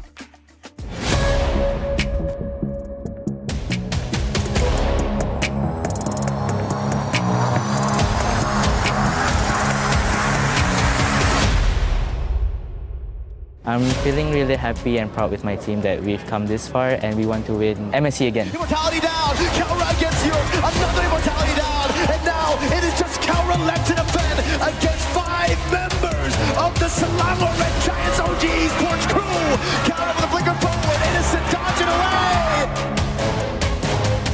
Not just me, but all of us are feeling out of this world because finally we have broken the semifinals curse and we just want to play again and again. The Lord is still on the base. They've defended again. Call! Not able to end. Saki, one more hit. Throw back again. I'm feeling really confident because we won against Onyx Philippines. With Immortality down, you get a reaction from Stormy. Innocent gets a double, and you'll find another. That's a triple for Innocent. Make it a maniac. Here, Onyx Philippines down. SRG OG is the defending champion, so it won't be easy game. So we need to do our study and preparation well. We're really looking forward, and I hope they have a good match. Onyx are on their last legs. The curtain call comes in. Saji gets the triple. Team Liquid shatter the dreams of Onyx ID. we're ready to face them in the grand final. To SRG OG, my message is, since you guys have won, please give it to us and may the best team wins.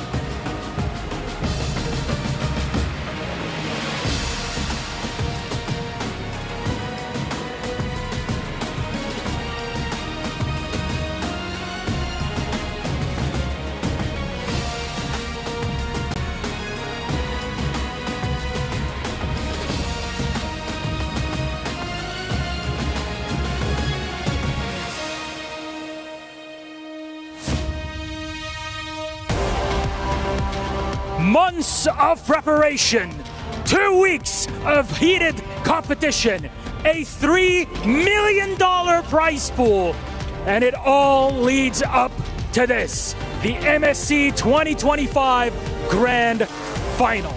Ladies and gentlemen, it is our honor to welcome you back to the Amazon Arena for the biggest event of the weekend. And as always, it's Milosh, your host, and by my side, my wonderful co-host, the ever so blossoming Rose. What a time! We made it to the final. We have indeed made it to the finals over the past few weeks.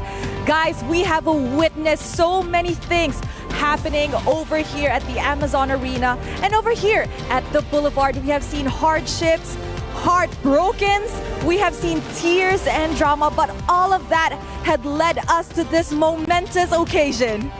There's a lot on the line. Club Championship points at the Esports World Cup 2025 and $1 million for whoever gets to lift this trophy and the glory of it all in only a matter of a few hours. However, the final question before we introduce our teams. Riyadh, are you ready? Let's bring them up. Our first team on the docket. It's none other than the Cavalry Team Liquid.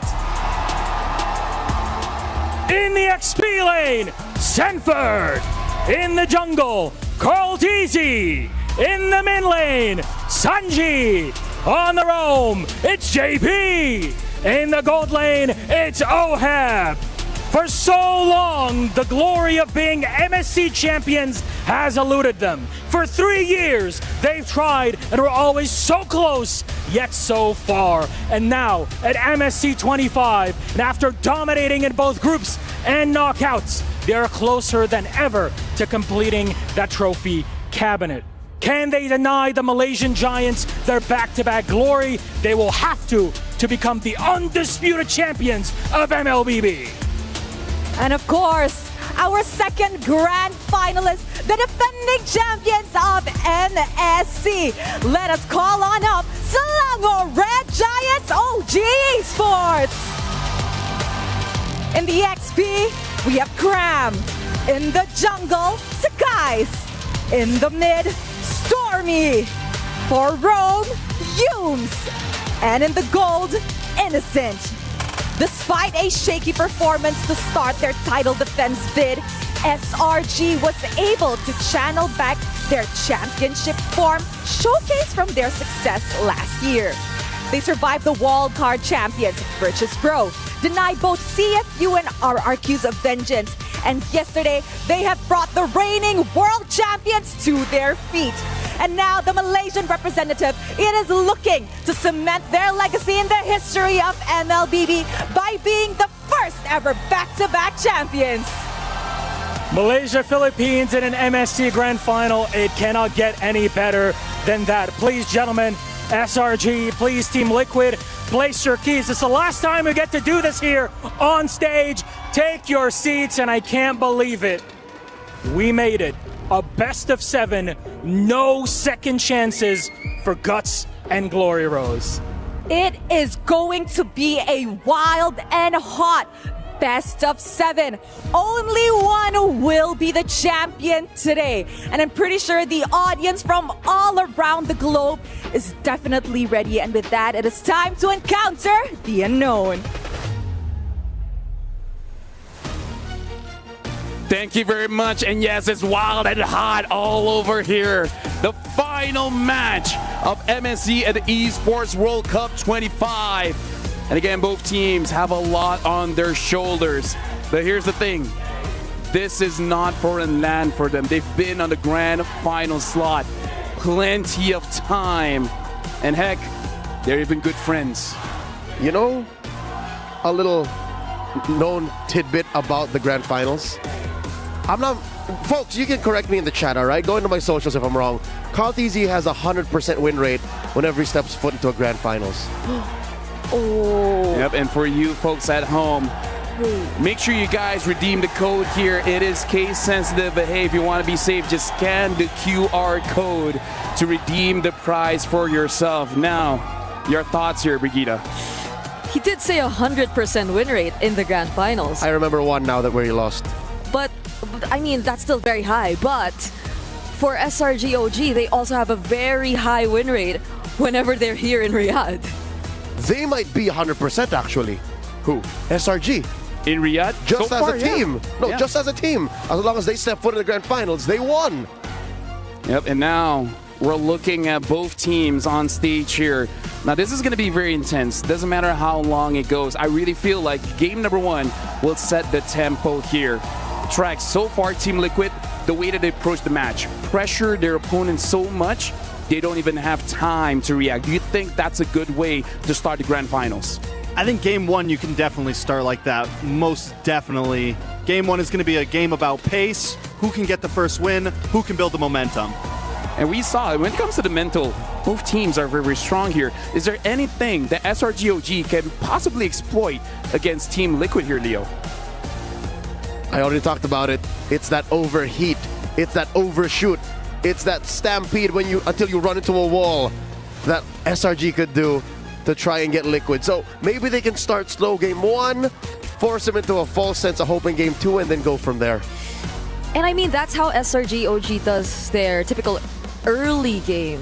It's a slow build-up before they actually hit their spikes, and before they eventually be the ones to really drive the entire flow of the game. And now we have a quote coming in from Sanford. He said, our chemistry is really solid now. Funny, because they're Liquid. It's not like before when we felt so much pressure to play for our last series. I don't think I have anything left to prove. If we win, we'll be avenging Onyx Philippines and claiming the only title we don't have. But if we lose, that's just the nature of the game. Spoken like a real champ. Definitely spoken like a champ. This is a lineup for me, especially bringing Oheb into it. I do agree that TLPH just feels like a different beast right now. The aggression, everything feels synced up for them for this grand finals. And this is the same vibe they were giving off when they won the M4 World Championships. They felt like just kids out on a mission, looking to have fun, and if they lose, they lose, but at least they had fun with their friends doing so. I kind of feel like this is why both teams can be very friendly with each other, because as much as a lot of stakes are here, even in the videos that we saw, they still joke around backstage. They understand as much as you need to be intense, you need to be calm too here, Brigida. Yeah, and that was something too that's a result of them eventually or throughout the years finding each other in such huge stages too. Like, this isn't the first time that they're gonna meet each other in such a big stage, international stage, and in the previous times that they did, one might even say that they don't look like the best of friends because there have been some heated face-offs too, but now it's completely different. For sure, they have such a great idea as to how the other plays, especially in this meta. And now we're jumping straight into draft here. SRG OG, their first pick. Team Liquid is on the second pick, instantly batting out that Arlet. And Team Liquid batting out that 1-1. If we know Team Liquid, they won't change their ban that much. Again, this is the plan A. If that's not working, plan B type of approach I think the Cavalry will take. How does SRG OG approach this? Looking at the setup, LaFell, something tells me a story you shared with me yesterday is happening here. SRG OG may have won the flip and have chosen to go blue, and this spells quite the good ramp up into the series for the defending champions. Everyone has their own superstitions, and SRG OG really likes first pick blue side here. So now, Riyadh looking at the bans here, Arlet as well as Lancelot ban. Does this look like just going for those comforts of Team Liquid? Yeah, it does seem like it. This is an Arlet that's been spammed by Sanford yesterday, and everybody just kept saying, why does he make it look so easy to pull off the Arlet whenever he gets his hands on it? And more than this, I feel like this will open up so much of the options that we haven't been seeing as much, especially in the mid lane, because in the previous matches there has been a huge emphasis and focus on the mid lane heroes in terms of the bans. I do really want to point out this Granger blue side ban. Interesting, yeah. It is, right? And it's a great swing back because red side has been very common to pick up things like the Kalea Granger, Phobius Granger, something Granger. My only worry for this is Innocent. Two of his major picks have been Moskov, Granger. And if the Moskov gets snatched up on that first snapback from red side, he starts to, it could be the hurt on themselves. But again, I'm wondering how big brain is this? They do take the CC, which overall has been a highlight pick for Cram. Yep, and now we're jumping straight into draft here. CC pick immediately answered by the Jushin as well as the Fredrin. How do you feel about this, Leo? I feel great, given that TLPH are going down a very familiar route. And they're ready to face off against the CC. They know how dangerous this weapon is in the EXP lane, so they stick to what they know. Zushin, Fredrin, now SRG pick up the Farsa, a lethal weapon in the hands of Stormy. And they get a Nakai. Oh, this is how they answered yesterday's Fredrin 2, a Nakai in the hands of Sekais. Let's talk about how fast the drafts is going, but we got to mention Yunes has played a total of 37 unique heroes, the most among all players in MSC history. Again, in history. But yeah, Brigida looking at the 3 picks coming in for both teams. This is very fast. They've figured out this draft since yesterday. CC, Akai, Farsa going up against Jushin, Fredrin, and Lapu Lapu. Yep. I feel like a lot of, or especially after what happened yesterday, teams have put a bit more respect on the Akai. And we've seen how capable it is of going head or toe-to-toe against the Fredrin, especially in objectives. And even despite the early CC pickup, which could already be a massive threat to TLPH, I also like how they decided to respond with the Lapu Lapu, because this is one of the best picks you could go up against the CC with in terms of damage. I mean, Fredrin has been Carl Tizzi's most picked hero so far in the knockout stages. He's done well with it. I do think the CC plays well against it, and I think SRG, I know these drafts are snappy, but I think it's going more to SRG's pace a little bit, towards TLPH it's more of comfortability. You get Sanford on the Lapu, you have Carl Tizzi on the Fredrin. Overall, though, I think in terms of counterplay, SRG is coming out on top right now. Yep. Liquid have to consider the Cho, and a safe gold laner is still out there, given this is the combo SRG did yesterday to take down Onyx. So maybe watch out for the Cho. Maybe you can steal it right now in Red 4. Can I just say, Leo, besides the Jushin, TL's draft feels very M4.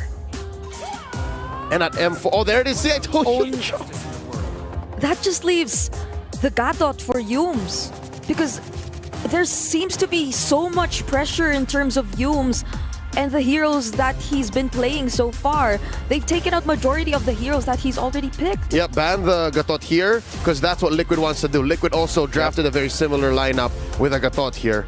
So what about gold lane though, right? We have the Harith gone, Granger gone, Moskov still open. Does TLPH pick that up to steal it from Innocent immediately? Does SRG ban it here? It's kind of, and I think that's what's taking them so long for this 5th ban. I mean, it looks like the secret strat is just to go for that Bruno and just play very, very fast. Yep, Bruno, still Iritel is out there.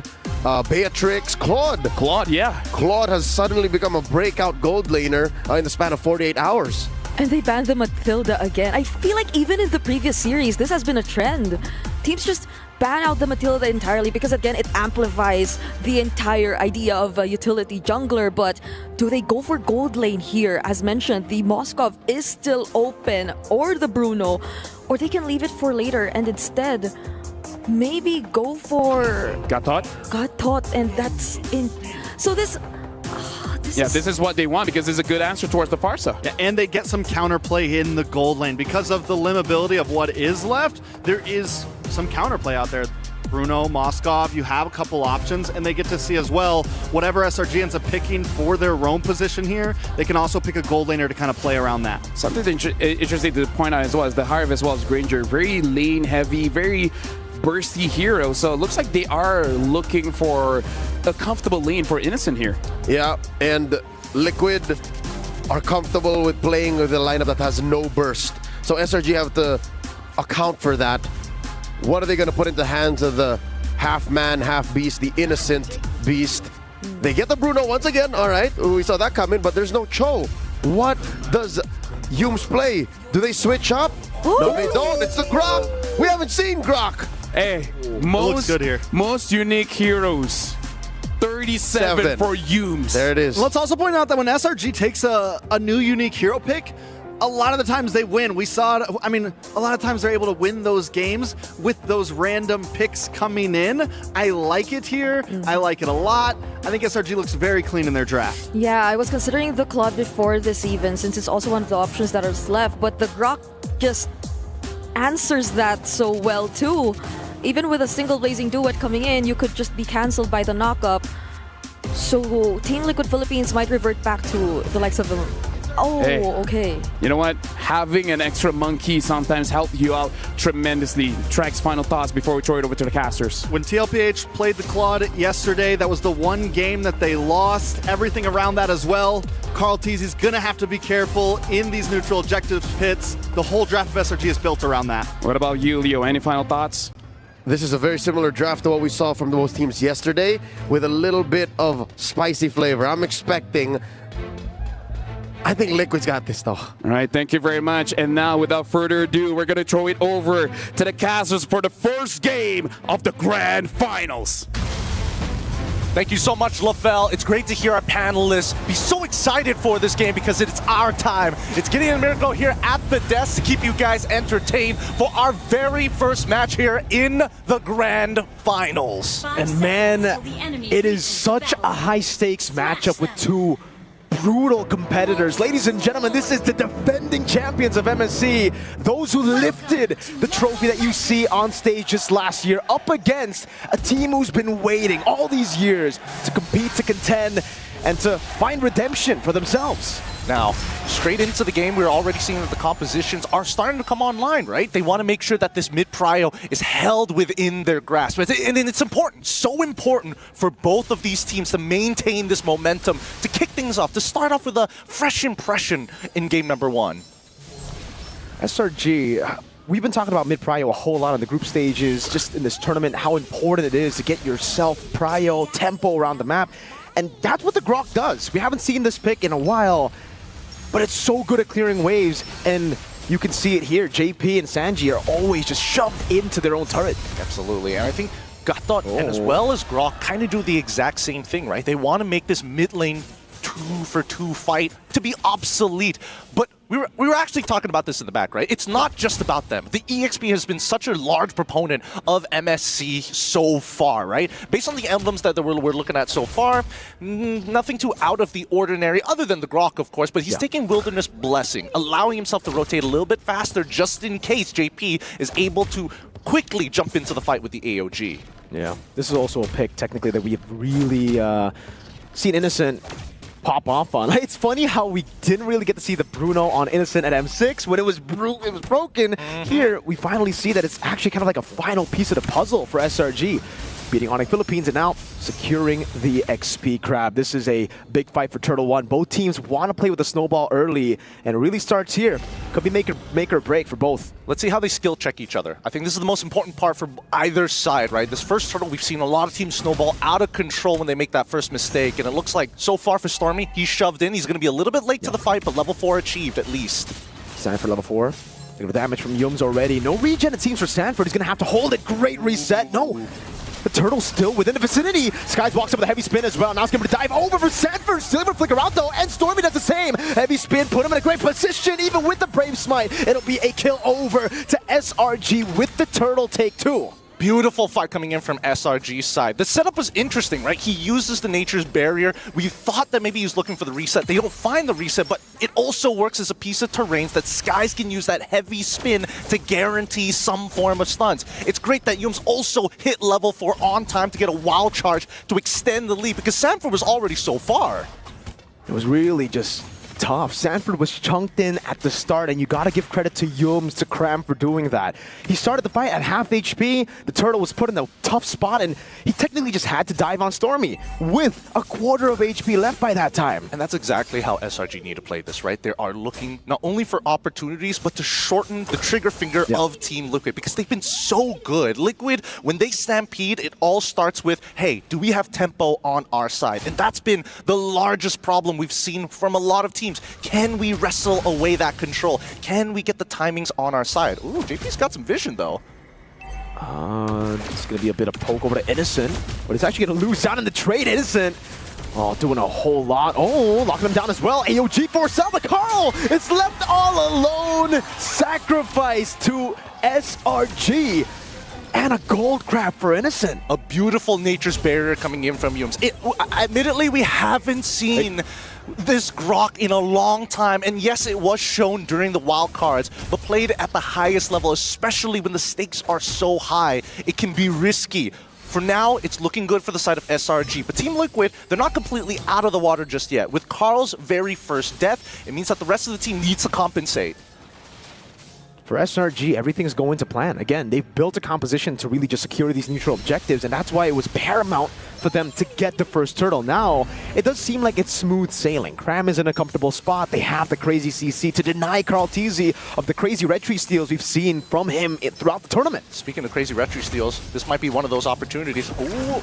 Oh man, wild charge and the heavy spin coming down as well, but the curtain call locks him down, and the back line's gonna be Sanford looking for a play, but Stormy is able to fly away. Carl locked in, has the AOG to help him out, and the egg does actually get away with OHEP dealing damage, gets one. Innocent still free, hitting in the back now as that's the Lantern Flare, bringing him back, but Sanji's left all alone, and Innocent claims the double. Oh my goodness, what a close fight. And it's not over yet. Sanford's in trouble. Innocent's got him under the turret. Sanford, kind of the tough spot, does not have the bravest spider, but with the help of OHEP, gets to clear the wave and gets to stop SRG at capitalizing with the lead that they have. Okay, they can breathe for just a second. Honestly, Team Liquid, they've got a really good moment, right? Sanford was able to not only cancel out the Feather Airstrike really early, they get the Battle Spell out of Stormy, but more importantly, they shove him so far underneath the turret, they lost the majority of their damage, but the longer this fight goes, Innocent, his crits are so important. Oh, the Feather Airstrike again over to Sanji. Oh, Carl somehow finding an angle to take the Turtle, but they'll still lose 2 on the board. So it ends up still being worth it. Yes, Team Liquid don't lose as much as you would expect, but SRG are capitalizing on this man advantage too, going straight for the tier 1 in the mid lane, and there is nothing Sanji can do. That's an instant response from the side of SRG. Despite Carl TZ's first death, he has evened out the score. Oh, please, do not die here. Innocent cutting him off as well, but he does take a few turret shots. No BMI, that's going to be the Purify to get him a bit more movement speed. Innocent with a solo kill up top against the Filipino sniper. That's a solo bolo there, and now dropping the ult to make sure that JP gets chunked out to half. Let's pull up the item list real quick here. I'm curious to see, where is Innocent alongside his build? No, he goes straight away for the Haskell. He knows that he wants to be part of this fight, sure, but if they drag it longer and longer, the sustain is so important. When he gets that Berserker's Fury, that's when he's got the gun in hand. Dude, when SRG are behind, people are still saying, yo, Innocent, man, Innocent. So when they're ahead like this, half the lead for SRG, 2,700, half of that is on Innocent. The man you really want to have gold at any time. And the fact that Team Liquid, with this composition, technically don't really have an answer against them makes it all the more scary. Feathered Airstrike already dropped down. Sanford getting the sun, but Cram is still very healthy, has the Vengeance too, is able to flicker out towards the heavy spin, but will be pinned down in the end, and Skies gets yet another kill to put SRG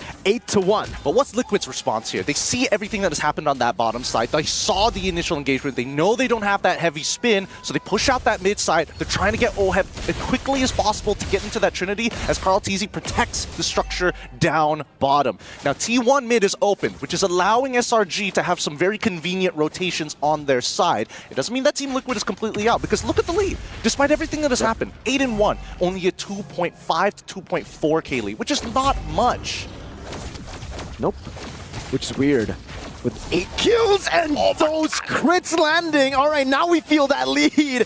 It's Cram in bottom lane, brought back again. It should be a kill over. With a Vengeance, not much you can do, but just take damage. So it's a good start to the turtle fight for Team Liquid here. For the airstrike, though, might be a trade. Sanford able to dodge away. What? Flicker from Stormy. To try to go for the chase, and now that's big info. Sky's walking up again. Carl TZ looking for an angle as Sanji jumps in deep. Heavy spin coming down as Sanford walks up, but it's still going to be Skies who wins it out. Innocent with the dive in the back. Sanford walking in, and Skies is able to peel. Innocent still free hitting. Carl TZ finding the taunt now. Can he get the damage down? With the Hell of the Blazing Duet, he can. A massive shutdown with the Appraiser's Wrath. OHEB still taken out by Stormy. Skies is right there. The GOAT fighting against 3. Skies walks away, dodges away from a possible stun. No! Carl, he wanted to fight all the way to the end. He did, but he couldn't get a trade. Okay, a moment to breathe. Sakai is utilizing the Akai very, very well. That passive shield is saving his life. Let's look at the replay one more time, because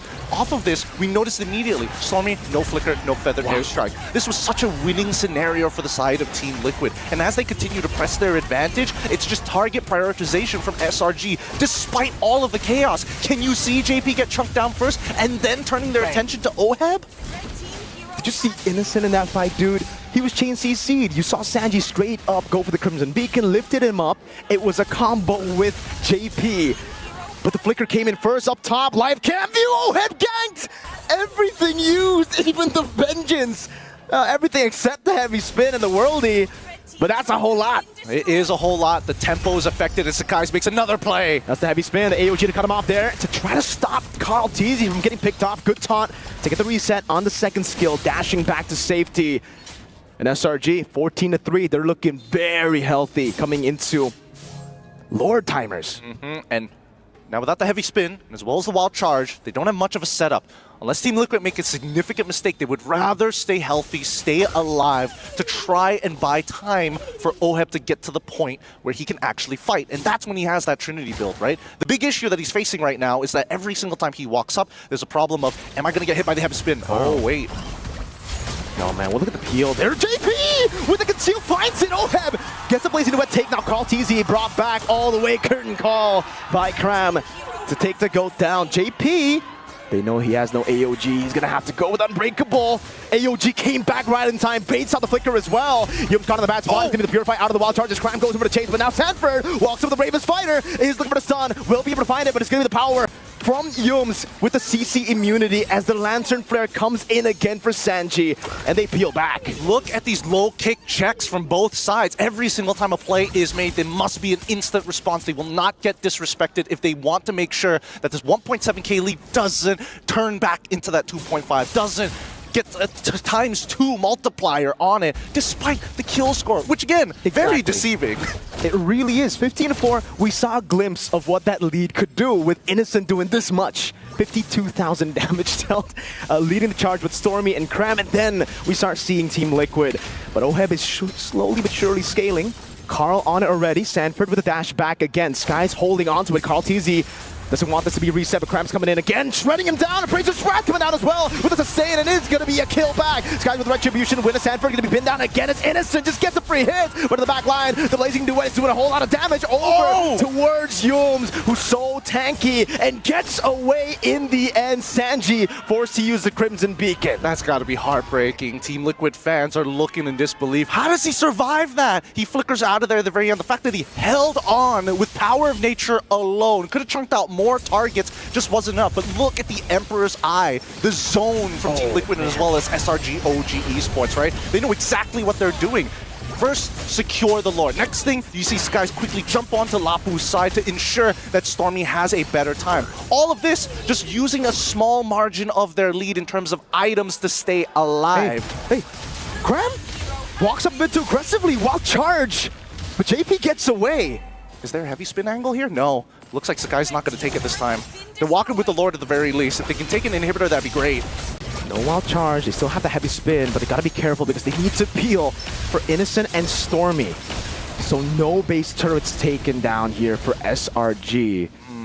And I think it's a smart move. They lost Cram. There's no reason for them to push in forward. They still have a 4,000 gold lead. Yes, there's that risk of Oheb scaling up to becoming a monster, but it could be even worse if you just dove in there to give shutdown. So yeah, gold lead's still roughly the same between the gold laners. It's a 1,000 diff for Mr. Innocent. But we're getting closer and closer to Oheb being a real problem. And he's already got 3 items on top of the Winds of Nature. He's in a phenomenal position. The same can be said about Innocent, if not better with the Malefic Gun. But then we start looking at everybody else. The anti-heals are finally in for the side of Team Liquid. We got 2 Dom Ices that they can work with. Jushin also with the Sky Piercer, but Stormy going for the full damage build. Genius Wand into Glowing Wand, which is why they've been so decisive in these fights. So no stacks on the Sky Piercer yet for Sanji, yeah? Why Hunter Strike this time for the side of Cram? He just he wants to deal more damage. He knows for Team Liquid right now, they have so much sustain. That's what they've been playing with, right? Even with Sanji, just playing around with the Brave Smite, coming around with the Blood Wings. It really comes down to TL wanting to go for a bit longer fights, waiting for the cycle of abilities to be used up by SRG. I would have imagined that if he wanted to greed out, he might even go for Queen's Wings, or at the very least, may even take a more tankier approach to the scenario. I mean, considering that his role is to not only sustain, but slowly poke out his opponents, right? He's already got the Brute Force Breastplate, he's already got the War Axe, he's got more than enough damage to kite against his opponents, but his big issue is dealing with Jushin specifically. If his yo-yos are hitting the wrong targets, well, guess what? Jushin can either peel him away, or forcefully just wait for him to leap and cancel it out. So it's back to a setup game. SRG doing a good job at manipulating the waves, playing for the neutral objectives. And Team Liquid, it really just seems like all of their fights have been brute forcing a way to maybe gambling out of this massive win for SRG. Because again, it's so difficult. You kind of have to take the gamble every time you fight for the Lord. There's no way you get a proper 50-50. It's an Akai and a Grok to stop you from retreating. Yeah, I mean, KarlTzy, despite everything, is still maintaining level 15 to level 15, right? It's a 50-50 retry battle, more in favor to SRG, but let's see how Liquid plays this out, right? This 3.1k is actually not as big of a lead, especially since they've already passed the 42k mark. Good damage over to Oheb there. KarlTzy coming with the taunt. The heavy spin comes around, but Sanford dies in the back with the Bravest Spider. Again, gonna be cancelled out by Skies. It's a shot down. Skies wins a retreat battle. It's a blazing duet, but Cram is able to stop him from happening. AOG defensively. Cram looking for the chase. Yums right there too. Sanji pop the Crimson Beacon. Stormy flies by, but SRG no. They've gotten the win already. They've gotten the Lord Cram. It's gotta be careful. They don't want a repeat of what happened earlier. Yeah, I mean, if he wants to sustain, there's a wave coming up top side, and now they're looking for mid inhibitors before that Lord even reaches, which is perfect for the side of SRG. Look at this siege as they apply more and more pressure to the crystal. Able to find those crits. Oh my Lord, the damage! Can they clear it out? JP walks up in time, but they have a whole other wave to play with. GG as Sky spins around to Zone TL. SRG get game 1. What a fast game 1 as well. This is one of those moments where you're like, okay, what happened to us? And Team Liquid understood that they went straight for the joints. They broke their formations, and therefore these neutral setups were a lot harder to pull off. Something to think about. Blue side has been doing very, very well. I'm expecting a switch. I'm expecting some very specific bans. SRG versus Onyx Philippines, to just give you guys the bigger picture, was a 100% win on blue. It was the same, I believe, for the match against RQ Hoshi. So SRG, they really have just been leaning on that. They're like, you know what? If blue side keeps getting us wins, let's just play with it. It's a best of 7, so we need to see what that tempo breaker is going to be. Whoever finds their first red side win might just change this entire game. But with that being said, we're going to be throwing it back to our panelists. What do you think about the games? Much Mirko and Gideon, and what I think is that when you put 2 teams that really wants to start the game off fast, it will end pretty fast. And honestly, this is an amazing game coming in from both teams, but SRG OG brought this roughly the same draft that they did against Onyx Philippines and won that one. It looks like the same strategy works against Team Liquid. So this is the opener where SRG OG took first blood against Team Liquid, being the second team to get a game win against them. The previous one, it was only Onyx Indonesia. So now, looking in this situation, I believe a lot of people are surprised. A lot of people are flabbergasted, trying to understand what really happened for this one. So I feel very honored for the grand finals. We're going to have a little bit of help here because welcome back to the English broadcast. You guys are watching the English panel. And alongside with us will be Kid Bomba all the way from Team Spirit to help us break down that match. So first thing I got to ask, CC first pick. Why is that so damn strong now? I don't know. I've had like a lot of success with CC myself in scrims. And it's a super strong hero. In my opinion, it doesn't have any losing lanes. And as soon as you get the War X, if you play against a tank jungle and you have a tank jungler in your team, you're like one of the strongest heroes on side lane as well. So it's very, very hard for you to compete against the CC. Yeah, because honestly, like the start of this month, everyone keeps questioning why do you want to first pick the CC? Are you trolling? There's so many other great picks, but as we saw, for the past few days here in the knockout stage, it has been absolutely amazing. Yeah, and even way back in MWI, if you guys would recall, this entire CC first pick trend started happening. I believe it was even Gaming Gladiators started at the time, but even me, I was a bit shocked to see that, oh, so this is the case now. It's a CC first pick. And it didn't happen immediately here in MSC, but now you see how effective it is actually. But yeah, honestly, now looking at the game, I kind of feel like everyone was surprised by how SRG OG was able to have that commanding of a lead. Like, what do you think, Trex? Watching that game, is it all just because of the burst? Was it a draft? Like, what was it? Well, I think they came into that game knowing TLPH likes to bring early game aggression, and they decide, you know what? We're going to take Grok and Cuts Blast. We're going to take Farza, have one of the quickest clear lanes on any combo you could pick in the mid lane, quick rotations with Wings by Wings. And I mean, even in the first minute or two, they were always on TLPH's side of the river. They were controlling the map from the beginning. So now, Kid Bomba, looking at how the meta has been shaping up, do you feel like teams that get all these early leads, we need the first two turtles, did that give a lot of advantage for the team to eventually secure the W? I think it's going to be really important for both teams to understand that they should make the rotation move more to the XP lane as the series goes on. Because I saw that Sanford lost a lot of HP before the first circle started, and that was a big problem for TLPH. They had a hard time because of that, in my opinion. And for me, it's just going to be the team that understands first that everything goes to the XP. Because for me, also, Cram versus Sanford is a key factor in this series. Is going to have a very good time. And just leave the gold laners, let them battle it out 1v1. That's terrifying though, because they did leave the gold laners. They did let them be. But what happened to Innocent? Innocent on the Bruno was just going crazy. And maybe that's what SRG OG wants, because they understand that Innocent is pretty good in lane. Now, honestly, I agree with your point, the EXP lane. Even an interview with Sanford, he said that the EXP matchup is so crucial. So before I go to Trikes, personally for you, do you think it was a mistake for them to pick up the Lapu Lapu? Because we understand it's to fight against the Farsa, but let us know, how is the matchup between CC and Lapu Lapu? Is it favored or is it just a 50-50? It is favored for the CC, and I think every lane is favored for the CC, because you can always decide to just push the wave. You don't have to fight. You can always just push the wave, and the enemy XP can only look at you. He cannot do anything versus you, because if he comes close, you hit him with your first skill, it's super hard. So it's always favored for the CC, and that's why it's such a strong hero. And specifically the Lapu can win if he gets to level 4, but that's exactly why they have to make the rotation to the XP. I think it's a really solid point. I think overall the CC is the power pick of EXP lane right now. And I think just in terms of total draft for TLPH, it was a lot of comfort. Sanford on Lapu, Carl Teasy on the Fredrin, just around the map. I think we said it when the draft was going. This feels like, all right, let's warm up. Let's get into comfort picks. And I feel like even beyond the entire CC Lapu matchup, whenever Sanford does try to do what he has to do, which is to dive into the Farsa, there's a potential heavy spin. There are other sources of either crowd control or burst damage that will make it so much more difficult for him. So it was an overall hard game for an XP lane Lapu-Lapu in that situation, even though we did say it was supposedly meant for the Farsa. Yeah, honestly, a lot of disruption. So now, Kid Bomba, looking at the first game of that match, what do you think that TLPH really needs to adjust to equalize against SRG OG? I think on first pick, they should really try to play with all the bans.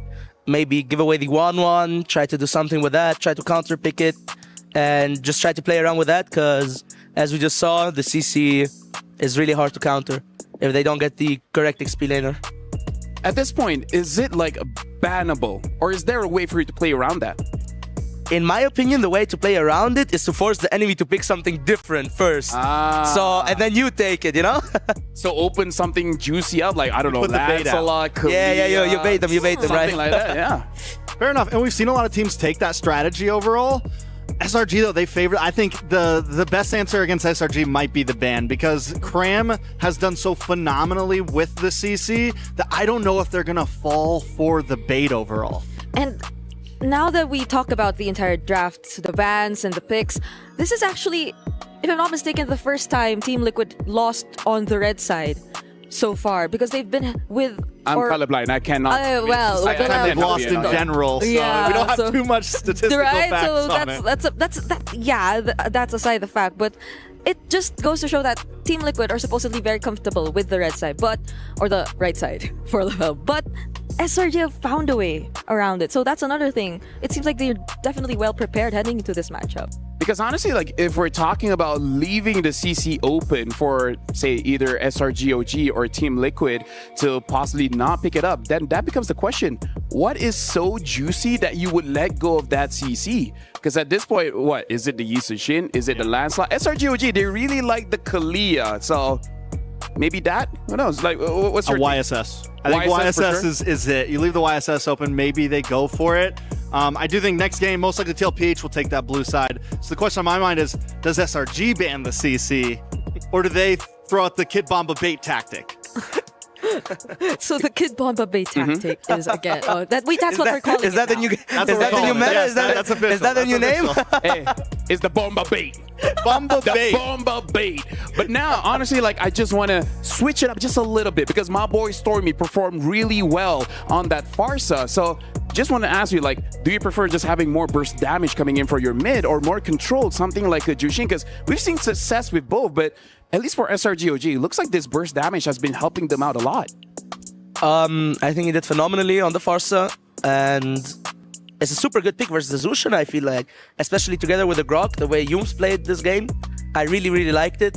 He did really well. For me, he's also a key player in SRG. So quick question, Baba. I am totally on board that Farsa is the better pick against Zushin. Do you think it's the counter pick? Do you think it's overall the superior mage in mid right now? No, Zushin should still be better, and it just depends on how you play it. All right, I'll but take Eve that. is also good versus Zushin, you know? Eve is good. Eve's good. I just think the range and the burst right now, the Farsa just seems to be winning more games, at least against the Jushin overall. I see what you mean, but what if Zushin wins the start? That's fair. That's fair. I think the Jushin goes good against the utility junglers. There's some use there, but still, I think the Feather Airstrike is the superior ulti. I kind of feel like this is all about MLBB philosophy. Yeah. What do you like to play? Do you like to pick up your opponents, or do you just want to smash them? First, for me, I'm, Farsa is a birdie baddie. I like that burst damage. Okay. But that's me. What about you? Should I hop in this? Yes. I mean, up to you. You're the analyst. I'm gonna apologize. I'm gonna have to go with Farsa. No. No? Yes. Yes? Farsa. Maybe. Or you a Valentina girl? No.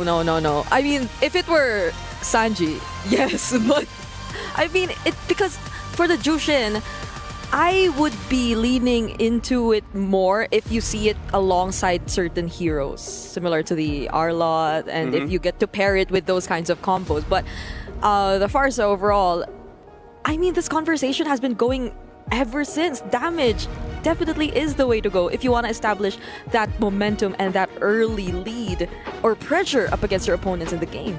The fact that this can be a debate shows that this MSC at the Esports World Cup, the meta is quite wide open. Sure, there are S-tier picks all around, but there's multiple ways to play with this. So It's crazy that we talked a lot that we haven't touched on the Grok. You know what? If the Grok pops up again, we'll touch on it, Trex. Now, going to this matchup, I really feel like for Team Liquid, if they do pick up blue side first pick, that is going to be a major win condition for them. And just want to ask the opinion of Kid Bomba, why this first pick looks so strong now? Because before this, it looks like red side is pretty good, but now it looks like first pick is just superior.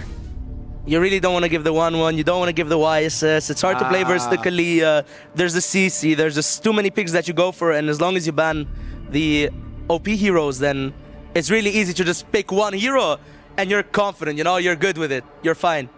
Honestly, that kind of sucks being second pick because you don't have a ban. you legit don't have a ban. You got to take out the 1-1, etc. But looks like SRG OG changing the script a little bit. Banning out this early, really respecting Sanford. They're showing that they do have a ban. They're showing that they do have options, and maybe they're going to throw out the bait for the first pick to try to secure themselves the CC. Because so far, TLPH hasn't banned it out. Phobius, Fanny. So still some power picks on the field. And SRG, so to answer our question, this is indeed respect from them. Whether they be on left or blue side or red side, they're gonna ban out that Arlot, and that just makes things so much more easier for Cram. But the question again on whether or not they're letting go of the CC still remains to be one of the biggest mysteries heading into the first pick. Okay, here's the thing, SRG OG, they really like the Kalia. So Bomba, do you think like it's still a fair trade for TLPH to pick up that CC and then SRG OG picks up Kalia +1? I think they're throwing out the YSS bait here. They're throwing out the YSS bait here. It looks like they're trying to take CC and Kalia right now. But Team Liquid did ban the CC, so I guess now they ban YSS. But the lands is also open, so they might trade those. I'm not sure.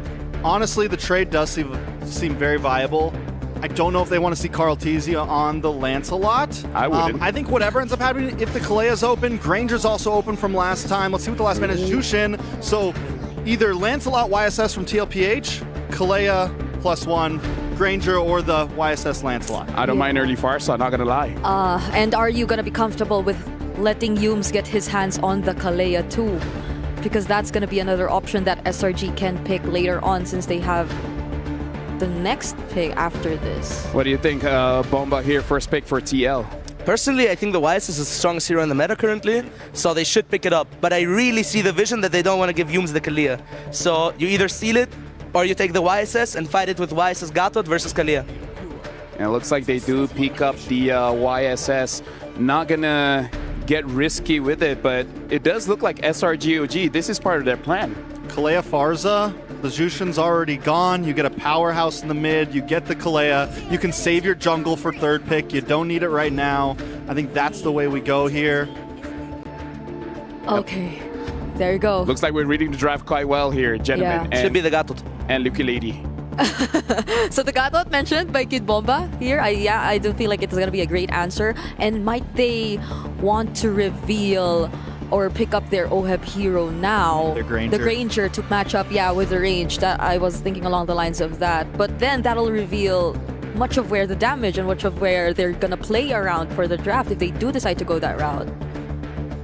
I mean, seeing as they have the YSS, they could maybe hold on to the marksman pick because they already have so much damage. They don't need to heavily rely on burst from a Granger, but it's more about, do you want to give the Granger over to SRG on Innocent's hands?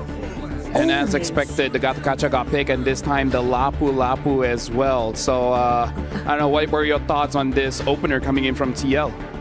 The Lapu is still flex, believe it or not. Teams do play it in the goat lane. Wait, what? It is. I don't know if OHEB does it, but it is flex with the YSS. So we might see some XP laner bans coming in from SRG, but I'm not sure. I don't think OHEB plays it. Yep. I just wanted to say that. No, you know what? You're already giving people ideas. After the grand finals, be careful when you're in ranked games. Is this going to be a Lancelot pick or an Akai pick? Because I kind of feel like both does work well with the draft. It looks like they go for that Lancelot. So it's going to be carry in the jungle. Now, I don't know, personally for you, Kid Bomba, is there any hero that SRG OG really needs to ban out to make sure that they don't get punished? For sure, the Selena, in my opinion, is going to be a super good pick for TLPH. It's going to help them be able to fight easier at the start of the game, and I think it's going to be very good. Yeah, I think Selena definitely could be a pickup with the ban. They take out the Ruby, though, because there's that the gold lane. It's definitely a possibility. And quick note to that, Oheb, back in the M3 days, was known for playing non-marksman gold laners. We saw things like the Alice back then. We've seen those picks. It beat BTK way back in the day. So good old days, man. I'm just saying, double fighter off lane, you know, all that kind of stuff. So yes, I don't think we can completely count Oheb out. I just don't know if TLPH wants to run it. But you know what? This Ruby ban by SRG, it makes me think about what Kid Bomba said, because the Rubies too can be considered like, yes, a flex, and we want to think of it as a gold lane ban, but if Kid Bomba presented the entire idea of the Lapu flex, then might as well. But yeah, so they go for the Luyi last ban too for Sanji, but then the Selena, that's open, the Valentina, that's open. Yeah, so now looking at the Esmeralda as well as the Glue banned out here, is there any more good EXP laners to deal with this Lapu Lapu? The Esmer ban kind of tells us that it is a Lapu XP, and I don't think that Oheb is comfortable on the fight. I do think that he's gonna go for like a Purify Marksman versus the Kalia, something like a Harith, like a Claude. I am really waiting for that pick, and I actually don't know what XP laners he can take versus Lapu anymore, because the Glue is a really good answer, the Esmer is a really good answer, and 4 XP laners are banned currently, if you guys didn't notice. Yeah. We have seen things like what, the Akai get picked up in EXP as like possible answers, just something that can work. Oh, is that a Hylos? Yeah, Hylos? Okay, so at least, so what, I don't think that's a good pick though. You don't think that's a good pick? I don't think that's a good pick versus Lapu. You think he's gonna get punished? I do. I don't like Hylos either, personally. So it might work. We don't know. Hey, anything can happen. Anything can happen, because here's the thing.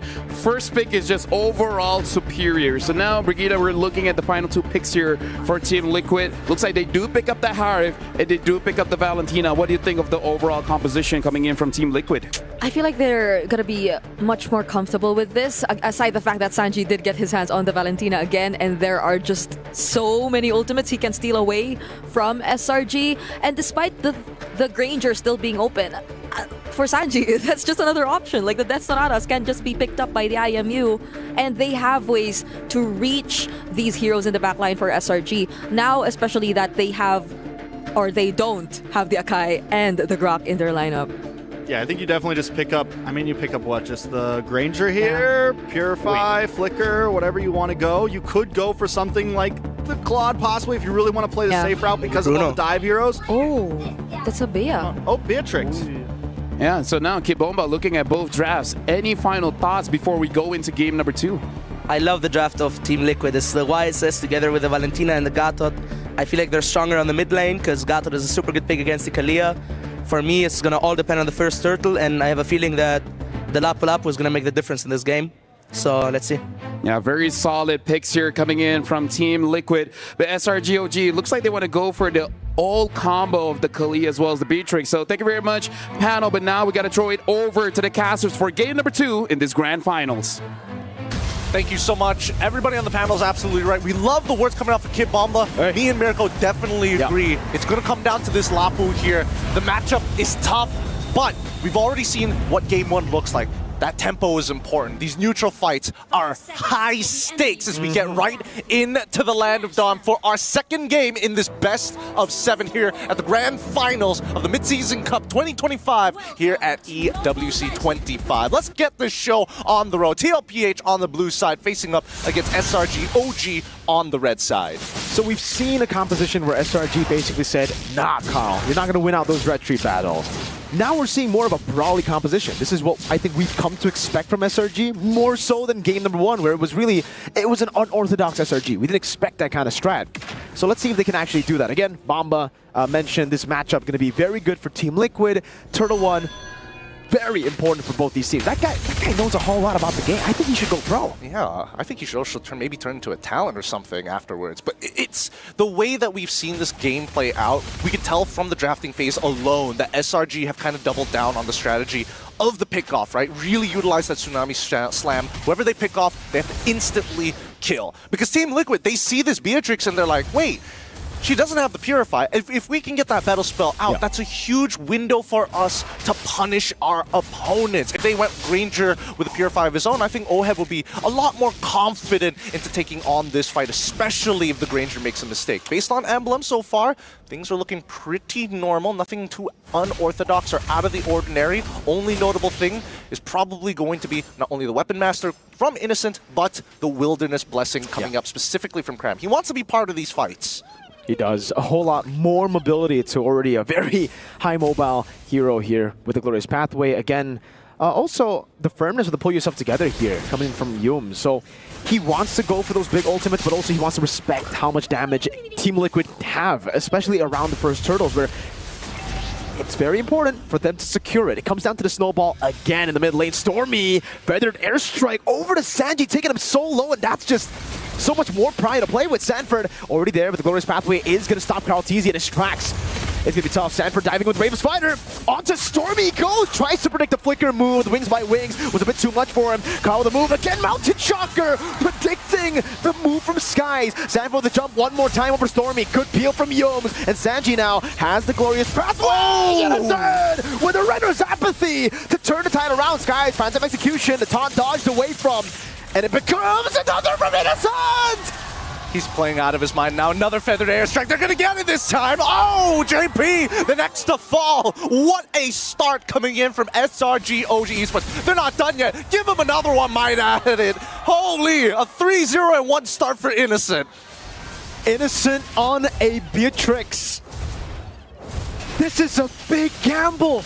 To play this in the grand finals, to be landing these shots. Oh, you can even see Oheb. He sees Innocent move into position and he's like, no. Dashing in, trying to protect his teammates, taking at least the shot. Sacrifice my HP, sir. Unfortunately, too late. The angle is good, and you can see Krammy's happy about that very first fight. Now the tempo in control, as you can see by the live cam view, Sanford taking the brunt of that damage. Unlock Cram from his lane. Yums, chill out for a moment. Once we get Beatrix in position, we will be able to clear out these waves and not interact with them. Wait. Nice. Oh. Dodge away again. Jumps in. Phantom Execution. Dodge away from Oheb. Able to get the stun. Or the dash is here. Zaman Force coming in as well. Skies with the Thorn Rose. Unable to get it in time, but the sustain comes through. Sanji walks up, and it's Oheb who picks up the kill. Stolen Tsunami Slam over to Yums. The turret lands a shot, but he gets away. Oh my goodness gracious. Stop this man, someone! Okay, Innocent, he's still making plays of his own, but this time JP's like, no, Oheb already tried to die for our sins, and he already outplayed the bot side gank. Now, he lifts his hands up saying, not this time, I'll protect you. Now, Team Liquid have pulled this back. Despite the score being 2-4, Slang or Red Giants have a minor lead. It equals out on both sides, but let's look at where the advantages actually are. With all these fast rotations that we've been seeing from Cram's side, he did lose out on a little bit of EXP, which is why you're seeing Sanford at full level and more on his side on Lapu Lapu. He's also helping to pick up that mid wave to allow Sanji to alleviate his pains. Now, Yums, wait, hold on. That's a genius one purchase coming in from Stormy's side. They want to snowball this game out of control off of this next fight. Both junglers are level 7. Innocent walking up to the mid lane already. Carl Teasy holding on to the bush. Gotta be careful.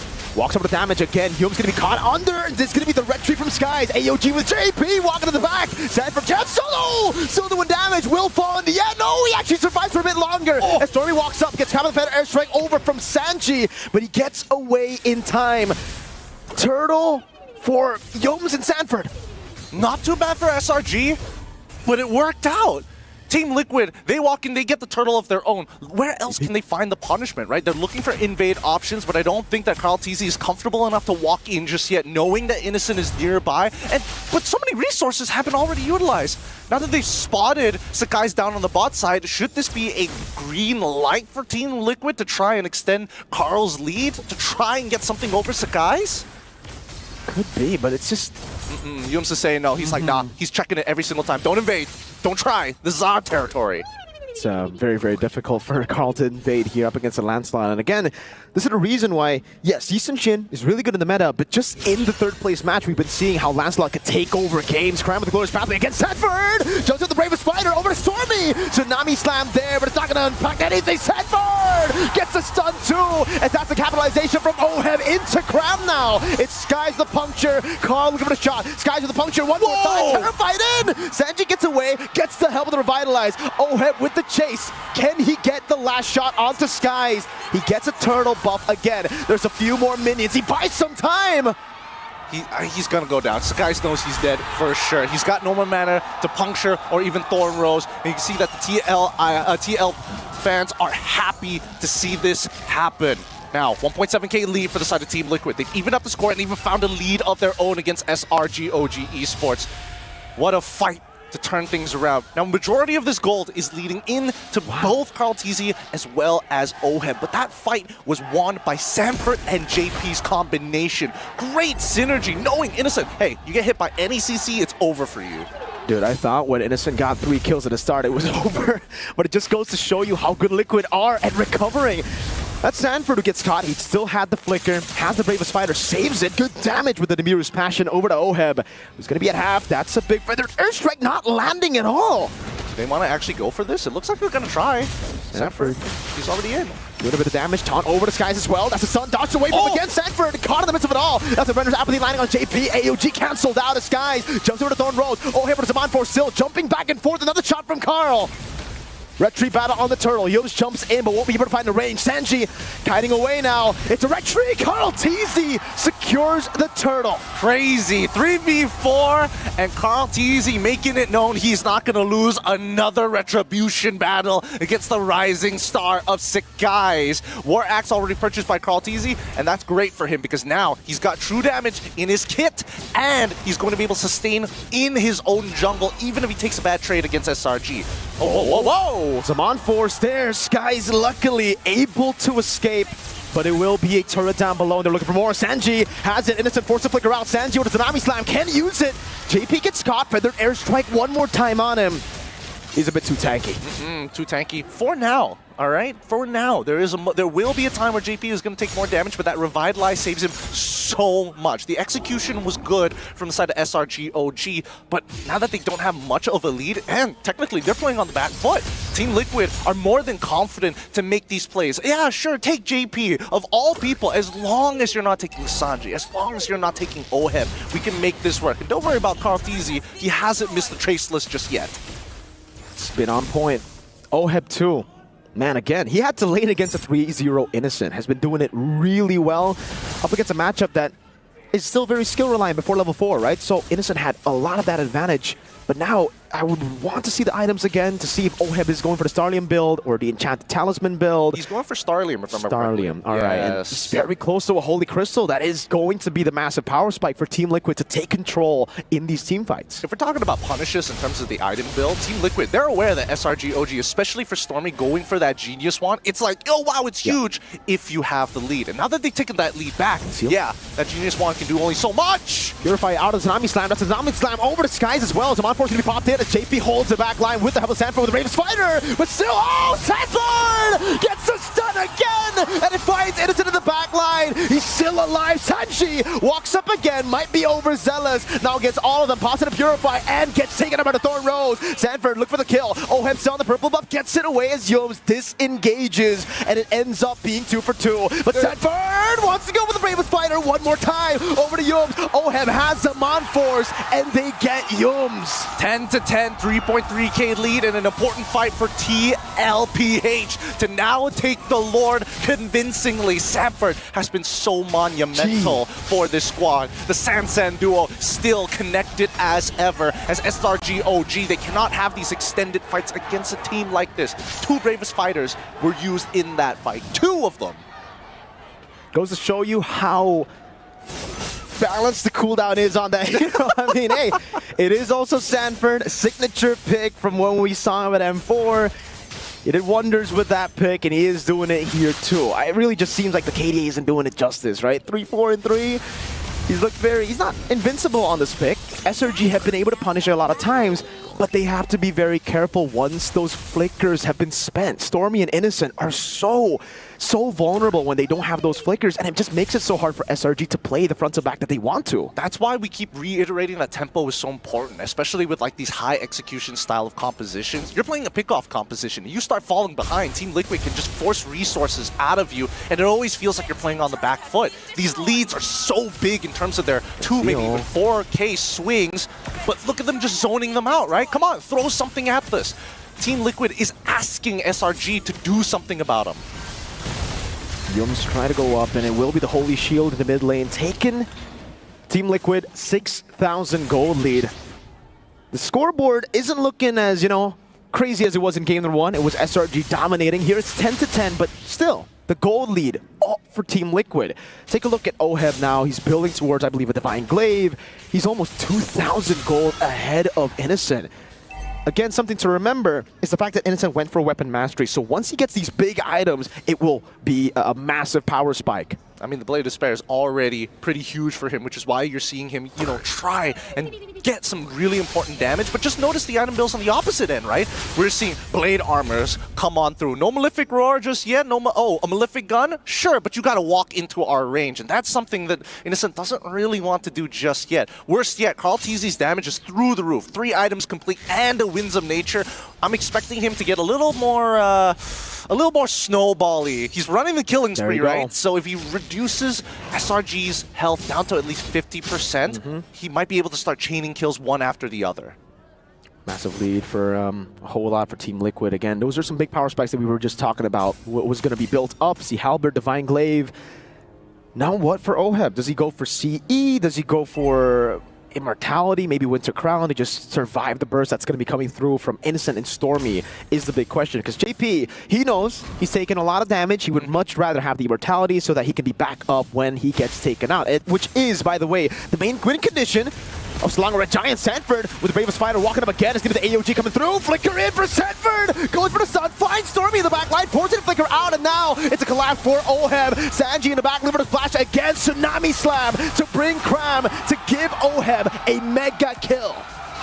Big plays being made by the side of Team Liquid ID, but their timings are immaculate. They're forcing these fights against SRG, knowing that they can get something out of them. As long as they don't trade 1-for-1, this is going to be an absolutely free Lord in their hands. 13 minutes into the game, Team Liquid are making a statement to SRG. Game 1, that's just a one-off thing.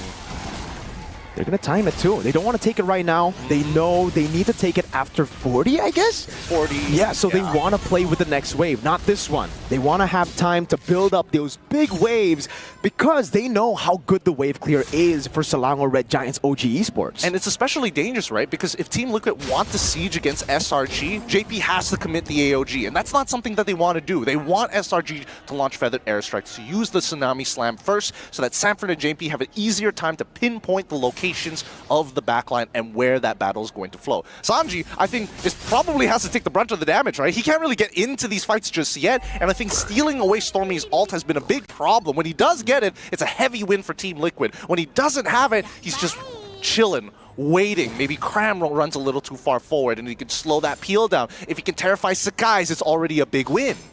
Gideon, they know the timers. They know Stormy and Innocent won't have the flicker ready by the time the Lord comes into base. So they're looking for the punish. Sanford with the Bravest Fighter over Skies in a 1v1 situation. Good Thorn Rose. Oh, a battle here in the mid lane as well as the Lord is able to charge down to get the turret, but Skies is so far away, but he's baited in the time. He's already distracted Team Liquid. They couldn't punish Stormy and Innocent without the flicker, but they will find Skies. It'll be delayed. Skies is doing a good job at just buying time. Red Tree coming in and the Phantom Execution too, but it is inevitable. Last shot. We get a display of those clean punctures before it happens. AOG! Flicker up, and it's down again. So good. So very, very good.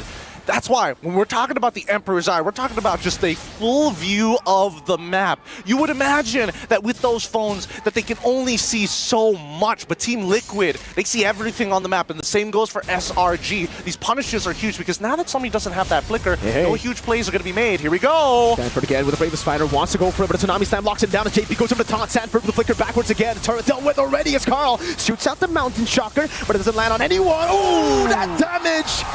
The horse is down, and no, I'm not talking Liquid. I'm talking Cram on a Hylos. Oh, Cram. He's not having much of a game right now.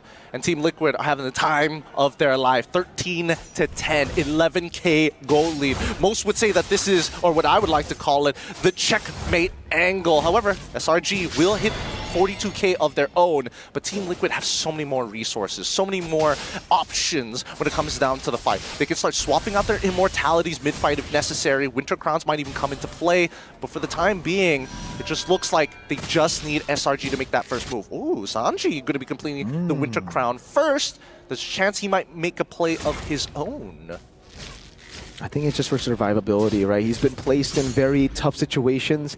This Valentina has really just been mostly utility than it is damage. Yes, he is doing damage, but for the most part, you see the glorious pathway. You see the Tsunami Slam. It's not much of the feathered airstrike being stolen over by from Liquid, and I think it's for a good reason too. They know they have enough damage. They just need to peel and give space for Oheb and Carl TZ to dish out that damage. So now it's the Lord Dads. Bottom wave, good for Liquid. Here's the conceal.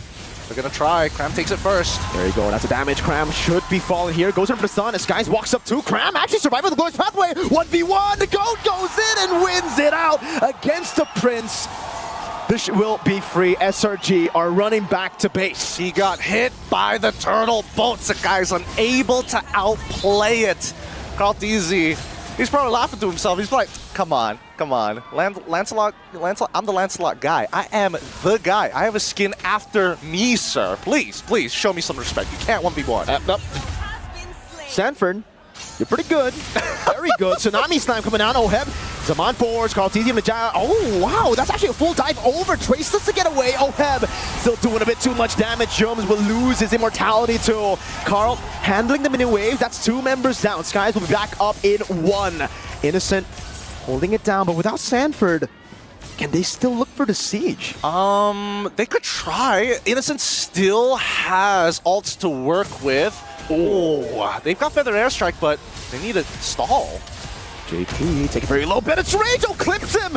Innocent in the back trying to cut away. Oheb gets it, and with the godlike, Sanji freezes up, pops the Winter Crown, and the answer is yes, they can.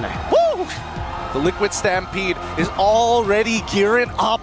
They're looking for that momentum on their side. The gallop has begun. Let's see if it turns into the full run. Holy, that was a good game. Oh my gosh. Hey, the Liquid fans in the building are brutal with it, man. They've just been emoting all around. You can see them here. Wait, and if you guys, what's that? Does that guy have an NXPE? He does. Hey, shout outs to Midnight. He was NXPE. He was. This has been a fun game so far. And I mean, both sides have really shown their true colors in terms of, hey, you give us control over this game, you give us a little bit of a lead, we're going to be running away with it. Oh, man. It's just crazy to see the early game pan out the way it did. You know, we expected Turtle 1 to be massive, but maybe not that crazy. Innocent getting 2, 3 early kills was ridiculous, but then the recovery.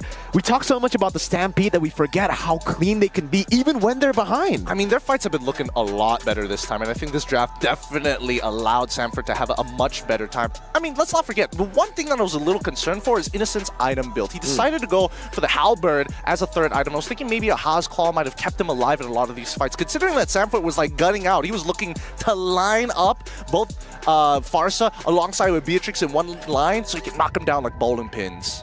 Yeah, so we're going to throw it over back to Mr. Lefelion. Thank you very much, Mr. Merkoyan.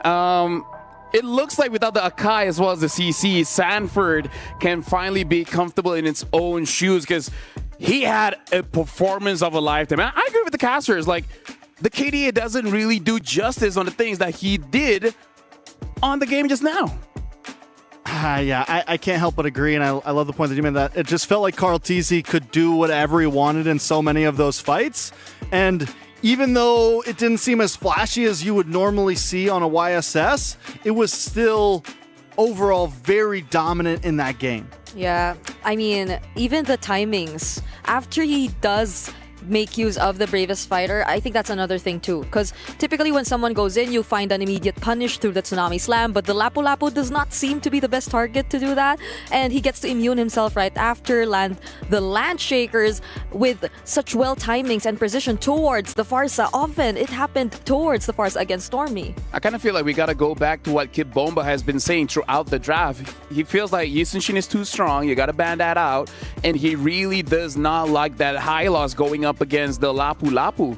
But to be fair, it looks like this was all planned because, again, you waited for Red 4 to get Cram's hero, and at that point, there's really no other options. They pick up the high lows. They themselves ban out the Ruby, so even that option was not there. So, I don't know. Trex, looks like first pick blue side is still superior.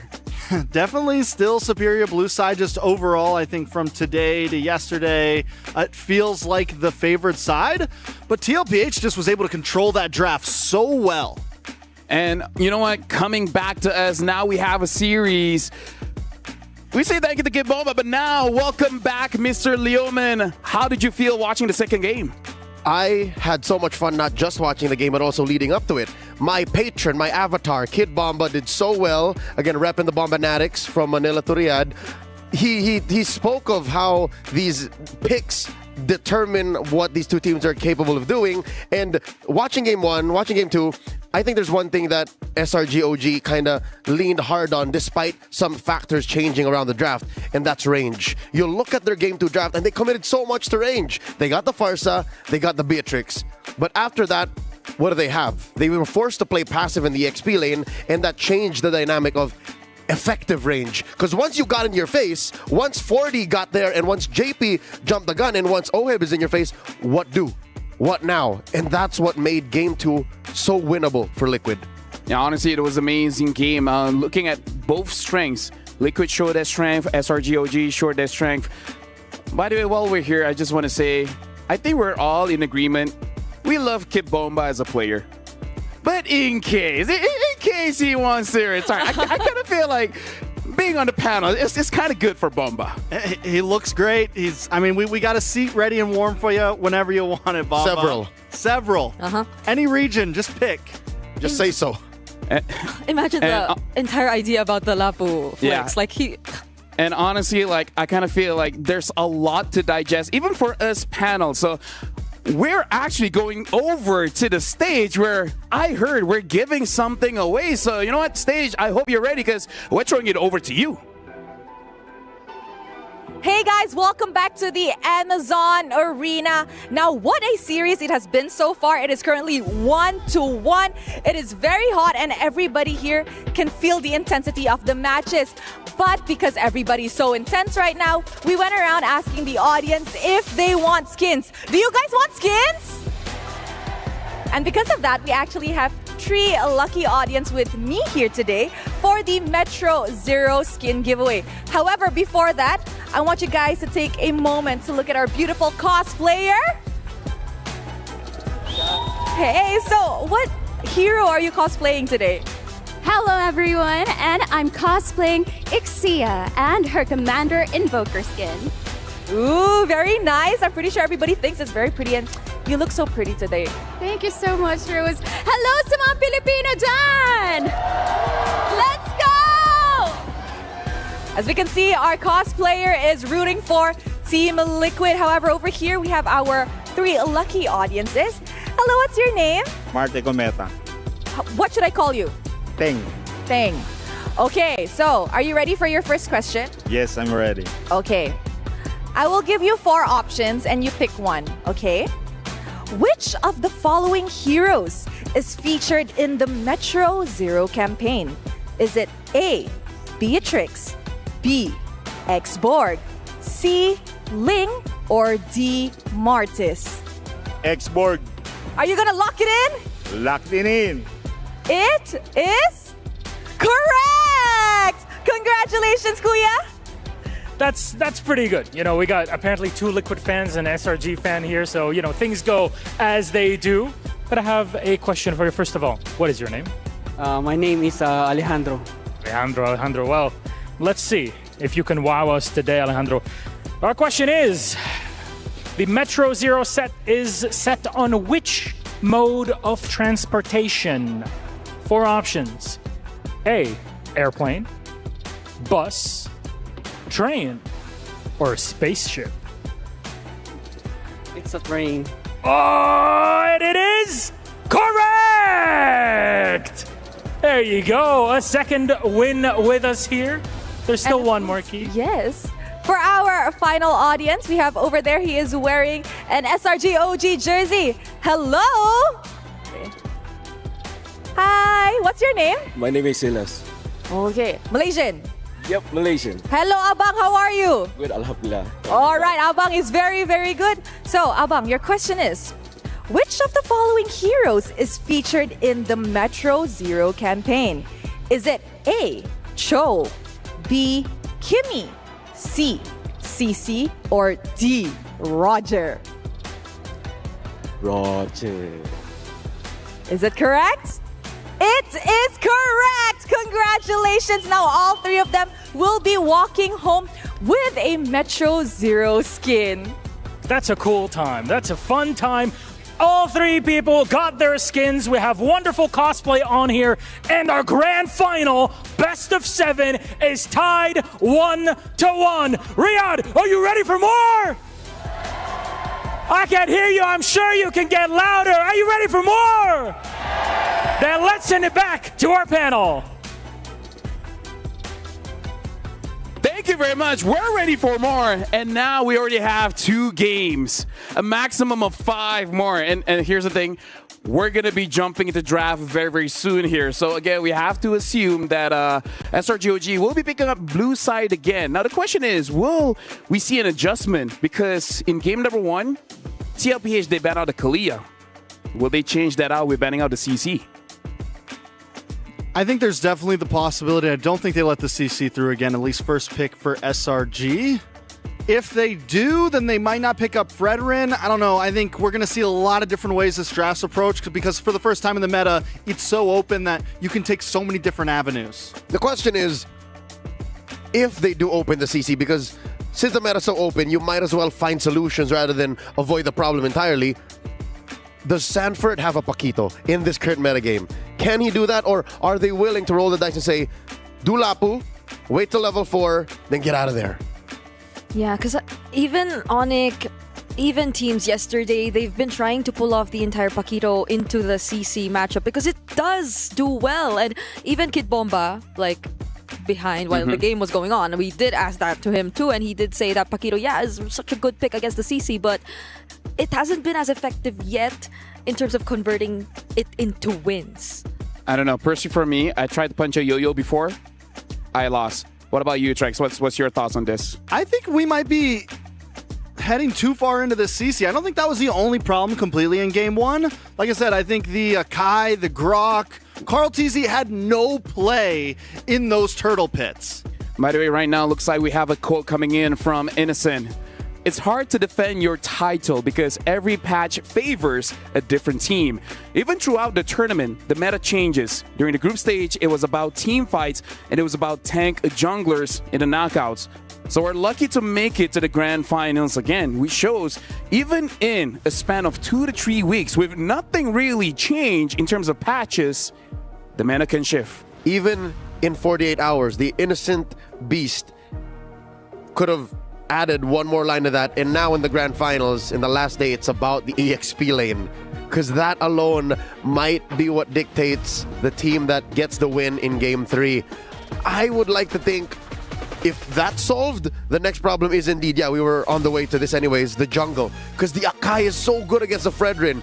If the US is not open and Carl TZ defaults to the Fredrin, do they ban the Akai? Is there room in the draft to do that?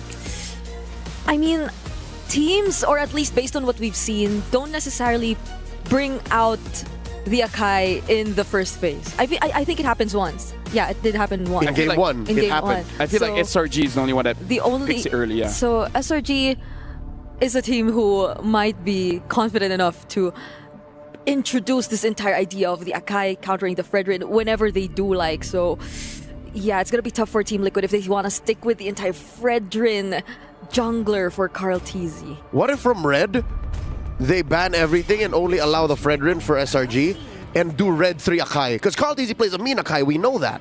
Yeah, we'll see. Because personally for me, I'm actually in a different angle. I agree with what you're saying, but instead of the Akai fighting against the Fredrin, I kind of feel like it's fighting Sanford. I feel like that's the one that we're really looking at here. SRG OG betting out the Arlet, and now TLPH betting out the 1-1. Looks like the Lancelot getting banned still. So at least for SRG OG, they want to go back to what worked. It is quite crazy how we're in a meta right now where you have to literally think about multiple lanes and how you're going to counter them. From mid, with the Farsa Jushin, with the CC and EXP, with the Kai Fredrin. I mean, all around the board, these teams and coaches have to think multiple steps ahead for this. I like it because this shows that this is indeed the best of the best. Yep. The Lapu will be banned out too by SRG. Talk about EXP dominance. So much adjustments in the draft. So this just means that the YSS will be open for SRG. Not just even the Kalia, even the Farsa, the Fredrin, Akai, Baksha. Like these heroes are all out in the wild now, and Liquid denies it. Coach RC wagging the finger. Nah, no can do. Coach Arc, so they do get at least that comfort on Yumes. So do we think we see the Basha pick up from TLPH +1? Kalea's the comfort pick. With Lapu already gone, what's next on the prowl list for EXP? Honestly, CC Lapu gone. I feel like it's a much more open pool now, a safer pool at that. Yeah. At this point, we might even see a Terizla. I mean, the Phobius has been one of the considerations too previously, but it hasn't been that high in priority considered the other XP laners which came into play recently. So now they just go with the Baksha and Jusin. I would like for this Baksha to be flex. We know that it's most likely going to be in the jungle, but I like Red 3 as that stopper for Sikais. Because, again, the Akai is such a game changer. If they go and leave Red 3 here and don't attack the rest of SRG's first 3, then I think they're missing out. I don't know. I think they could just pick up the Akai maybe again. I think it can also do okay against the Basha. Heavy spin, dominate in the turtle pit, put a Farza behind it right here. I think overall solid. You get the counterplay against Zushin. I think it's comfortable. I think you might even consider an early glue perhaps, because that is one of his signatures. But it looks like they go for the Joy as well as the Farsa here. So SRG OG, they still want to go for that assassin. Yeah, I like the idea simply because it helps the Kalea be able to perform a bit more. The Joy can be the one to potentially dive in first, force out the Purifies, especially from key targets like the Jushin. I mean, that's the only one revealed for now for Team Liquid. And then the Kalea would feel a bit more encouraged to land those skills, those crowd controls. So last pick on the side of TLPH. They got a jungler in, possible flex to roam. Mid laner, do they lock in gold lane here to at least have advantage there? The Granger's been getting tossed to the side, but I still think it's very solid. Yeah. I can feel like Moskov is a consideration. Against the Joy, yeah. Unless they're planning for another Harith. So they save their gold laner for later and pick up a Hayabusa. Oh, such a great counter, the Joy. Don't need to rush the gold laner, because again, you're on red 4. You get red 4 immediately after the bans. So now it looks like it is going to be Assassin going up against Assassin. Again, this is two teams that really like to rush the tempo here. So, Trex, looking at the composition, what is Team Liquid missing at this point? I think I'm still the Hayabusa pick was so clean, man. I think SRG either didn't expect it, they pick up the Joy, and maybe the Joy was too early. At this point, TLPH just has such an advantage, I think, coming into second phase. In the first phase alone, Liquid are playing off of the axis of effective range once more. Sure, you have a Farsa, you have the Wombo combo with the Kalia, but what do you do when Liquid is in your face? Like, that's the thing that Liquid is missing right now. They need a hero on Sanford that punishes that short gap, that within your face kind of range that SRG just haven't found the answer to just yet. So if it's just in terms of that, then the likes of the Glue, as mentioned previously, are also still open. Yep, Glue and Harriet, like these are the two heroes that I think SRG should take out. Yeah. So that's going to be a problem for Team Liquid if both of them are banned out. But even for Cram, I feel, because they're slowly running out of XP lane options. Cram still has a Ruby, by the way. It's still out and untouched. Now the question, what if that's the only thing left and at Red 4 suddenly, Sanford steals it? We haven't really seen much crazy picks from Liquid, save for the Alpha and the Hylos yesterday. But what if here they start to do that in pursuit of the trophy? If they steal the Ruby here, it's a very clean pickup. Yeah, because even, honestly, the pick would work for either side in multiple positions. Right. I like it. I think if SRG gets it, it's a saving grace possibly for themselves. Badang ban on the blue side, finally onto Red 4. Yeah, I kind of feel like that's a pretty good ban as well because you don't want that disruption going for SRG OG. So now Team Liquid, this box is still a question mark. If they want to keep it flexible, they can choose their gold laner here. But again, that's going to expose them to SRG OG. So instead, they're going to take away that glue instantly. And again, this is a good pick for them, but also a very good deny. Yeah, and the Ruby still looks like a good option. Like, especially in terms of just sustaining yourself overall, considering that the glue can split up into a lot of mini glues. But the beauty of this is when SRG picks the Ruby, if they do pick the Ruby, Liquid has last dibs. Oheb can protect himself. He can pick a hero that doesn't care about said Ruby in Cram's hands. I mean, I think at this point, SRG, you do something like the Ruby. Hilda got banned out, so that's not there. The guitar? No. Yeah, I mean, Ruby Granger, I think you pick up the Granger maybe here for a little bit of range and just try to play it safe to stay out of the range of the Lantern and the Hayabusa. Not unless it's Innocent who wants to play it. So we hear they pick up the Phoveus instead and the Granger. Okay, we're going back to the Phoveus for SRG. I feel like it's still going to be a decent matchup going up against the glue. I would still say it's a bit glue favorite here, but now seeing the Granger, Moskov, Iritel, basically everything except Harv is open now. The world is Oheb's oyster. SRG played on the defense while in blue. That, I think, is the genius of this draft. Liquid have found that hero that lives in your face, rent-free. It's that glue. Now they can pick any of these heroes. I don't think they need to really go out of the box. If they want a bit more dive, the backline, the Claude's there. Although they have to really consider the Joy and a Purify hero. So they go for the Moskov, I think. Yep. Yeah, Moskov is a good pick going up against this Granger as well as the Joy. So Trex, final thoughts looking at the draft here. I think that Hayabusa pick completely threw a wrench in SRG's plans, and at this point, TLPH definitely from macro to team fight control. I like the draft. Well, thank you very much, panel. You guys have been amazing. And now we're about to start game number 3 in this grand final. So we're going to throw it over back to Gideon and Mirko. Thanks, panel. 1-1, the current score between SRG and TLPH. Nobody's broken the curse of red side just yet as blue side reigns supreme. We go into match number 3 hoping something will change. If not, it might just be another blue side victory. Welcome, everybody. The grand finals continues here today at Mid-Season Cup 2025 at the Esports World Cup live in Riyadh is showing us everything we've wanted so far. Let's bring it back. It's going to be SRG on the blue side facing off against Team Liquid on the red for anybody just tuning in. Let the battle begin. Sakai's starting on his orange, Carl Teasy on his purple. Yeah, you can really see both teams starting to respect each other in the drafts here, coming together and really just forming a composition that definitely we wouldn't see in like game 1. Right? Like they're letting go of a lot more picks, they're opening up so much more, but they're also denying so much more that we've seen in game 1, game 2. So at this point, yeah, I agree with Blofeld. I really like the glue into the Phoveus. Thing is though, all Phoveus needs to do is just win out the early game and set SRG up for a good early games to just weather the storm. Because, like, again, TL want to snowball with this composition with the Hayabusa, Juice. Everyone on their composition really wants to just snowball and take control over after Turtle 1. Yeah, I mean, that's why we're seeing a lot of that struggle come down from the EXP side. Like, Cram, if you look at the emblems, he's decided to take Concussive Blast because he doesn't want to interact with Samford, right? And Samford, he's like, okay, sure, you clear decently fast, but I'm going to try and freeze underneath my lane, and I'm also calling JP to my side of the map just to make sure that if you are going to hit level 4 in time, there's going to be a brass tax on your HP. He's hoping to chunk him out at least 50% of it. Okay, taking a look at the emblems here. Nothing too crazy. Tenacity, vitality for Sanford. So he wants to be very, very tanky. Just knowing that this has been a pattern. When you're on the glue 2, you're very vulnerable. You have to go for the flicker.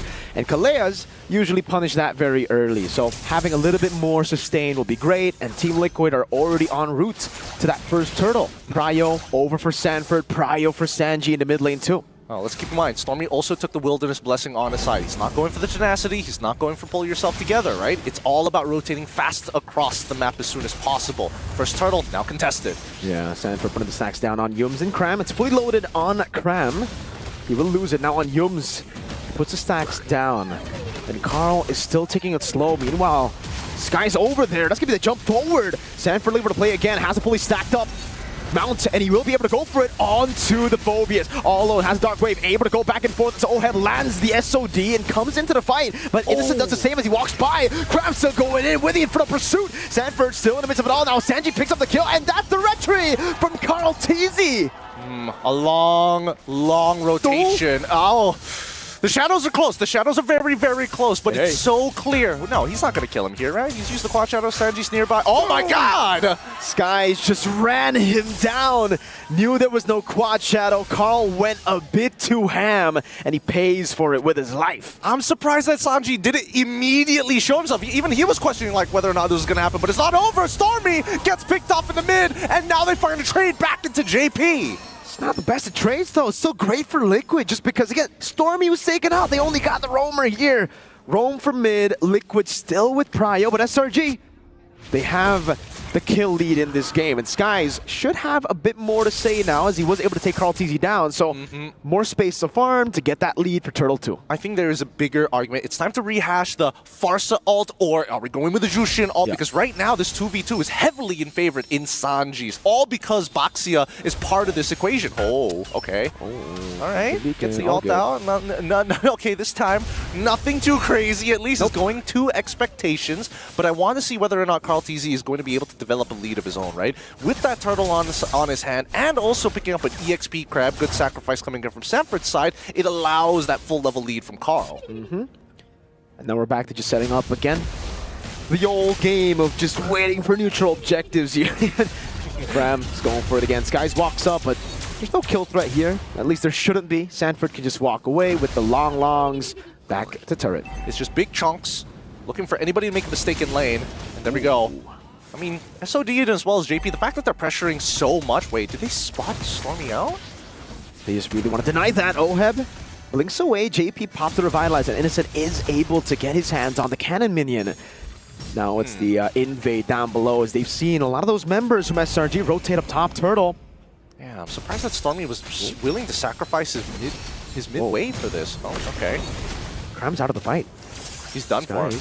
Walks up. Sanji still has Crimson Beacon. Will decide to pop it in now. Skies gonna get away. Oh, Sanford with a lockdown on the flicker already. Now pops a long Tsunami time with the shadow kill coming down too. And it will be the backline targeted down. Skies still able to survive. Good peel from Cram as Innocent goes for the shots. One last one with that Sonata finding it there. Sanji unable to get the kill back. And it is Innocent with a double. Look at the instant response. They knew, TLPH understood. Hey, it's too late for us. Innocent's already here. You're not going to be able to run away. They quickly steal over that purple buff to enable Carl TZ to maybe snowball out of control for the next fight, while Oheb helps him out and even gets a free push on top side. So take the turtle, take a couple of our members. We're not falling too far behind. But now it's getting real dangerous for TL. Innocent has secured Skypiercer. We know what he's done in the past when he gets a Skypiercer early. Oheb walks up, stunned up, Purify comes down, he dodges away from the feathered airstrike, but he can't from the Death Sonata. It's JP brought back by the Dark Wave. Just as I mentioned it, it's 2 on the Skypiercer, make it 3.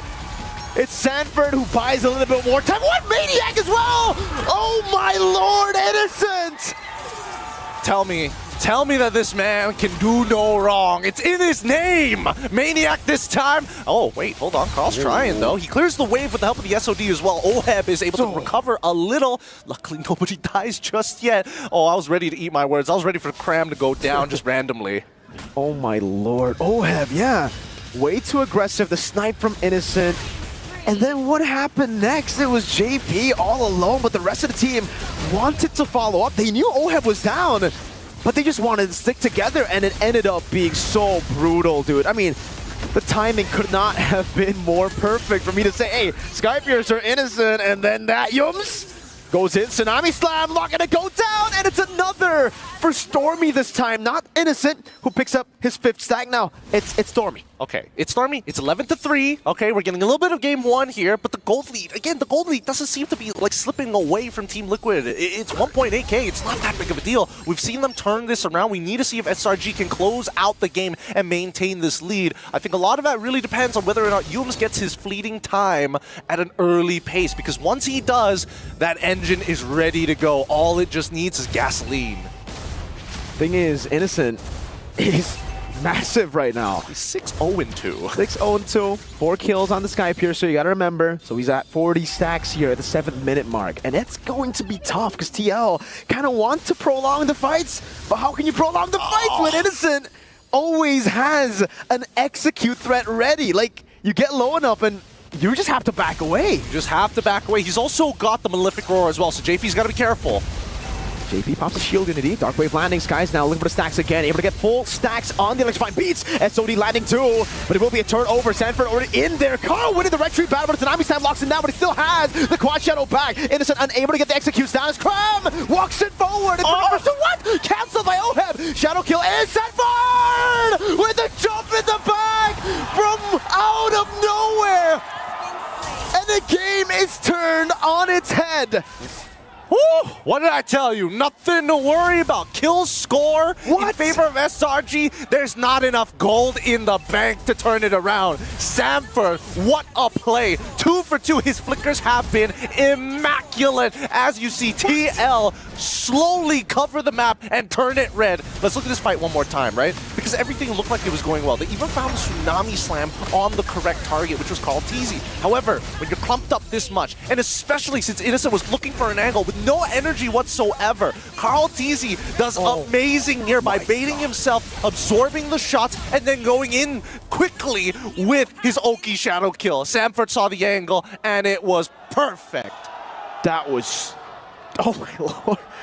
What a flank. I mean, he literally saved the fight. That was looking real bad for Liquid. It was looking like Innocent was about to get 4 more stacks, you know? Everybody was so low. They were within the threshold of getting executed, but now they've recovered again. Liquid out of nowhere from sheer team fighting mechanics have gotten themselves back into okay zone. Yes, there's still a lead on Innocent, but the 40 stacks is now, it's down. I don't know how much he's standing on now, but it's not, again, that snowball number that you were expecting. Yeah, I think he should be down to at least 15 to 20 stacks at this point. There you go. Look, 28. 28, perfect. Now, looking at where the gold leads are actually being developed, Cartesi and as well as Oheb already has his 3rd item. He's finished that Trinity build, right? He is so prepared for these upcoming fights. And with that reset on Innocent, he's less scared to get involved in these fights. Obviously, he's going to come in last, of course, but that's not the only thing you should be worried about. Carl TZ having a solid 2-level lead over Sakai's. These neutral fights are not easy anymore, and the worst part is like, you don't know where Carl is half the time. He comes into the fights super late. And he's not even the executor here. He's like, yes, he's an assassin, but for the most part in this game, he's just been dealing damage. It's Sanji, I think, who will be the guy to execute members. I believe he will go for the Skypiercer, just like he has done in the past. And that's the winning angle for Team Liquid. If they can go, there you go, Skypiercer already. I don't know if he's actually gotten any stacks on it or if he's still sitting at 0. But that's the winning condition. Again, if Team Liquid can dish out enough damage for Sanji to be doing what Innocent's doing, picking up those stacks and executing members, it now becomes tough for Selangor Red Giants OG Esports. Yeah, I think the worst part is the fact that Sanford, he's already got 2 tank items. JP's going to open things up, though. Cram walking up again, the Dark Wave not landing. JP in the back line is called. TZ secures the neutral objective. That's a Tsunami Slam to Sanford, but he's still able to flicker out. Now goes for the Meltdown, and Bracio's back to the team. It's so much damage, the piercing damage. Oheb still there. Skies doing all that he can, but Carl jumps in with the quad shadow, and he gets Innocent. Now it's just Stormy. It's too clean, Team Liquid. It looks like they might just be able to break the red side curse. They're going to get one more into Stormy as well. Wings by wings. This and Carl just taking his time, playing with the food. Holy shield threw Oheb back. That could have been real bad if he was able to cut Stormy down. It's not an end angle just yet, but it's massive for Team Liquid. They get everything on the map. This tier 2 will surely fall to, yes, OHEB will get it. And now it opens up so much more space for a composition that was already deadly without all this tempo. Now with this tempo, brother, JP on the high-lows against Onyx, he came from the side to kill Sans. Now, he can come from any angle. It's crazy. It's crazy how Team Liquid are playing these fights so perfectly. And I think the worst part is that Sanford is making it tough. I think a lot of this fight boiled down to whether or not Cram can get some effective abilities down. And I think that his positioning, more importantly, his tap on the Infernal Suit into the middle of the 4 of Team Liquid definitely cost its Langor Red Giants the fight. He should have taken his time, and if he was looking to jump on somebody, it was probably Sanford first, which he didn't use his ult just yet at that point of time. He knows he's going to get pulled out of position. You might as well start peeling for that front line. 1,200 gold lead for Sanji. Up against Stormy, and Skypiercer should already be... I don't think he got a single kill actually that fight. But still, they got proper shutdowns, kills over. Now Carl Teezy's a very good amount ahead of Skies. 2,000 gold lead already with the Endless Battle. And he's looking for his last item this game, which isn't going to be defensive. Yep, he's very strong. If he catches anybody by themselves, he probably one-shot them without much of an issue. You can see that they're slowly opening up the map with JP. And I think that's the biggest problem right now for the side of SRG OG Esports, right? Coming for a flank angle is pretty tough overall. Ooh, the Shurikens did not connect to reveal Sakai's and cancel out his recall. But even so, JP and as well as Sanford are the two biggest problems that SRG are facing right now. Sanford, way more deadly, but also it just doesn't feel good to commit too hard onto JP. Yeah. OHEB just farming up. It's very hard to commit on any of these members, like you said. Damage dealt ranking is all Selangor Red Giants OG Esports. It's Innocent, Cram, Stormy, and Skies before we see a single member from TLPH. OHEB? Oh, lands the SOD, goes for the Spear of Misery. Oh, didn't quite get the angle. But even when you're so far away, the fact that you're able to push in and put in the threat down and now utilize that to take purple buff is good. For Liquid, Conceal. Sky's walking up over to JP. OHEB, no SOD, goes in, Spear of Misery as well. The Federer airstrike coming down with the Revitalize is right there to provide the peel. And now, Liquid have an angle. Kyle with the quad shadow, jumping in. Cram lifted up, thrown back to the ground now. It's asking the mount down again. Sanji with the Crimson Beak and Sanford jumps into the back, finding them as OHEB tears them apart. Carl with the shadow kill. Oh, Innocent cancels it out. But in the end, it's still Sanford mounting him. He will find the kill. It's Cram against OHEB and JP. Now a tsunami slam over. Sanford, oh my god, it's ridiculous. He's crazy. Oh my goodness, Sanford straddling them. It is over for game number 3. Red Cycler's broken wide open by Team Liquid. They are going to make sure that this is going to be one hard-fought battle of SRG OG Esports are even going to try and climb up this mountain. What the hell, Sanford? God. Dude, How many like resets was that? 2 resets? 2 full resets? Like, yeah, OHEB, amazing plays. He got the triple. But how the hell did Sanford just do all that, dude? They just facilitated everything. They gave him glue, they gave him flicker, and that was the end of it. That's all he needed. Just the battle spell and glue's kit. He turned the game around. He was able to get the 2 in the back. He's assassinated Innocent. We were expecting Hayabusa to be the man. Glue is the man. Glue is the man. All right, we're going to be throwing it back to our panel to break it down for us. What do you guys think? Is it too early to say if Team Liquid becomes a champion, Sanford should be the MVP? I mean, like, what a performance coming in from the EXP. I mean, like, to be fair, the entire series, it is all EXP, but Sanford clearly shows how strong he is on this picks. In this game, the ecosystem, the food chain was very clear. The Apex Predator stands tall on top of everybody, and you stand in his way, you're automatically prey. The innocent beast in that last sequence here, you'll see it now, stood no chance. Like, well, he did kind of like he got away with that until he's like, oh no, I have stacks on me, and then 40 wasn't done. Yeah, and I feel like for majority of, I mean, we did say the entire focus on EXP lanes, and we put so much emphasis on their performance, especially when they're especially when they're ahead. But in this case, the way Sanford played it was through plays that changed the way the game goes, and it favored their team suddenly just after those 1 or 2 plays that Sanford did, coming in from the back lines and just surprising them with the flickers. I mean, even with the fact that SRG started strong that game, Innocent started strong that game, and TLPH, all it takes is one big play to flip the table. Like, I love what Gideon said, 2,000, 3,000 gold is not enough gold in the bank to topple TLPH in a game.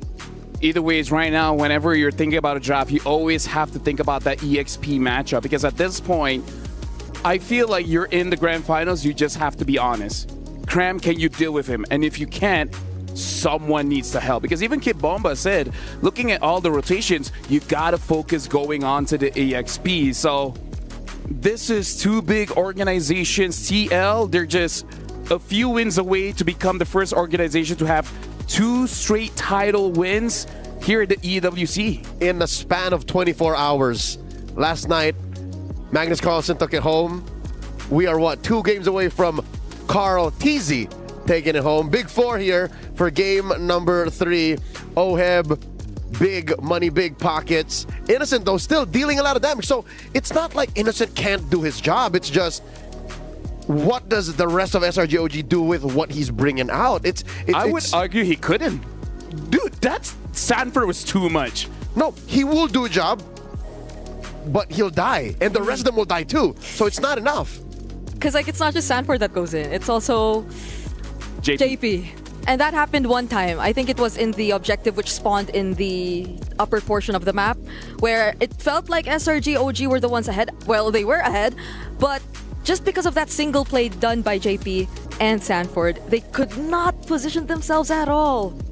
Yeah, half the time, Sanji is the one who's willing to die. That's how beautiful and how well Liquid understands their dynamics. Half the time, Sanji will be willing to go, all right, Crimson Beacon forward, 40, you got the stacks, 40, you got stacks, all right, let's go. That is what makes the whole 3K, 4K is not enough to make Liquid stop. That's literally putting a pillow between you and a stamping cavalry. It's tough. At this point after game 1, it feels like TLPH has kind of found the way to win that EXP lane, have found a way to conquer not just that, but in multiple lanes. You know, we saw it as well in the jungle. I feel like overall, TLPH has grabbed the wheel of the draft once again. I can't believe the ban on the CC changes the entire flow of the game this much. I mean, like, to be fair, I would say the entire draft changed as well, because the other thing that happened in game number 1 was that Akai, and even Kid Bomba said there's no way for the Lapu Lapu to play here because there's so many peel, making it so that if you're being obvious that you want to chase after the Farsa, you're going to get punished. So maybe that's something that SRG OG just has to respect. As strong as everyone from TL, Sanford is just leading the charge. And it's not like they banned the Akai. They just created an atmosphere in the draft wherein the Akai would not flourish. And they gave Sekais, they gave SRG OG an ultimatum in saying, you pick Akai here now, and we punish you. That's how powerful Red 3 is for Liquid. How does SRG OG get out of this maneuver, this trap, this chokehold? I think most importantly, I think the big whiff on that last one was picking the Joy that early. I don't think the Joy would have ever got banned. I think they could have saved that for second phase. And they immediately opened themselves up to the counterplay of the Hayabusa. The Joy essentially could do nothing in some of those matches. It was completely on the shoulders of Innocent there. Yeah, honestly, I think that's why Ivan brought up they should have picked Glue as well as Farsa, because it was still open. And at that point, there's not a lot of good counter matchups against the Glue, because we saw even Cram had to choose the Fovea. Strong hero, sure, but it is very Glue favored. I hate to say it, but slowly here in the latter half of the knockout stage, Phoveus is slowly becoming the fall guy. Teams that have nothing to pick for EXP, which has suddenly become maybe the lane to draft for, pick Phoveus and then suffer the consequences. Like, that is the discourse online. That is what people are saying. Like, oh, it's the Phoveus. Blame the Phoveus. So first he didn't get a skin for years, and now he's the fall guy. And now even the team is like, you know what? We need an excuse. Someone pick the Phoveus. At least people can say Phoveus is like the new Eve on the international stage. So yeah, I think one of the things we've really learned is you can't whereas in the past, 5th pick EXP lane was completely okay. It was the meta of drafting, right? Save the XP lane for counterplay. Now it's like, you better get it in the first phase or you're going to be left with Phoveus. Yeah, because even in the second phase bans, like they went for all other options. Even the Hilda was taken out there, of course, because they already picked up the Hayabusa, so they needed to make sure that he would have a great time in terms of jungling. But the Phoveus was the only one that was left there. And usually, it was even the immediate response once you're in red side, but that's not what we're seeing anymore. Honestly, yeah, that's what I want to touch on. Remember back in group stage, everyone bans out the Phoveus, everyone bans out the Arlet, but I was like, no, you take it, you take it. No, even Liquid bans out the Phoveus. They did this to be able to set up for the Arlet Gambit, but now that SRG OG is on that too, they're like, okay, we're not going to Arlet. You ban the Arlet, you can have the Phoveus. So it's a chicken and the egg situation now. I wonder how Coach Vecchi and Coach Arcadia are solving that. At least can I say, I appreciate that now we're in a meta where EXP is so important. Because I feel like it's been so long where EXP is important, but it's never the highlight. It's That's always right. the jungle. Yep. It's always the gold. Now finally, it looks like EXP is having its time. Yeah, I mean, and again, I don't completely blame the XP there. I think it's, you can have one counter on the enemy team, but when your XP loses, your Joy can't win against the Hayabusa head up.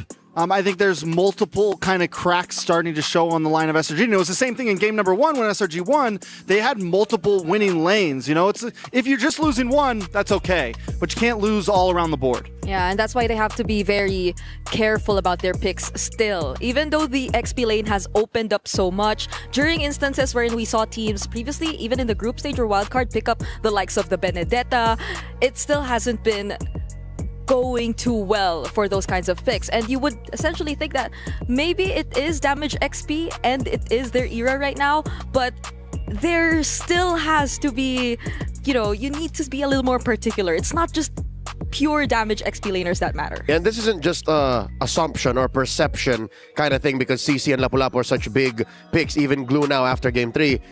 Armchair analysts watching at home, you guys can check the stats. Even heroes like Ruby get banned because of the side lane, the EXP lane prio. Heroes like Uranus, who have always been, you know, ever since that patch 1.9.90 has been a big pick, can still somehow rear its ugly head in the ban. So already there's half a dozen heroes you have to consider. Half a dozen heroes that are dictating what you can do. I'm not even mentioning the Esmeralda, which got banned last game. So do we think, here's a question. We saw the Lapu and the CC both get banned in first phase last time. Do we think that if the CC's banned, SRG could leave the Lapu open and first pick it on blue side? If the CC's that good, is Lapu have enough value of first picking up front? I kind of feel like if SRG picks up the Lapu, might be a bit dangerous because I kind of feel like that is Sanford's hero. I'm pretty sure he's played that, I don't know, at least 4,000, 5,000 times. So so he would know what he likes to use against the Lapu. He's even got into a scuffle with his very beloved coach, Tic Tac, because there was this video going online wherein Tic Tac was asked by yours truly, when I say Lapu-Lapu, which player comes to mind? He goes, Edward. And then Sanford took that personally. Sanford took that personally for a good couple of months. He was like, Coach, why? He felt betrayed. He did. You can only be betrayed by those people that you love. Maybe that's why Carl was so upset about Kyrie. Comparison is the death of happiness. I shouldn't have asked that. No, it's on TikTok. It's on Coach TikTok. Yeah, I mean, you threw him. We all knew what the answer should have been. You could have said. You didn't say Benedetta or anything. What's with the players and the coaches nowadays of Team Liquid? Even yesterday, Carl was like, so do you think RC's the better coach? Excuse me, sir. Which child do you love more? Dude. That other family's kid over there. Coach Dick, come on. Either ways right now, looking at the matchup, the score is 2-1. Team Liquid has the advantage here. SRG OG, even though they got first pick, they were defeated in the previous matchup. We'll see which pick they decide on this time. But folks, looks like the big question really is on that EXP. Cram versus Sanford. This is going to be the biggest conversation we're going to have all throughout the grand finals. So at this point, if it's a tough spot, my question is, now that TLPH has won blue side and red side, it's a huge advantage, right? We know that blue side has essentially, I think, been the stronger side for a lot of teams. But TLPH has shown that we can outdraft you either way. So SRG really has to think of something big here. But it's always what? Because I kind of feel like Yisun Shin, CC, and 1-1 should not be led through. And so far, their priority has been Kalia all the time. Will the priority change after this? Herbert, Trex, they already opened up the series with a surprise.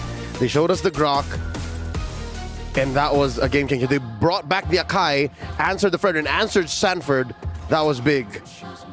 Is there a way for them to go back to that? That's what I'm looking at. I think there is. I think the Akai could be clean again. I think Grok, things like that, show that they work very well. Again, for me, the last draft, the big mess up was the Joys. Okay. If they're gonna plan to go to that same draft or something similar to that draft, then this is likely gonna be the Lancelot ban next for SRG, because I believe that was the same pattern that they had in game number 1. But Team Liquid Philippines, I wonder if they're planning to change things up a bit too. Because they could also opt to not let SRG get their hands on their expected prio picks, such as the likes of the Kalea. And there you go. So SRG very telling. It's them switching it up. Bringing it. This is a surprise to you, a surprise to many, and this is what Trex was asking for: a different approach to the draft. Some way, somehow, make Liquid second guess themselves. And in the spirit of the Grok in game 1, in the hands of Yumes, put a wall between you and the stampeding cavalry, because that's one way to stop them. Make them slow down. Make them play at a pace they're not comfortable with. Well, I think what's huge about this Kalea ban is we're telegraphing we don't want Kalea first pick. We want to switch things up. Yeah. CC is banned out. Lapu still banned out. Somebody's getting a YSS or a Lance. Yeah. And looks like Lance. Do you first pick Lance though? Do you first pick Lance? I feel like you don't give it a. You have to. You only first pick Lance if you don't want that Akai. Because I feel like that's the big conversation. Do you want a carry or you want a utility? Because carry, Lancelot is the best. But if they want to play utility, the Akai is the best. But then something else is going to be first pick. Is there any priority EXP right now? I think they'll go Lance. Yeah, Yeah, you have to take the Lance. Because I was You can dash through the glue still if it gets picked up. It's a lot of glue dashing, man. So TLPH, do they take the high boost or do they go the Fredrin here? I think they maybe just go utility here with the Fred.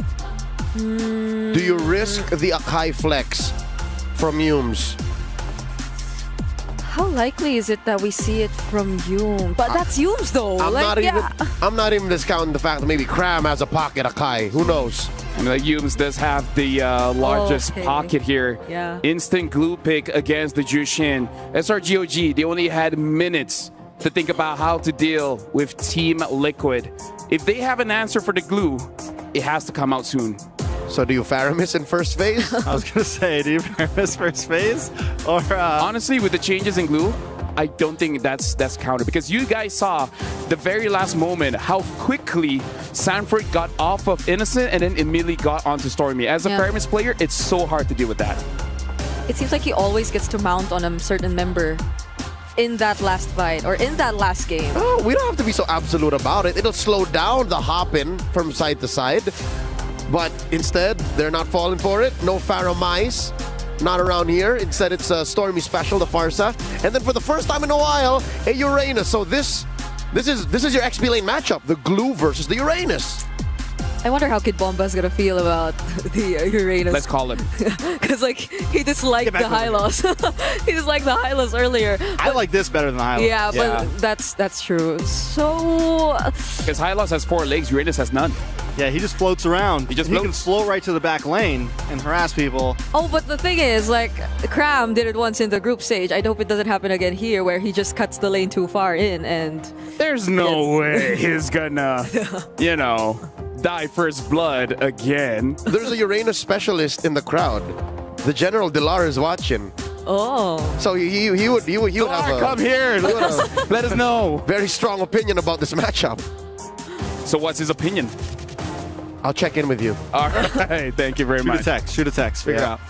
Or I'll check your phone. All right, so bands coming in, Red 4 after that. Honestly, this is a good time to flex any EXP friends you guys know. Yeah. And just bring them onto the panel. Batting up the Harif here. Yeah, I kind of feel like they got to slow TL down a little bit. What was that, the Bruno ban? Good ban. Maybe they want the Granger. Yeah, and that's one of the, I mean, the Bruno. I think, so what, SRG, you ban the Granger at this point, right? With the Bruno ban, you're kind of showing that that's what TLPH wants. Then you just have Moskov left, Erthel, the pool gets small. We saw Innocent on the Beatrix. It looked good. Even though they lost, it looked good overall. I mean, like, to be fair, Innocent has been making everything look good. I mean, that's fair. But here, though, there's no Kalea. I feel like they've been pairing the Beatrix always with a kind of hero who could make it easier to land the ultimates, the Bennett's Rage. I mean, not including the Renner's Apathy, though, because Innocent feels too independent when he tries to snipe down heroes from Team Liquid Philippines. And they banned the Granger instead, so yeah, it's either the Moskov up front. Or Claude, right? TLPH's Claude win rate isn't too great right now. There's an because the Lancelot makes things so weird for heroes like the Irithel too. I'm wondering if they're... So they do get a Hilda here. And this is it. Oh, wait, that's a Roam Hilda? Wait. Oh! So it's an in-your-face fighting lineup from Liquid. I mean, I kind of feel like when you have a Jushin, you need someone like that, right? That's your best friend. So now SRG, after seeing the Hilda, how do they respond?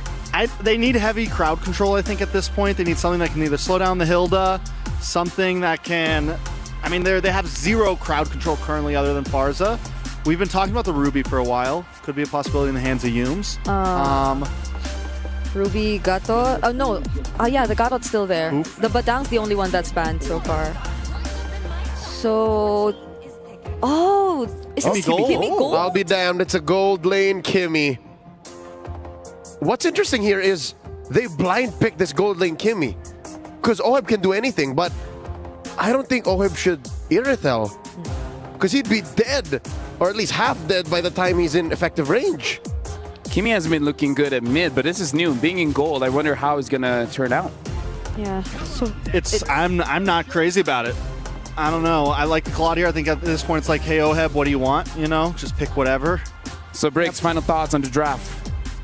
TLPH does seem like they're gonna be able to keep themselves safe enough. I mean, the Hilda definitely gonna be leading the charge, always gonna make sure where SRG is gonna be planted, and especially Oheb, we've seen several plays with the BMI. Got word from Dilar. He says the Uranus should be at the advantage. All right, so now we got to see, does that translate in game? Thank you very much, panelists. In fact, thank you very much, Dilar. But now we got to throw it back to Mirko as well as Gideon for this game. Thank you so much, LaFell, as well as our panelists. Once again, we're going back at it one more time. Match number 4 in this best-of-7 series. SRG unable to win on blue side. Have TLPH figured it all out? Is this it as we go into the land of Dawn one more time? Looking at the compositions, I mean, me and Mirko, we already called it. We were like, okay, Oheb, he can go onto his Claude. He has reason to. Yep. But that Kimmy, is that necessary? That Hilda as well. What? And there we have it. First blood achieved as they cheese on the top side. Gideon, I know we want to talk about that matchup in the gold lane, but we have to talk about the Uranus. Like, all right, we got info from Mr. Dilar, General Man, who's watching probably right now in the venue. But the pattern for Cram, every time he goes Uranus, seems to just be the same. It's a template. Cut level 1, and TL just read into that. This is what Mythic Seal also did to SRG in the group stage. They saw the Uranus, they bullied him in the lane, stopped that level 1 cut. And I hope it's not going to be the same story, because that was a stomp from Mythic Seal. It was a stomp from Mythic Seal's side, but SRG, they have to play on their strong side, right? They have to go towards where Kimmy is, and JP right now opening up the map perfectly, knowing exactly where to go, forcing out a very early flicker as well. Innocent unable to land the Starlium just in time. Yeah. But at the very least, for Sakai's, he's not going to lose. He's not going to walk away from his jungle with that brass tacks that we know that Hilda likes to apply on assassin-style junglers. God Shadow not landing. That will give Yums a bit more space to play with. We'll recall back again. And yeah, the Uranus is going to win out of this matchup. But that early kill will definitely set him back quite a bit. And it's, again, quite important for Team Liquid to get the early turtle. That's going to be Oheb walking. I'm actually dodging away from the skills. JP, oh, this could be a flicker. Burns out. Innocent has the flicker, will save it, the quad shadow comes in, and he's not even given the chance to go and flick out. He was done, though. He knew it. They knew that the jungle rotation was down. Was going to be finishing his clear down on the bottom side of the map. They should have been a little bit more aware here, but now Sakai is looking for something back here. Oh, okay. JP still finds the resets. Yep. Just that, Sanford has the flank already. Oh, it's going to be the all-in over to Sanford. Cram picks up the kill. JP in the backline as well. Skies phantom execution backwards to defend Stormy as Sanji pops in the Crimson Beacon to get away. Now pops in Lantern Flare as well. It will be the kite back here as JP continues to bully Stormy. Unbreakable cancel call. TZ walks up, shadow kill, and the Retribution securing the turtle now. As that's the Lantern Flare again. Oheb with a blazing duet, finding Stormy. He bounces back to the BMI, and it is a win for Team Liquid. Yums has the AOG. Can he get out in time? No cancel out, he gets out with the AOG. He gets to walk away for free. A great rotation coming in from Oheb's side to participate right at the very end of that. And honestly, catching out Stormy, great communication between Oheb alongside JP. JP already mentioned, hey, Stormy, he's already flickered. He's already used Wings by Wings. If you see him, you can jump on him for free. And Oheb said, say less. Flickers right on top of him.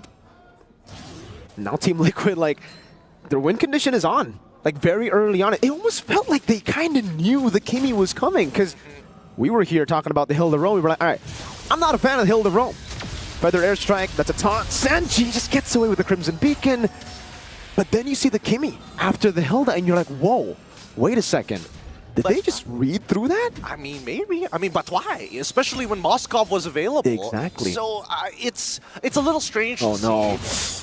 A big bomb to start things off. The quad shadow lands, so he's basically as good as dead. Shadow, oh, innocent. Good timing again. He just doesn't miss on the flicker. AOG, but Sanji has another blink. They have to communicate here. SRG OG cannot let this lead spiral out of control. This is what Liquid did to them so many times already. And with Oheb already purchasing a DHS, it's going to be really tough for Innocent to win out in this matchup consistently, especially when he has to rely on his passive so often. And you can see that Oheb is just double waving at this point. Yeah, really wants to get Oheb ahead, and it makes sense. If he does get ahead even further than he is already right now, it's going to be really tough for Selangor Red Giants OG Esports because they want to play a clean front to back. And how do you do that against a composition that can dive you? And it's not just pure dive, it's a dive that's so random. Oheb pops in, the Blazing Duet has the BMI, won't be at any threat to die here, but Innocent is actually going to go for the Traction Pulse. But it won't quite land. Immobilization landing there. Oheb with a BMI backwards again will give the turret over. It'll be a trade up top as Carl gets his hands on the turtle. It doesn't seem like Skies can even contest for it. Lantern Flare almost fully stacked up. Cram just given a bit more space. And Carl's actually not interested in the purple buff. They're just trying to delay Skies as much as they can. That's a very good idea here. They can do this for basically forever with JP and well Sanford being so unkillable, right? Like, come on, use your retributions, guys. We'll force you to do it. Oh, my lord. The mount down too. They baited out a few of those skills. All right, it should just be, Sanford backing away. JP still in the bush. Oh, man, Skies not giving any space. JP wants to make him walk back to base. And it is Skies having to walk back to base. Innocent in the bottom lane, caught by the shadow kill. This time, no flicker. Smoke and mirrors once again. Innocent, they knew it. They knew that Innocent's flicker was going to come back up. They had a window that they must punish Innocent, and they find it once again after having full information. JP on this Hilda so far has been disgusting. The amount of pressure he has applied, the pure vision they are getting off of this is more than enough. And all in again, fully stacked up. He can go for the mount out, but Skies gets away just barely. And Sanford didn't actually have the ultimate up. Oheb in the bottom lane, continuing this push. Look at Sanford. He's not going to give Innocent space. He knows Innocent has flicker. He wants to take it away from him. But luckily this time SRG have two bodyguards to guard him in the bottom lane. And Sanford's like, I don't even need my top wave anymore. We've already unlocked the bottom side. Let's just let the split pushers do what they do best and start split pushing. Get neutral objectives, get structures. Watch how to land it. He's going to hold on to it now. Oh, last one there. Good move by Skies. Evades from a possible kill over. But he just walks into his jungle to recall again. He's not finding any gold. He's already fallen behind. Oh, man. 3 levels behind. Such a whopping lead 6 minutes into the game, especially for Carl TZ of all people. Hey. It's a good traction pulse. Skies with walk up again, has the puncture, but their composition built to withstand assassins. They're very thick, and they can keep on fighting for as long as they want to. Now that Oheb has the golden staff, he doesn't mind these long fights. Oh no! Flank again, the Mountdown comes in, and JP has already split them up. Sanji in front has a Crimson Beacon still. Thornrose coming down as Oheb jumps in with a Blazing Duet, the Shadow Kill as well. Yums with the AOG back, but now he gets immobilized by Sanford. And mounted on, brought back again. Skies gets killed by Oheb, and Sanford gets rid of Yums. This game's already done for, right? You can see how much of a lead that TLPH has. It is difficult unless we see a major mistake, but they don't even have the goal to press that advantage. The 4-level lead from Carl Teasy says it all. The fact that Oheb full level ahead of Innocent with 2-0 and 3 as well. Oh, no. What are they gonna do about this? No way, not Cram, that's a tag! Uranus able to flicker out in time. Sanji caught on the feather airstrike, but he does still have the flicker. Well, hold on to it. Skies walking up. Sanji flicker is out, and he survives baiting Skies. Now it's Carl and Oheb going in as Sanford brings him back. A complete wipeout for Team Liquid. This might just be the fastest game here. There's still the Holy Shield that they have to get rid of, but they will get at least one inhibitor off of this. 3 minions all still alive, and they crush it just in time. The lead is just too big. Team Liquid Stampede. You can feel the ground shake beneath them with a 9.4k lead 8 minutes into the game. Gideon, we've seen Stampedes. This game right here, this is a Stampede. We got a glimpse of that against Aurora, Turkey. And we get to see it again in the grand finals. JP, oh, he's healing up at the damage from Skies. He has more EXP than Skies at this point. They are just that far ahead. Look at the player level ranking here. 14, 11, 11, and 10. Nobody on the side from SRG OG are breaking into the double digits other than Cram. And if you ask Skies to explain how he's so behind, he just goes and says, it's JP's fault. Because it really is. He keeps on going in. This is the classic Hilda matchup against the Assassin, dude. You can see Sanji flexing. Oh, yeah. He does not care. Oh, Sanford's joining in. Yums as well. They know. They know how far ahead they are. This is a checkmate angle. It's 11k lead, and there's no contestation for this upcoming Lord. They'll let Carl Teasy do the work. They're allowing Oheb to already not only finish the Trinity. Wait, hold on. Crimson Beacon. That's an all-in over to Sanford, but he's a bit too... What happened? Up top. Oheb getting a kill on Skies again, JP! Zoning them, and Yums brought back by Sanford. Oh, the quad shot! Oh! With a dive, getting 2 of the carries! No Edison, no Stormy! Liquid want to end it right here, right now. Oh, Oheb, he's making this look easy. The Filipino sniper does it once more, and they completely wipe them out. They're gonna conceal and close this game. I mean, you can try, but it won't even be remotely close. Team Liquid Philippines bring it all the way. They are currently at match point. The dominance that we've seen just earlier can be explained. But in the game, as Liquid's opponents, like Selangor Red Giants OG Esports, could they even explain how dominant that game was? They didn't know what hit them until they lost in that moment. They were just wiped. They had no answers.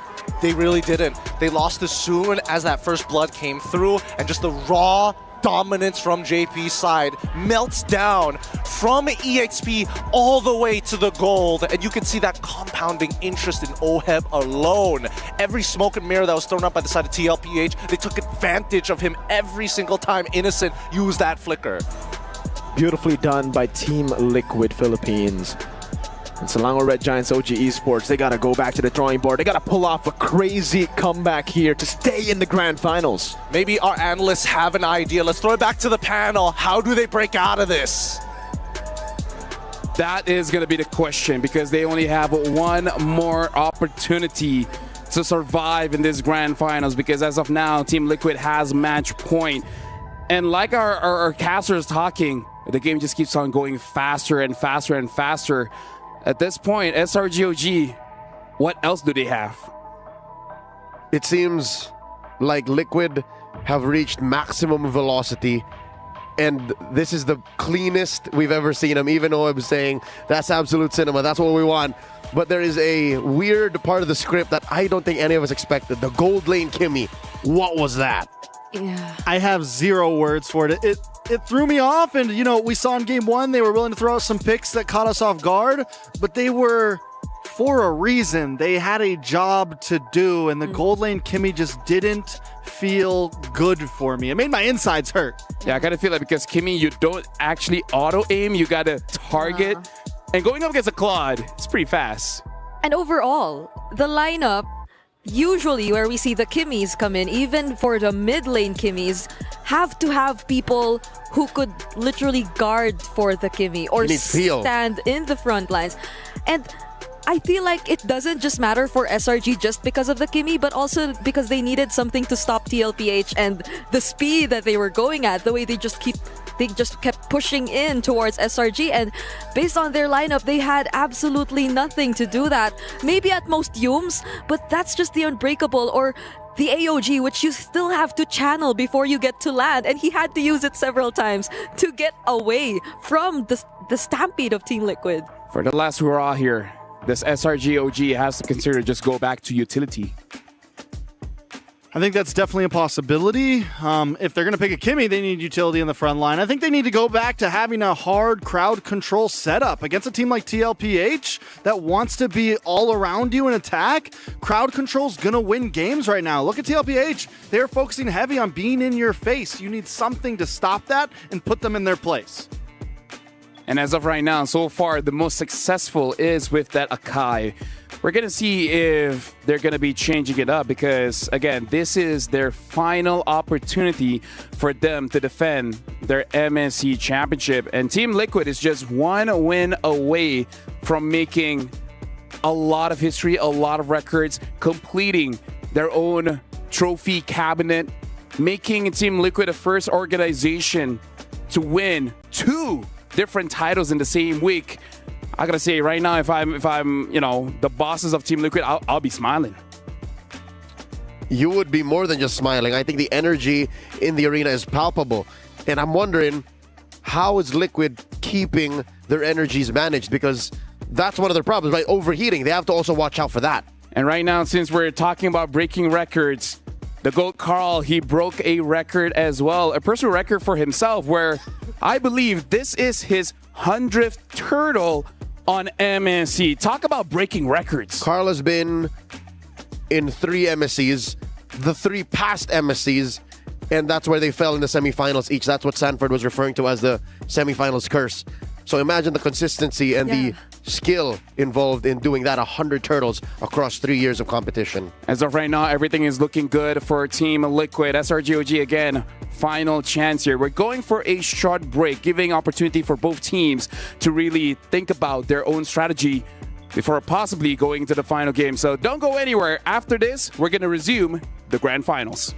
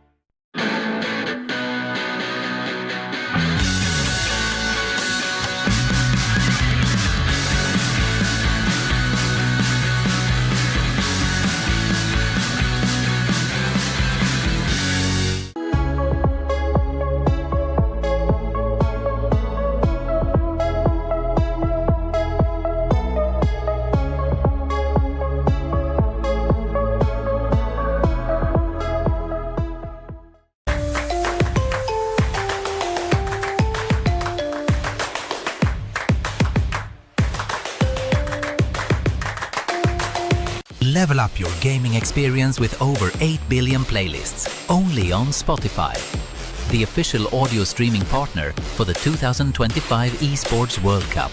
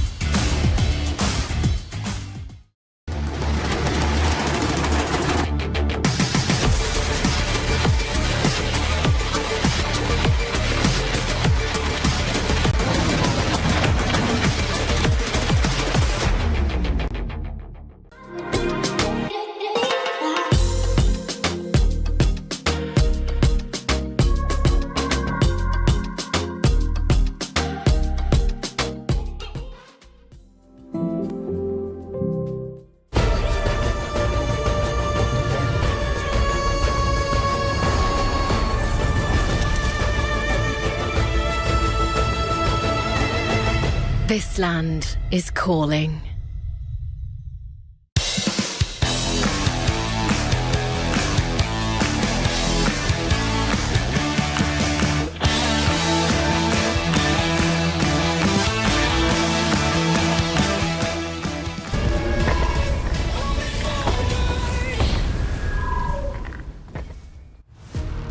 Welcome back, ladies and gentlemen. At this point, Team Liquid is at match point.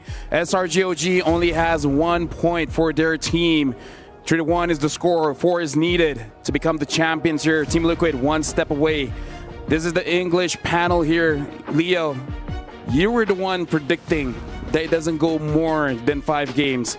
At this point, looks like you're on the money here. That's a lot of pressure to put on me, but that is nothing compared to the pressure that the defending champions are under. SRG OG now, yes, they get to pick their sides. Yes, likely they're going to go blue. But when you're faced with a force of nature, such as Team Liquid Philippines, playing the way they have for the past 3 games, what other options do you have? This feels like, all right, we went from a feel-good underdog sports film to now a horror thriller where it's Liquid chasing you down and there's nowhere to go. I mean, for the past few games where SRG has been winning, I think the plan was to work around a favorable matchup for Innocent, and that was something we did not necessarily see in the previous game. The Kimi clearly struggled to a certain extent, and they weren't able to really play around their gold lane. So I feel like that might be one of the options they can consider. But Team Liquid 2 just feels like they've already solved this entire idea that SRG OG might be wanting to play. And I really feel like that's the idea. Stormy and Nissan can do damage, but if Sanford's on them, then it's like, well, good luck dealing that damage. Like, maybe Sanford will die, maybe. But then, so is all the damage along with everyone else. Yeah, I just feel there's tons of problems that seem to be mounting up around the draft. You add that up with just the pure raw skill that TLPH brings to the table, and again, I came into this thinking SRG are no slouches. As long as they can get a nice, even draft, they can put up a great fight. If they get a better draft, they can win a match. So I think that's where we're seeing most of the problems arise here. And that's the issue. For the past maybe 2 games, they've gotten subpar drafts. There have always been 1 or 2 picks where we're like, but why? This is that game we're in. There should be none. Every single pick, 1 to 5, should be, yes, that works against what Liquid wants to do. And now we're jumping straight to the draft here. Possibly the final draft of the game. SRG OG first pick, betting out the Lancelot. Team Liquid betting out the 1-1. At this point, TL should not adjust anything here. But here's the adjustment coming from SRG here. The Arlot has not been banned yet. The Lancelot, the Lapu, we are sticking a little bit to script here for them at least and what they've been doing, but are we maybe looking for a possible Arlot pick up front, blue side first? And if they go for that plan, then SRG OG, we might see another situation where they bring out the likes of the Akai, because the Akai and the Arlot, they do well together once you put them in a single draft. But if they don't ban the Arlot here, I see Coach RC leaving the Kalea open, most likely, to at least get some sort of response, or throwing out the Bomba bait for them to take it. Honestly, I'm more worried here because honestly, they are setting up for the Arlot, but if you first pick Arlot, what's stopping TL from picking up Akai? Yeah. So is this SRG OG? Is this Cram, team captain, taking the reins saying, Coach, we got to switch it up. We got to first pick Arlot. I think even beyond the Akai, Jushin that can be picked up, TLPH might also consider the Fredrin, if that's going to be the case, if Arlot is going to be prioritized here by SRG, just to limit the combinations that we can see from them. Oh, it's got to be an Arlot up front. Yeah, that's dangerous. I don't think that's super dangerous. Or pick up Akai first, who knows? Could be, maybe the Akai is the bait. Sorry, maybe the Arlot is the bait. I wouldn't respond to Arlot with Zushin Fred because then the Akai comes in 2-3 blue. So there's the Arlot. So there should be Jushin Akai here. Jushin Akai or Jushin something else. I don't know if I see TLPH picking up the Akai immediately. I just don't know if it's like in their repertoire to first 2 picks on red side, put that in. I think it's good, but I just don't know if it's coming. But do they have answers to the Akai if it comes out again? Because it's not just the Akai, it's the Arlot too. That gets, or that can potentially set up for Team Liquid. So I think they're really digging hard into what they want to pick up next for these upcoming 2 picks. I think we're in agreement with Jushin, right? Jushin Just, something. the Jushin. Baksha! Still flex. Yeah, still very much flex. So SRG, they should go for the Akai here, and then plus something. The only thing is, what is that something? So far, they've been prioritizing the Farsa. Oh my god. I don't know if they want to change it up by picking up something like a Granger. Farsha Akai sounds good. Yeah. And then Akai suddenly, sounds great. Yeah, suddenly the question swings back to the Cavalry saying, have you solved the Akai problem? Do you have a response? Fredrin! Oh instead. my goodness, wait. Or we can see an old flame from Carl Teasy. He's going to bring it back. The Akai Basha. I'd be so surprised if... Is that overkill? They went Akai Grok last time. They go for the glue, make sure they lock in Sanford against the Arlot. Still, this is the most leveled playing field in terms of first phase of draft we've seen in the past 3 games. Correct. Again, 1-3 so far for SRG OG. Check. It's a equal draft. Liquid even, throwing out a few curveballs. Again, prioritizing the Baksha this early. What do we go for ban-wise? There's the Bruno. All right, so even Liquid, they're so comfortable with this draft. They're just saying, okay, let's just take out comfort picks for Innocent. Yeah. And it might be another situation where Innocent is just forced to pick a hero he's not entirely comfortable with, or that doesn't entirely fit well into the lineup. But there are many gold laners you can play around because this is a Fredrin jungler. Yeah, championship point ain't where you bring out the gold Kimmy, man. I think still SRG, if they're going to ban Bruno, you got to ban maybe Granger here. They banned it last time on first, and at least it doesn't open up. If you immediately respond to their ban, then at least you have another possible response ban after. You're not banning something random and then have to come back to the Granger after. Angela. Oh. That's a good read. Again, I think in addition to the principle of 1 to 5, everything has to count, even your ban, so no cheese. Block it out. Oh, but even the I almost forgot Kalea was still out there. Does Yums have an Arlet? I'm sure he does. I'm sure he does. I'm sure he does. But is there a possibility? What are the odds? Is that a last match hoorah kind of thing? Right? Because unless you have an answer for the glue that is not the Arlet, I don't see this Arlet going wrong. Yeah, I think Arlot EXP is clean, and then you pick up. I mean, honestly, once again, they could go for something like the Grok here in the Roam. It worked really well with the Farza. You get the concussive blast, you get quick wave clear, and if this Basha ends up if TLPH sticks with a utility jungler, then you're doing well in Turtle Pit. Quick to dead a bull like a Minotaur. Did we hear that right? Why is it not showing just yet? We heard ban. They banned the Minotaur. They banned Minotaur. That is the hero that Liquid used to take down Onyx yesterday. So they're convinced that we haven't seen the Roamer yet. SRG OG are on Coach RC and Coach Tic Tac. Or could they be setting up for the likes of a Claude or a Harith? Because you do not want that knockup to cancel you out once you do go in with either the Zaman Force or the Blazing Duet. But it's a... Oh, what are they going to go for here? I think this definitely, at least this should telegraph that Basha is jungle. The Matilda pick. And all they need now is a gold laner. So SRG has a good read at least how they can pick these last 2 picks. Kind of feel like if they don't pick up the Claude, Team Liquid will probably pick it up. Because again, what's stopping them from picking the Claude again? Yeah, once you do the double laning again, you also have an immediate answer to shredding down the tanky heroes if you do go in for the Claude. But they pick up the Cho, so could they consider another Beatrix or something? The world is Innocent's oyster, because again, there's a lot of gold laners left, but consider that Oheb will be able to answer to it. There's the Moskov. Granger's wide open. Claude is wide open. Lavelle. I'll be damned. Harith is open, but you're lacking physical, so this is 99% sure of physical. How do we like the Cho here?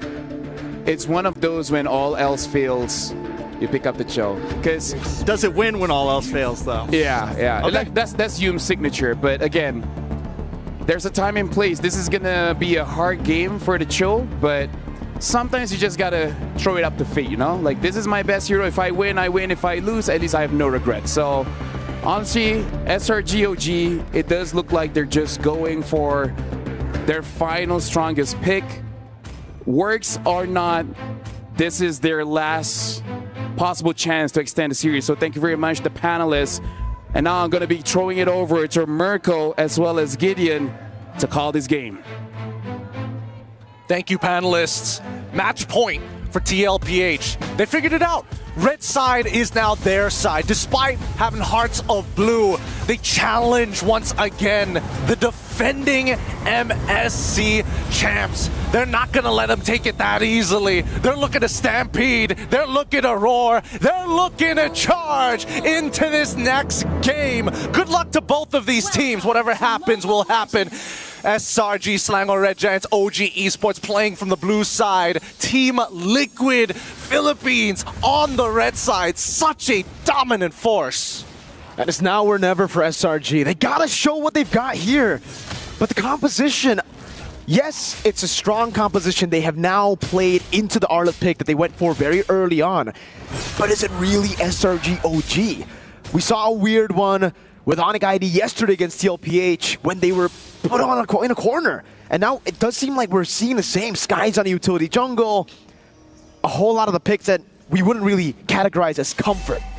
Yep. I mean, it's an interesting composition to play, right? Especially when we look down at the gold side. But now, Yumzin as well as Stormy, thanks to this Cho pick, they don't have to interact as much, right? They know that JP is relatively nearby. They want to make sure that Cram has a better time in lane. Unlock him out. Worst comes to worst, if Innocent has to play on that weak side, that is why the Moskov makes a little more sense. Because we were thinking carry. So many tanks on the side of Team Liquid. You just need a little bit more burst. Maybe even a Beatrix would have worked as well. They needed something to go through these tanky boys, and you can see for Team Liquid, they're playing into it. They know they've got so much tankiness, so they build on it. Tenacity for Sanji, tenacity, vitality for Sanford, firmness for Carl TZ too. Oh man, it's going to be rough, especially if Team Liquid are able to win out Turtle 1, because that basically guarantees second Turtle again, because they're too tanky. There's too much to deal with. Yeah, they're just too many boys. Cram is going to safely hit level 4 on time. Now they have to quickly get Stormy into that level 4 position as well. This entire time, Oheb trying to punish Innocent as hard as he can. But let's see how they play out, because Carl, he's about to hit level 5. Yum's gonna go for the G-Kundo. Sanford goes in for the final slash, already used up by Cram, but it's gonna be the bounce back up again on towards Cram, who's brought back, and it's Sanji with a lantern flare to throw him back. First blood to Team Liquid. Just way too tanky at this point. Skies is going to get pulled back for now, but Team Liquid can out-sustain. They can keep on doing this. That's why Carl TZ went for the instant invade, and they want more. And all in again, the Meltdown ready for Sanford, but he decides against it, takes the guiding win. Yums with the damage on the G-Kundo, but this will be a free neutral objective to Team Liquid. They had to give that up. They knew that once Cram didn't get an effective final slash, that's where you call it quits. If not, look for a disengage. But it's tough. You're playing against glue on top of the Zushin. It's like trekking through mud. You aren't going to walk away with clean shoes. Oh, okay. That was just, all right. I guess it just takes it, you know? It just eats it. Hey, man. Stormy needs to dish out damage. I guess that's what they were doing. Innocent in the bush. It's going to be zoned away. Oh, Spirit Misery actually getting a bit of damage back onto Oheb. And if we are talking about miracles, comebacks, Innocent has done that at M6 against CFU on the Moscow. So he's going to have to channel the M6 Innocent to try to get the comeback here. Sanji has a Purify, has to come to Beacon as well. Yomes with a way to Dragon, but Sanji doesn't even use the Purify. He just walks away, or rather blinks away. Nicely played by Sanji, making sure that most of his resources aren't wasted. Yums didn't use that flicker as well. Innocent now getting attacked. No way the Dragon, so there's no risk of JP actually getting picked off. G-Kundo, Spear of Misery. Still, too much sustain, has the Purify still. Will soak in the gold minion, cannon up top, and it's just a slow build-up for the next neutral objective. It was a good initiation from the side of SRG OG. They understand that, hey, we forced two people to actually go for an early recall. We know that Oheb is too low to go back into the lane, so maybe we'll use this timing to take away JP, and JP knew, you have no way to lock me down. I still have the Purify, worst comes to worst. I still have a Circling Eagle. If necessary, I can just take the damage. For now, SRG, they're looking for scraps. They're looking for anything right now. But what can they get? They look for picks, but there's a Purify everywhere. There's a guiding wind. If Carl TZ does get taken low, he just gets saved by JP. And then there's multiple peel angles too. By Sanji throwing people back, by a re-engage from Sanford, Oheb shooting them down. Again, Yum's trying to go for the pick, but it's difficult knowing the Purify is still intact. Carl with the shield unity. Sky's already dashing in forward, and the turtle Pryo moves over. Shield unity over to Yums. That's Sonata on him too. That's gonna be the circle. Eagle Sanford with a jump on Innocent. Gets the full stacks on him. Will be pinned down to the wall, but is going to zone him in the back. Carl kicked out with Way to Dragon. Sky's able to get a kill. And the turtle. Cram walking back and forth, but it's Sanji who pushes him back in towards Oheb. Innocent gets the kill on Sanford. And all of a sudden, hope is in the air for Selangor Red Giants OG Esports. Okay, so they turned that around. That was not looking good initially, but the fact is Stormy is extremely careful about where Sanford is now. He needs to not get cancelled out as soon as possible. That's why he's a little hesitant to just rip his abilities right off the cuff, especially when this EXP laner is missing on the map. So guys held out well, but Cram, at least he was able to make the play, and now they make another. Can they even go for it though? Taunt on Carl, he just takes it. The guiding wind gets him back to safety. So it's back to even on the board. Innocent needs to scale up, but SRG know it. They need to play for it. Sanford, a bit overzealous in that team fight on the glue. Went in, did an amazing job zoning Innocent, but then dove in with the mount. Yeah, almost immediately as well. Cram, he's just trying to control this lane. It's been stacking up. He lost the... No, he didn't lose too much, not a substantial amount of minions, just one. But at the very least, he's recovered after those 2 happy kills before going down. In terms of the gold lead we've seen, it's really just between Stormy and as well as Cram's side. Innocent is going toe-to-toe, but he's 370 gold down against Oheb at this stage of the game. We need to see Team Liquid quickly try and convert, right? Because SRG, their power spikes, it's coming on the horizon, but it will come in 2 phases. Stormy's first and second item, depending on whether he goes for the Genius Wand into the Glowing Wand or just straight into the Glowing Wand. Cram, honestly, you don't really have to worry about him for the most part. But Yums, if he's a little too tanky, then it becomes a bit of an issue. Oh, again, it's going to be the initiation on Carl. More of just poke, actually. See, Selangor Red Giants OG Esports have the advantage when it comes to making it to the late game because they have so many more damage dealers. Meanwhile, Team Liquid are really just overly reliant on Oheb for the late game to deal damage, for Sanji to maybe also get executes down if he goes Sky Piercer, but seeing the Granger, don't really think it's going to be a double Sky Piercer angle here.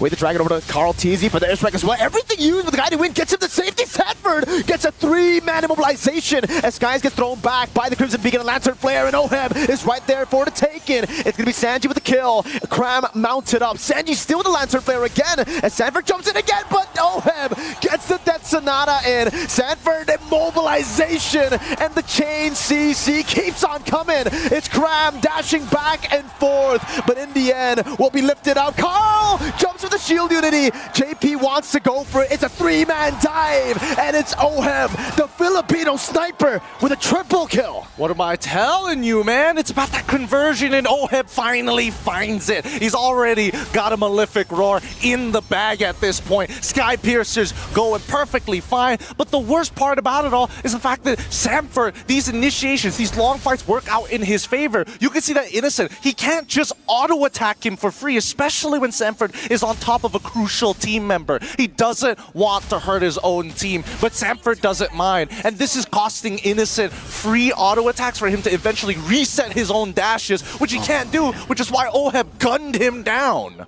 Look at the gold lead already for the Granger. For Oheb on the Granger. It's building up so much and everywhere. It's a lead for Team Liquid. Even for the lane, maybe you would expect. It's also an odd build, but it's a desperate build, and they kind of need it right now. Cram's going full damage. Fury Hammer into the Sea Halberd. He's going to have to try his best because at the end of the day, it really boils down to, can you kill Sanji? Can you kill Oheb? Everybody else is, well, basically for free. Oh, no. He's going to try for it at the very least. Oh, going a bit far. Look at that, Yums. Oh, my lord, not even given the chance to do anything. Carl walks in the jungle. The Stampede is looking good for Liquid and for Selangor Red Giants OG Esports. Hope is all on Innocent. Can he save SRG? The Team Liquid Riders right now, are just holding strong. If they keep up this momentum, this 4.4K is eventually going to 2x very quickly after this mid-tier 1, and they know it. Feathered Airstrike to clear up that wave, and a genius one finally purchased, but it's 9 minutes into the game. They're so far behind. They really are. Sanford again with a jump on Skies, and with it fully stacked, you can't really walk up because that's what's going to happen. Mount down, Sanford flickering in again. Yums cannot go for the way the dragon gets lifted up again by the juice hit of Sanji, and will fall for the 4th time this game. Team Liquid, this could be a free lord again. Sanford just taking every shot, and he gets the guiding win back to safety. Carl gets the Lord. An SOD landing, but there's no way he takes it. Sanji! Again, giving Oheb all the space for now another Crab falling to the bullets of Oheb. There's just too many of them. They've deathballed, and Team Liquid are bringing it back. Triple kill, making this game fall out of control. Yums cannot find an initiation. They're too closely knit together. 2 turrets off of the take, and now even the Holy Shield cracking under the pressure 10 minutes into the game before the Lord even spawns. We knew coming into this tournament, Team Liquid were the favorites. We knew that the meta really looked to be molded to their strengths, but what are we seeing here? Losing game 1, we thought, hey, there's a chance SRG get it done. Now, the only chance is if TL make a mistake. We're going to have to see, because now the siege is going to begin, and for Oheb, he's just shooting fish in a barrel, right? They're so close to that checkmate angle. 9,000, they crack 1 inhibitor open, and that second wave might just end it for them. Innocent down to 50%. Going back to base now. Feathered Airstrike in the mid lane, but look at how Team Liquid are managing the waves. They've dealt with most of the Holy Shields. They'll finally have the Lord charging up top, but they'll go into the bottom lane instead. Sanford looking for the play again. That's going to call TZ walking up. Skies taken very low. That's a base turret. Very low to bottom lane. Final start from Cram. Last ditch effort as Innocent goes in for the damage, but Sanford still surviving, and Oheb gets the kill on Cram. Cram was willing to sacrifice himself, but that second wave, that was the big problem here. They could look to siege one more time. Oheb, he's got the resources. Sanford, he's pretty tanky, but the Feathered Airstrike looking to clear up these next waves. Alongside with Innocent with a full Trinity build, they might have just bought themselves just a little bit of time. A missing inhibitor, but at least it's on the bottom side. It's not on the far lane. 52 more seconds until it happens, and Oheb is going to look to seal the deal. That Winds of Nature 10, 0, and 2. Max stack 690 for his passive. He is undeniably the Terminator. He is destructive. Full items at 12. Fully stacked at 12. What do you do? You got to start questioning yourself right now. How do you deal with him? They got to catch him off somehow. And even then, the Purify is such good insurance policy. And if not that, they've got JP, right? He's paying premiums on this insurance to make sure that he survives. He's got so much peel on his side. Sanford refusing to make too many mistakes and even initiating for the sake of buying space. Look at that damage dealt. Oheb right at the top. Stormy is trying his best, but that Genius one came up so late. Lethal Wanderer take 2. They want to get everything on the map, not giving any space for SRG OG. Yums with the Shunfu. Sanford just chasing him now as Carl goes to the wheels. Yums circling Eagle. That's Gajiku no over. Damage from Innocent now as Oheb gets engaged. But he has the win of nature. And Cram will fall to Oheb, who is legendary.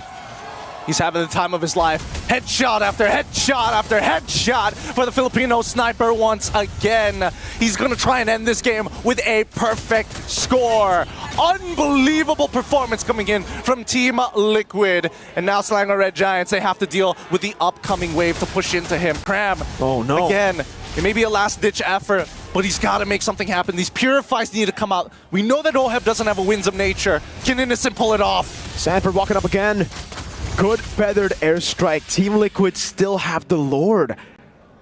That'll be spawning right now. So this is yet another siege for TL, where SRG could defy the odds one more time. Feathered Airstrike should be back up. They have a Moss stop. They have wave clear. Cram He's gonna need to do some crazy stuff on that Arlet damage. The insurmountable wave, the pressure. You can feel Team Liquid building up like a tsunami, and the charge begins. They're going to continue their siege, and they've got the Lord on their side. Lord of the bottom lane looking for it. Sanji with the Crimson Beacon as Carl jumps into Stormy. That's Sanji with Lancer Flare again. Carl in the midst of it all. Sanford jumps in, and it will be 3 members immobilized. Forcing away to Dragon. Oh, head very low, still able to go for it. SOD landing. That's going to be Crown. Oh! Looking for the play. Oh, have losing immortality. Has him with a nature, and he turns it around. Now with a Detonata, but he falls to Cram. Sanford still alive. Cram in the midst of it all there. A base turret falling up top, as Sanford still zones in the back. Innocent fighting for his team's life. The circling eagle takes him down. And there you have it. Team Liquid taking all 4 members down with Stormy the last to fall. And you can see that they know it. The fans, they see it. Team Liquid crack open the base. Forged in heartbreak. Fueled by hunger. The cavalry charge shatters the throne of the defending champions. And now they ride into the glory of completing the crown that have eluded them at the Esports World Cup.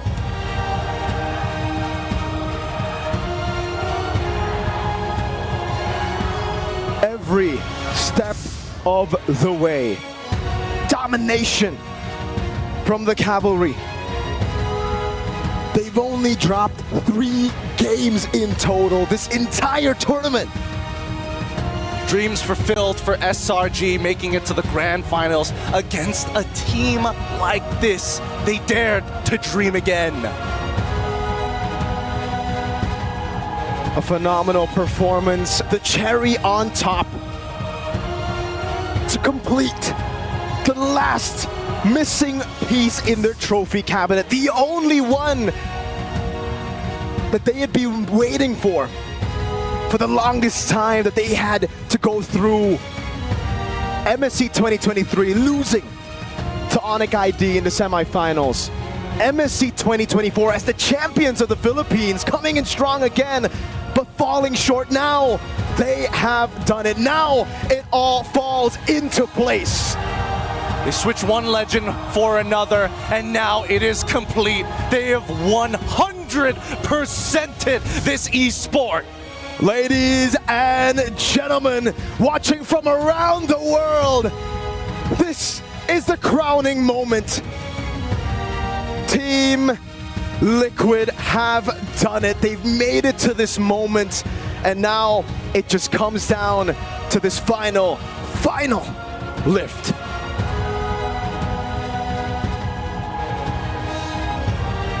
Team Liquid are finally MSC champions!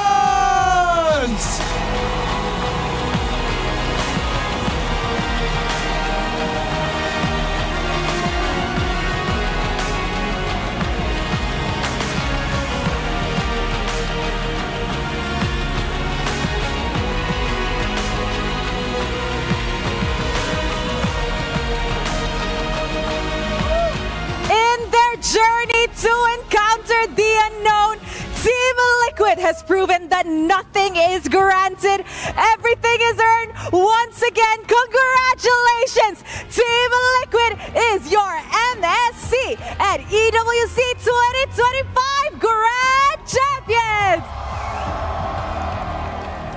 Guys, an amazing journey, and with that, Carl TZ, come here, halika dito. How are you feeling right now? Finally, complete trophy cabinet. Kompleto na silang lahat. Sobrang saya ko lang po talaga ngayon. Talagang hindi ko ma-explain yung feeling, pero kakaiba to sa mga past tournaments.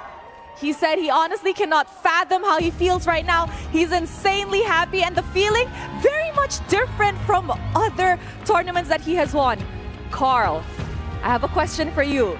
At the beginning of your journey, you said that winning MSC this year will officially make you the face of Mobile Legends Bang Bang. And now that you have won, are you now the face of Mobile Legends Bang Bang? Yes! And there you guys have it.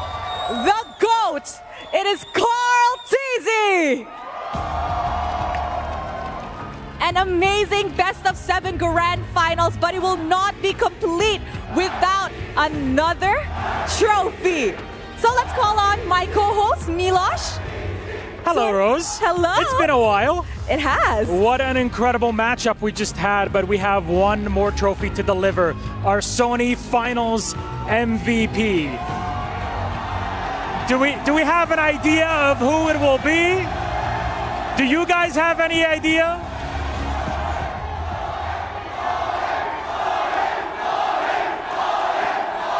The crowd has chanted. The decision's been made. It's Sanford! Sanford, congratulations! Our Sony Finals MVP. Here you go, you deserve it, my friend. Congratulations. A good flex.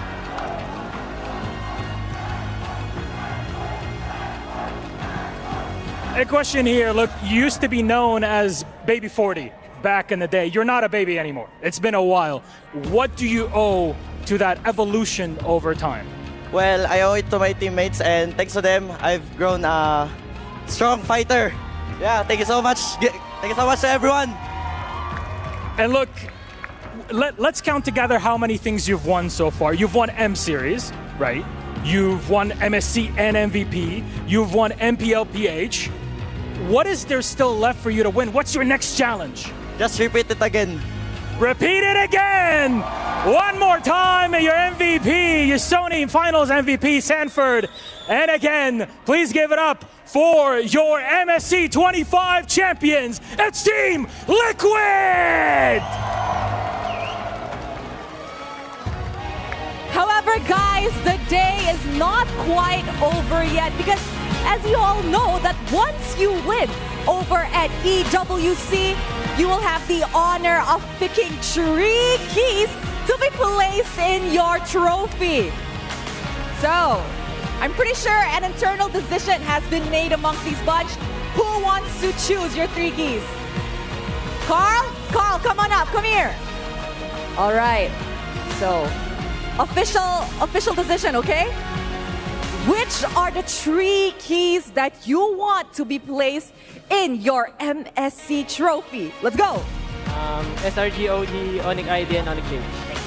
And there you guys have it. SRG OG, Onyx Indonesia, and Onyx Philippines. However, I had a special request from Coach RC just now that he said he wants to give a message to everybody before we wrap this up. Coach? Sa lahat ng Pilipinong sumusuporta sa amin, salamat po sa lahat ng sumuporta. Ito na, iuwi na namin yung MSC sa Pilipinas. And sa lahat po ng tumulong sa amin, thank you so much din. Special mention kay Coach Daki, kay Coach Joshua Alvaro, sa family ko, sa wife ko, at sa baby ko. Hello sa inyo dyan. Champion na yung anak nyo. Congratulations once again to Team Liquid. And now let us show it back to the studio. First time in EWC history, Team Liquid have made it, winning 2 different titles in the same week. Chess and now Mobile Legends Bang Bang. First of all, what an incredible series. Let's talk about Sanford being surprised. Let's be real, he shouldn't be.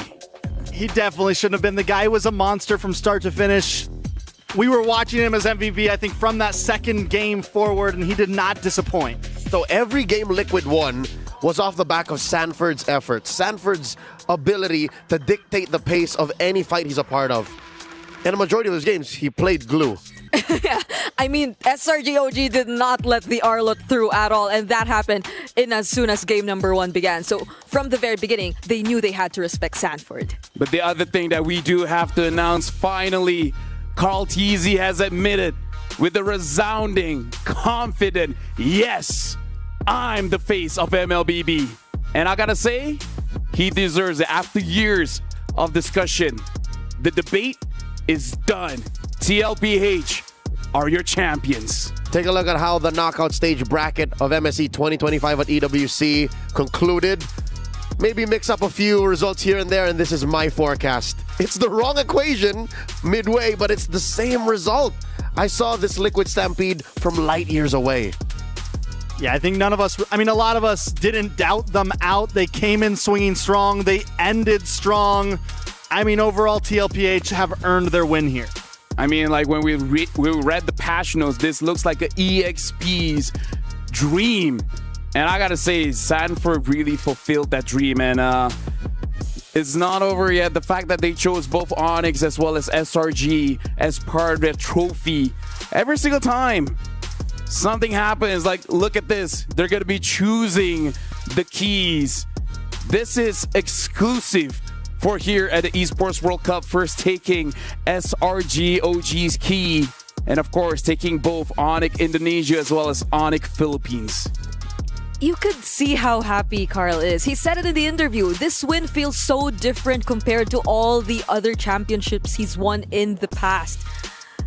And it hurts to see the key crush every time, but this is different. They're picking keys as champions, as memories, as proof that they've beat these teams who, again, everyone we're also looking forward to see heading into MSC. And now to solidify history here, we're going to be looking at the Club Championship presented by STC. With the win here, looks like Team Liquid is up at 3,200 points, followed by Team Falcons 2,700. Team Liquid has a big lead here. I mean, and we still have multiple weeks to go of EWC. This could honestly just be the start for Team Liquid, for all the Liquid fans at least out there.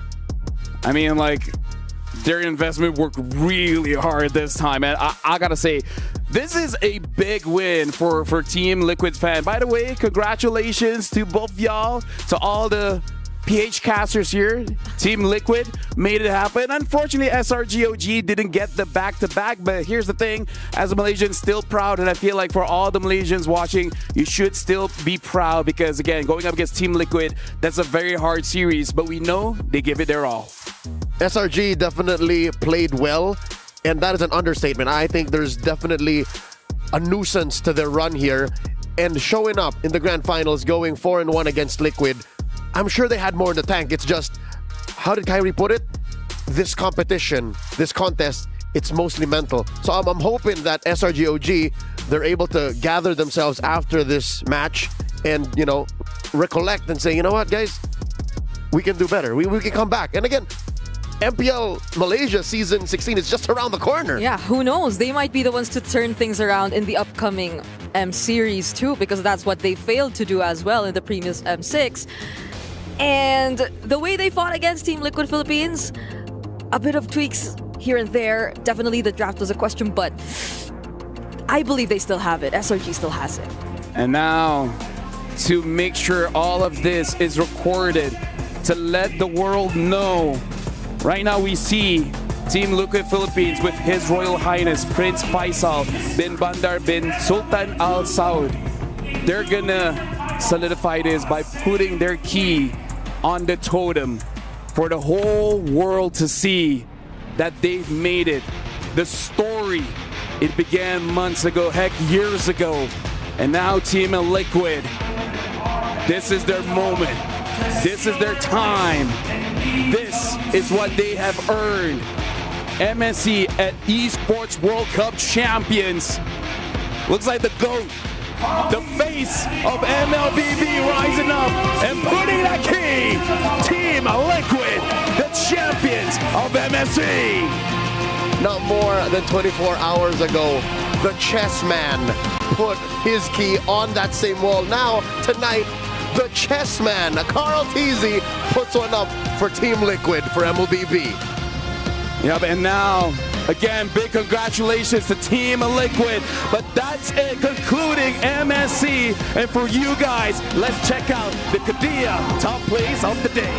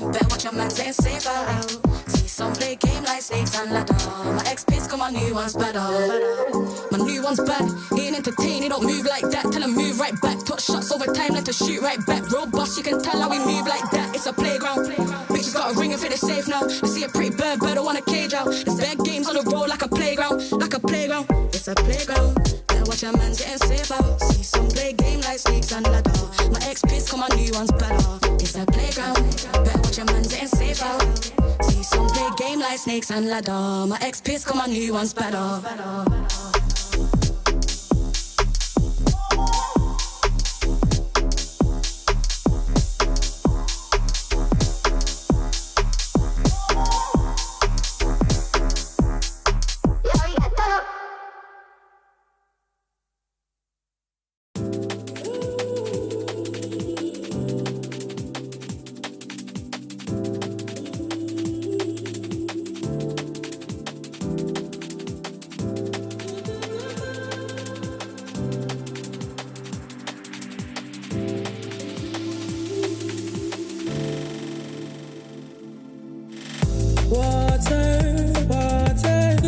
fast as you can.